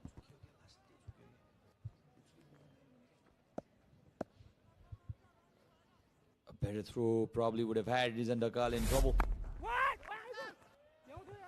Now 36 required. Run rate not a problem at all. Can they hold the remaining 2 wickets on?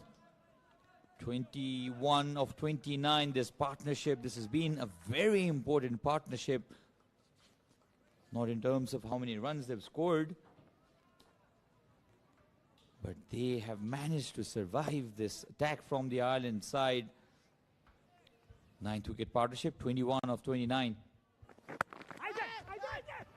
Wanted to run again.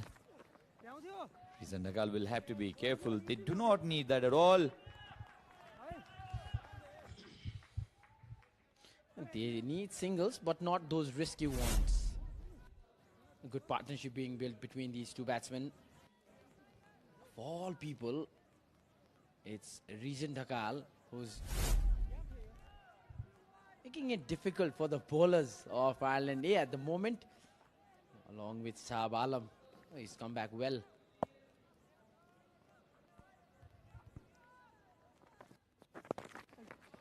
Bad line this from Fionn Hand. Allowing easy singles to Nepal won't help their cause of defending this target. 34 required now. Every run will be cheered by the crowd. Every run so very important. They need 35. There are plenty of overs. Just over 1 and over required.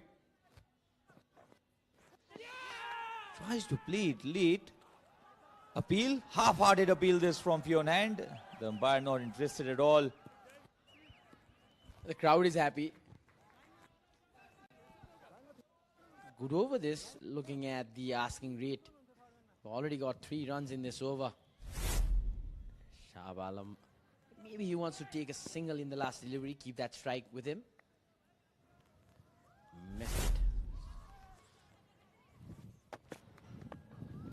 Attempt of another Yorker, another one that's drifting down, another one that has been flicked, and another one that produces 2 runs for the Nepali side. They're gaining some momentum now. 5 runs of this over of Fionn Hand, 22 gone, 125 for 8.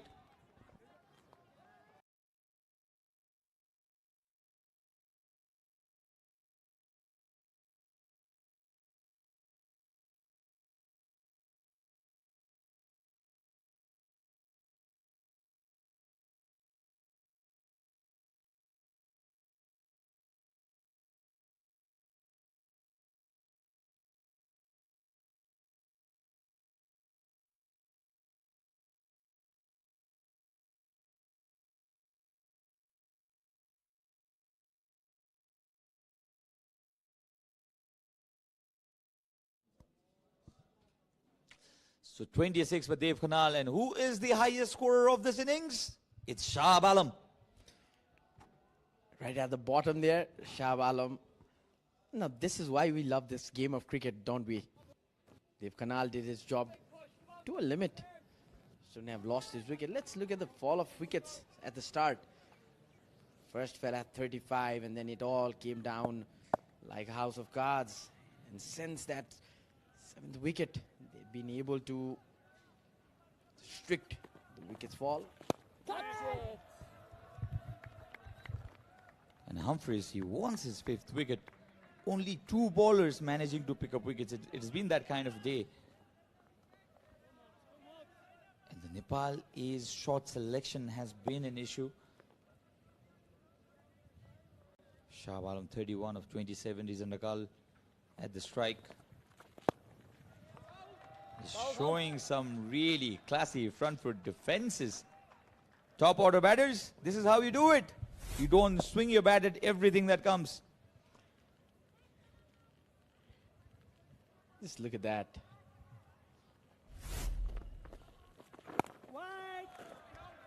Another dot ball. And for every dot ball, they are cheering their team.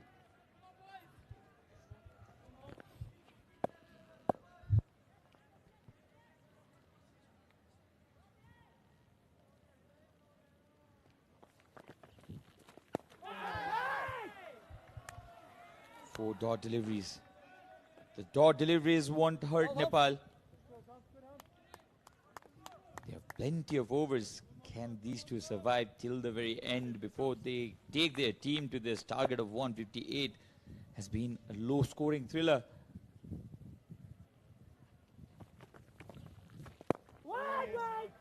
Very confidently played as well. The two tail-enders, they're not looking to be bothered at all by the situation. It's a game of complete team performance, isn't it? The Nepali bowlers have done their part, hence it has been a bit easy for the batsmen to chase down a low total. Well left, a maiden. That won't hurt Nepal at all. 125 for 8 after 23.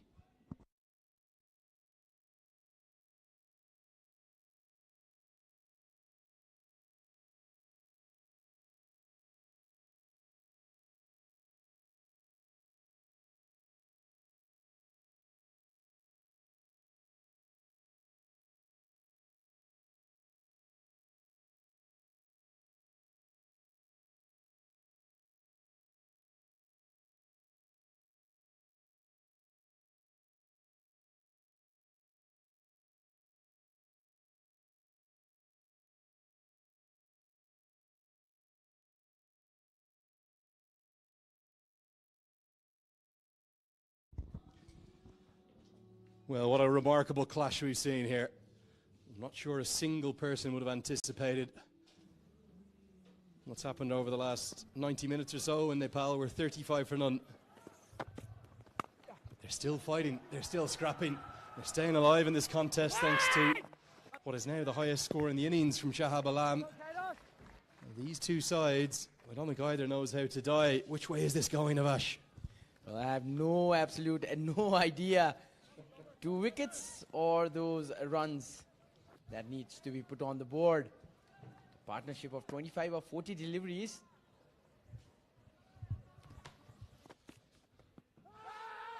Now, might just be missing leg. Fyun Han doesn't agree, but he has to concede. It could have been just nipping down. Good delivery, angling back in. Did it do just that little bit too much? Now this is going to put the batsman into back foot. Yeah, that's going to drift down the leg stump. This time, Region Dhakal given a warning. Has to be conscious, has to be careful. Wants the single, gonna get it. Really good running, well judged by Rijan Dakal. He's playing a good hand too. He's doing absolute best at the moment. Coming in as a tail ender. Just rotating that strike.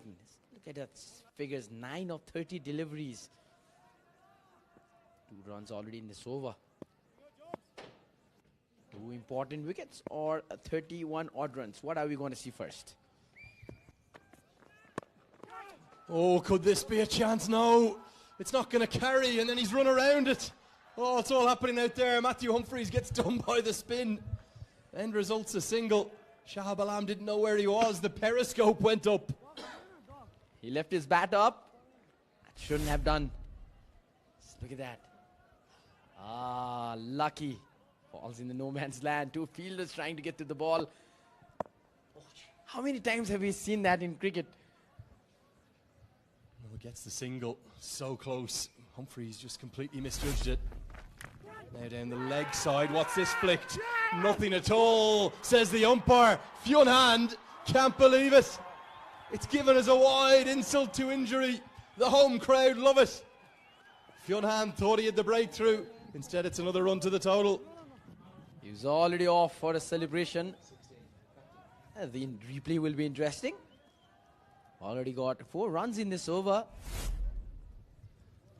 Well, this might be a good angle if the non-striker doesn't get in the way. Oh, now that, to me, looks like there might have been something on it. Hard to tell. Fyun Han is still remonstrating. He's still arguing. Neil Rock, I think he's kept a much better control of his players today. Things got very heated in some of the T20s. Difficult to control the big man, though, isn't it, Fyun Han?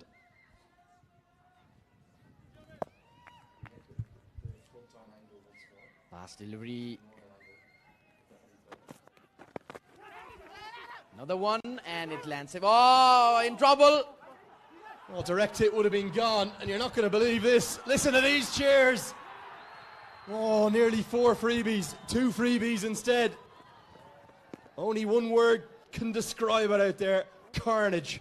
Pure carnage. Brilliant bowling, I have to say, from hand. Fiery, aggressive.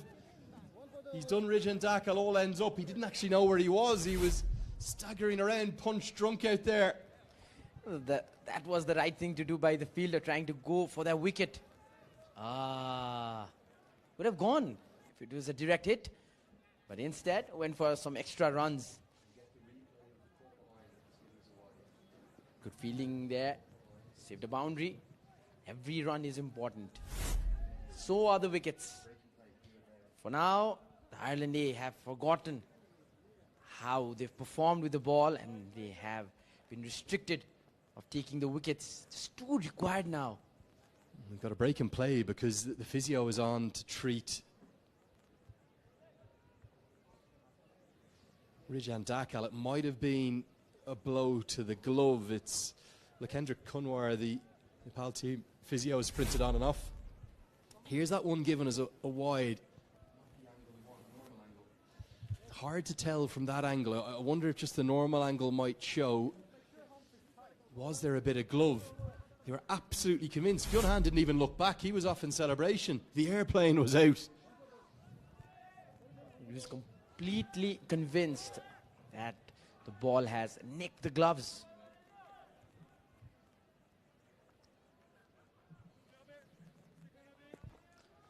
Well, if this series is anything to go by, just put it in the diary. Let's do it each year. Bring them back. Bring the senior side back. Get the Ireland full team here. Bring Paul Sterling here. Harry Tector. Josh Little. Imagine Josh Little playing here at the TU. And why not under the lights? Oh, God, there's the dream. Stop teasing me. What an over. Enthralling, another mix-up. Throw won't come in this.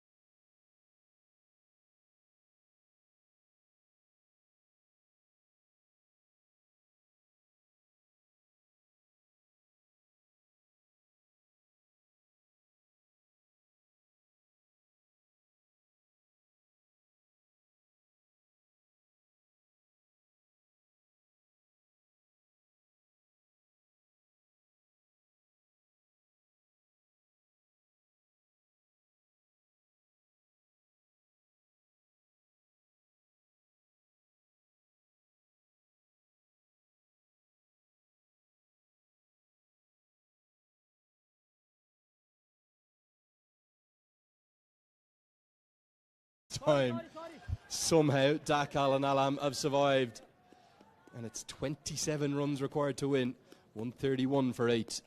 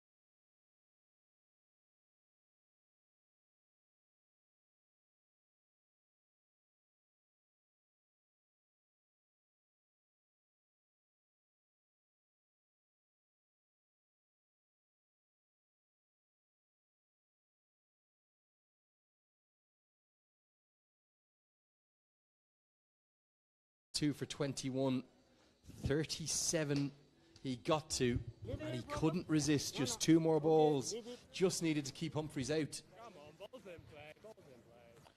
And now 2 slips come into play. It's just the last man, the leg spinner Mausam Dakal at number 11. Could Humphreys make it a sensational 6 for? Oh, he nearly does. Just the outside edge of the bat keeps Dakal alive. We're only halfway through this second innings in theory. It could end in just 1 delivery. Nepal 135 for 9.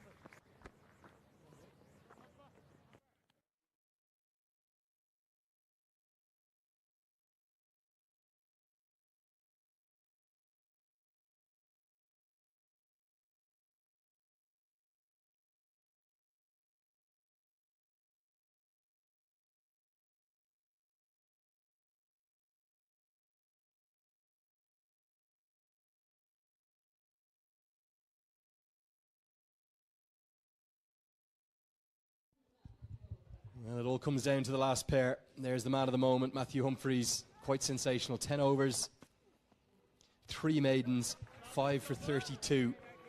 He's ended up with, and he's got a smile as broad as the sun on his face, and you can understand why. What a piece of bowling. 44 dots in those 10 overs. Wonderful. 5 wickets. Could have gotten more. Hands come out to bowl. In the previous over, he almost had a wicket. Can finish things off. 23 required now. Yeah, you have to give Humphreys such credit. So the very first ball of the over, he tossed up a similar delivery. Problem was it was a little bit wide outside the off stump, and he went inside out over extra. This time he tossed it up again. Shahab Alam, well, you talk about fishing for a wicket. That's the prime example there. Oh no, I said, what have you done? Absolutely. Took the elevation, but not the distance. Humphreys delighted. That wicket, an important big wicket. Now every run of these 23 that are required is there's nearly a run out. Is there an overthrow? No, there's not. After you, now after me. Now it's hit the batter. Now they're going to try run another overthrow. It could be it. Oh, there. Game over. The Wolves have won. by 21 runs. They will get the single. They won't get the second. To be honest, they shouldn't have been running because it was deflected off the batter. Maybe a lesson learned there for Nepal. And in just 25 overs or so, Nepal have been routed and bowled out for 136. They will get the single. They won't get any more. And the Irish Wolves take a 1-0 lead in the series. That was absolutely not required. Absolutely not required. Hits the batter, watch. I think it does say. Was it the stumps? Oh, it's the stumps and it goes the other way. And now they want to take a run. It was absolutely not. Oh, they collided. Yeah, that was the problem. Actually, I have to take back what I said. I thought it hit the batter's back leg, in which case they shouldn't have been running. It's something you don't do. Instead, it was a deflection off the stumps. Rock was complaining because he feels he was distracted, but it was a direct hit. Ireland have pulled the game out of the fire. Another one for the ages, a classic to start the 50-over series. I really don't know how Nepal have lost this game, but huge credit to Ireland. Great character they've shown to battle back from 35 for none. And that 9th wicket partnership with Shahab Alam and Rijan Dakal that looked like it was going to get them over the line. And in the end, it's been Mousam Dakal that's been run out for a duck. And it's a 21-run margin of victory. Warm handshakes between the sides. What an insane, a crazy, a carnaggio of a contest we've witnessed. Oh, what a game this. Very few times we get to see low-scoring games being this interesting. Nepal able to restrict Ireland A to a very low total. Then getting off to a good start and then losing wickets.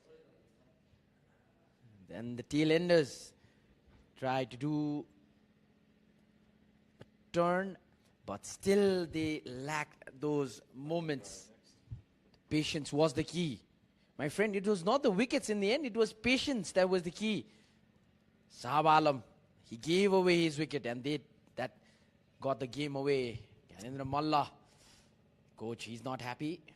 I don't think he can believe what he's witnessed. I certainly can't. It was a completely helter-skelter, scattergun approach to the chase after looking so composed and so in control with Dev Kanal and Arjun Kamal guiding the total to 35 for none. Halfway through the power play, a soft dismissal for Canal, and then it was really a pack of dominoes that folded all the way down to Shahab Alam's great rearguard effort that very nearly pulled it out of the fire for Nepal A, but instead they've turned it all around, the Irish Wolves. They collapsed with the bat. You're going to look at the scorecard and think it wasn't a good pitch to play on. It was quite the opposite. We've seen some crazy cricket today, no shortage of drama, and thoroughly entertaining yet again. Just 3 players, they're doing quite decent job. 4 players reaching the double-figure mark. There was Dev Kanal at the start who put up 26 runs of just 22 deliveries, along with Arjun Kumal. Arjun Kumal was there, batting really well, giving good company to Dev Kanal. And as they fell, then the team, the middle order started falling like a house of cards until it was Bashir Ahmed along with Shahab Alam put on a good partnership. And after Bashir departed, it was Shahab Alam who looked like would take his team across the line. You can see the innings of Nepal A. Dev Kanal starting off with style. Then some wonderful boundaries to his name.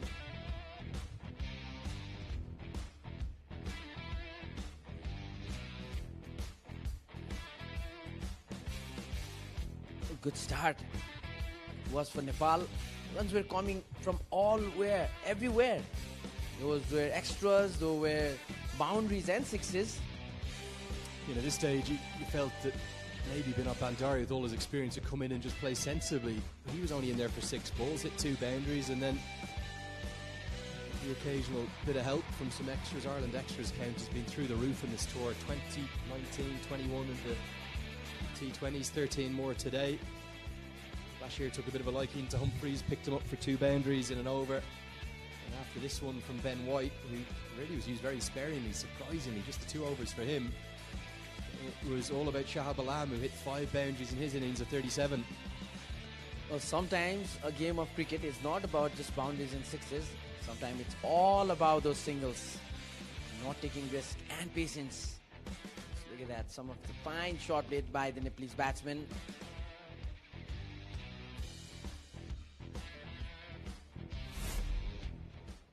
Finally, the ends for Nepal. They're all out.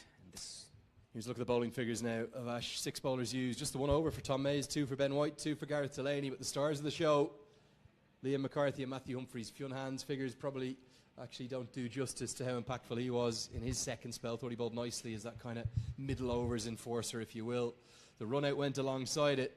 So the 2 bowlers shared all 9 that the Irish Wolves attack took.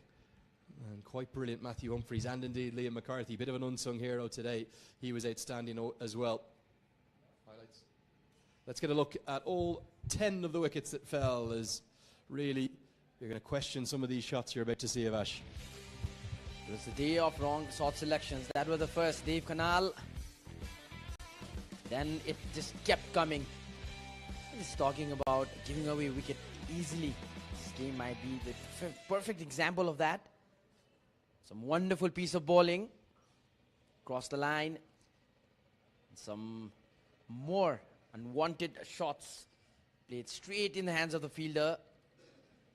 Bhandari swinging it to wicket to the slip. Another LBW for Humphreys. He's taken 5 wickets. More wickets. Important one. This was the most important wicket that closed all hopes for Nepal. Yeah, that was the big one, wasn't it? Shahab Alam, just when they looked like they were going to get back into it, and then I've never seen a run out like this. They looked for a second off the overthrow, they said no. Then there was another overthrow coming off a direct hit. Neil Rock was complaining to the batter, he thought it struck him, as did I. Then the 2 batters, they collided. Fionn Hand, of all people, to take the pails off. Kate Carmichael jumps into his arms, and the trademark arms to the sky for Fionn Hand as the Irish Wolves go 1-0 up. And that will wrap up our coverage from the game. It's a 21-run victory. Nobody made more than Kate Carmichael's 51 today. Plenty of scattergun cameos from the likes of Dev Canal, Bashir Ahmed. Even Neil Rocks was bright and breezy. But plenty of good bowling performances too. Matthew Humphreys, Liam McCarthy and Kamal Singh Ari alongside Shahab Alam, the standouts. A truly crazy day of cricket to get this 50 overs leg of the tour underway. Irish Wolves are 1-0 up. We'll hear from both captains and we'll have all our awards to give out in just a few moments' time. Do come back and join us then.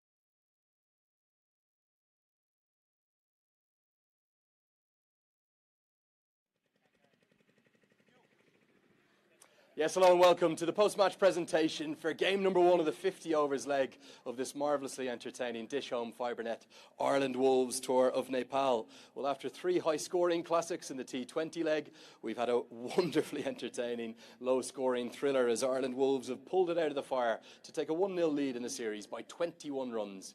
We've got 3 awards to give away and we'll hear from both captains. But before we get to that, our first prize is all about the fans. It's the Cricket Association of Nepal Fan of the Day. I'm going to ask Liam McCarthy, the Irish fast bowler, to come up and present it. Give him a round of applause. Liam, well bowled today. You were exceptional. Okay, so our winner of the Fan of the Day, who's going to win this brilliant Ncell-sponsored Nepal A jersey, it goes to Mr. Gancham Napone. Up you come.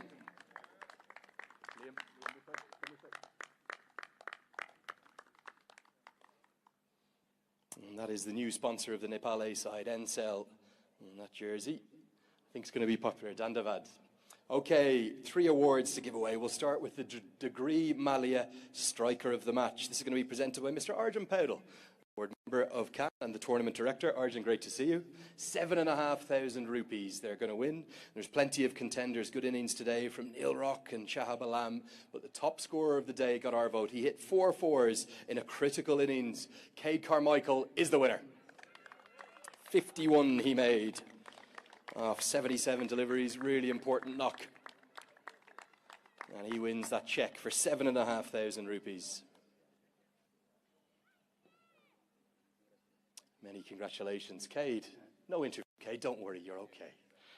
All right, time for the Mansara Most Valuable Player of the Match. They're too going to receive a cheque for 7,500 rupees. If I could ask Mr. Dhirendra Saud to come up and join me on stage, another board member of the Cricket Association of Nepal. Namaste. Namaste to you. Okay, well, he took a hat-trick, remarkable finish to the innings, finished with 4 for 21. The MVP of the match, it's Kamal Singh Irie.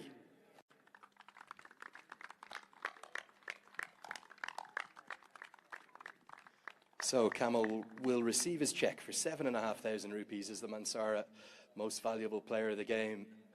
And join Sampal Kami as another one of the Nepal bowlers to pick up a hat-trick on this tour that continues to entertain and enthrall us. Time to speak to both captains, and we'll start with the losing captain today. It's the captain of Nepal A, Binod Bandari. Binod, up you come, mate.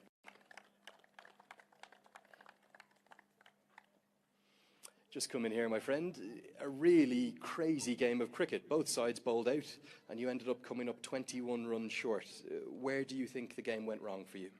अब first इनिङमा अब जस्तो start गरेर राख्यो होइन, त्यसले गर्दा second inning चाहिँ त्यस्तो खासै हुन सकेन होइन. ब्याटिङ टप अर्डर ब्याटिङ ब्याट्सम्यानबाट चाहिँ अलिकति निराशै भयो सबैजना होइन, किनकि अब त्यो टप अर्डर ब्याटिङबाट चाहिँ सकिनुपर्ने थियो गेम.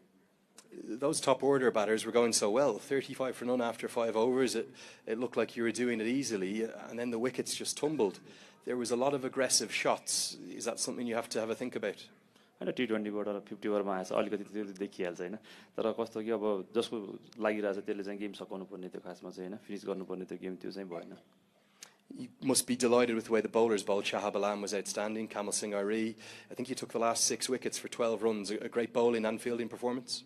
होइन, बोलिङमा चाहिँ अब फर्स्ट बोर्ड नै राम्रो भइरहेको थियो होइन, पार्टनरसिप भइरहेको थियो बोलिङमा पनि. अब साहबले र कमलले चाहिँ राम्रो फिनिस गर्यो. Okay, finally, the series continues to swing one way and the other. Can you square the series on Friday? Can you give us a decider on Sunday? होइन, अब जित्नलाई नै आउने हो गेम त होइन, अब जित्नु नै पर्छ जसरी पनि. Best of luck, Binod. Nice to talk to you. Dandavad. Thank you. Okay, Binod Bandari, the captain of Nepal A. They are hoping to square that series on Friday. Winning captain time, Neil Rock of the Irish Wolves. Up you come. Across the camera, Neil. Nice to see you. Neil, how have you won that game? I presume at the halfway stage even you didn't really feel as though you could have defended that total. Surely it was well under par. Yeah, it was probably 40-50 under par. We did feel we did sniff, and it probably goes in par with the whole series. It's been chaotic the whole way through, and thankfully we've won there in the end. Is this the first game? I think in all 3 of the T20s against Nepal, even the games you've won, there was complete moments of chaos for your side. Today they seem to have the chaos at their end. Yeah, I think the second innings we were pretty calm. We held our catches. I thought the guys, especially Liam and Humphreys, bowled extremely well because we definitely were under par. What about the batting? Certainly really good efforts from yourself, Cade Carmichael in particular. Have you found that adjustment that Binod Bandari was just talking about difficult coming into a new format just less than 48 hours on? We should be used to it, to be honest. We play a lot of 50 over and T20 cricket. We're probably just one big score away from getting 220, 230, because there's definitely a pitch we could go bang bang as a bowling group. So I think once you get in, you need to make them pay.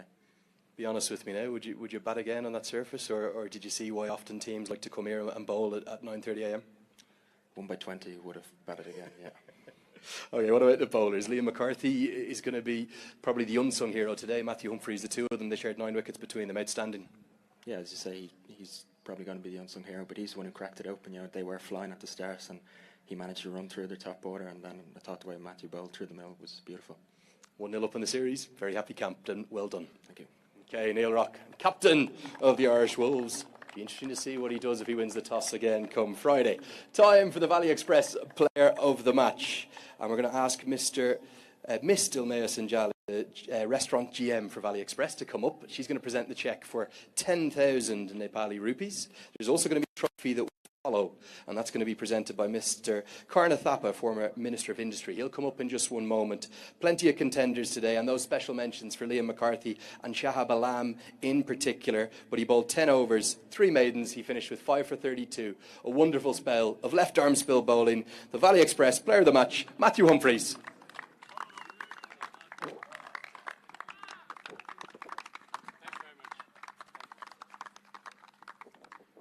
So he'll firstly receive his cheque for 10,000 rupees. And then I'd like to ask Mr. Karna Thapa to come up into the shots. Many thanks, Dilmaya. Up you come, the former Minister of Industry. Big round of applause, please, for Mr. Karna Thapa, who's going to present the Player of the Match trophy to Matthew Humphries.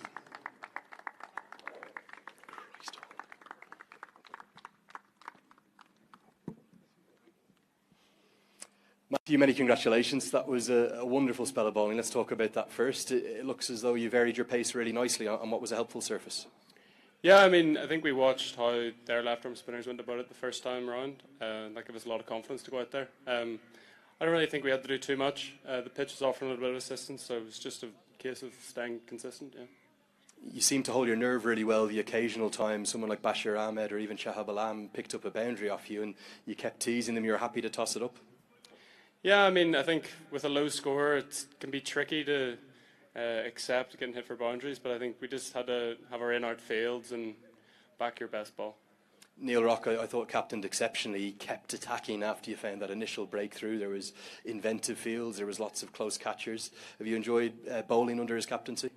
Yeah, I think he's always looking to take wickets, and I think it's great to have your captain backing you in that way, and he'll keep my feet on the floor whenever I come up with some interesting suggestions. But yeah, no, I enjoy it. Yeah.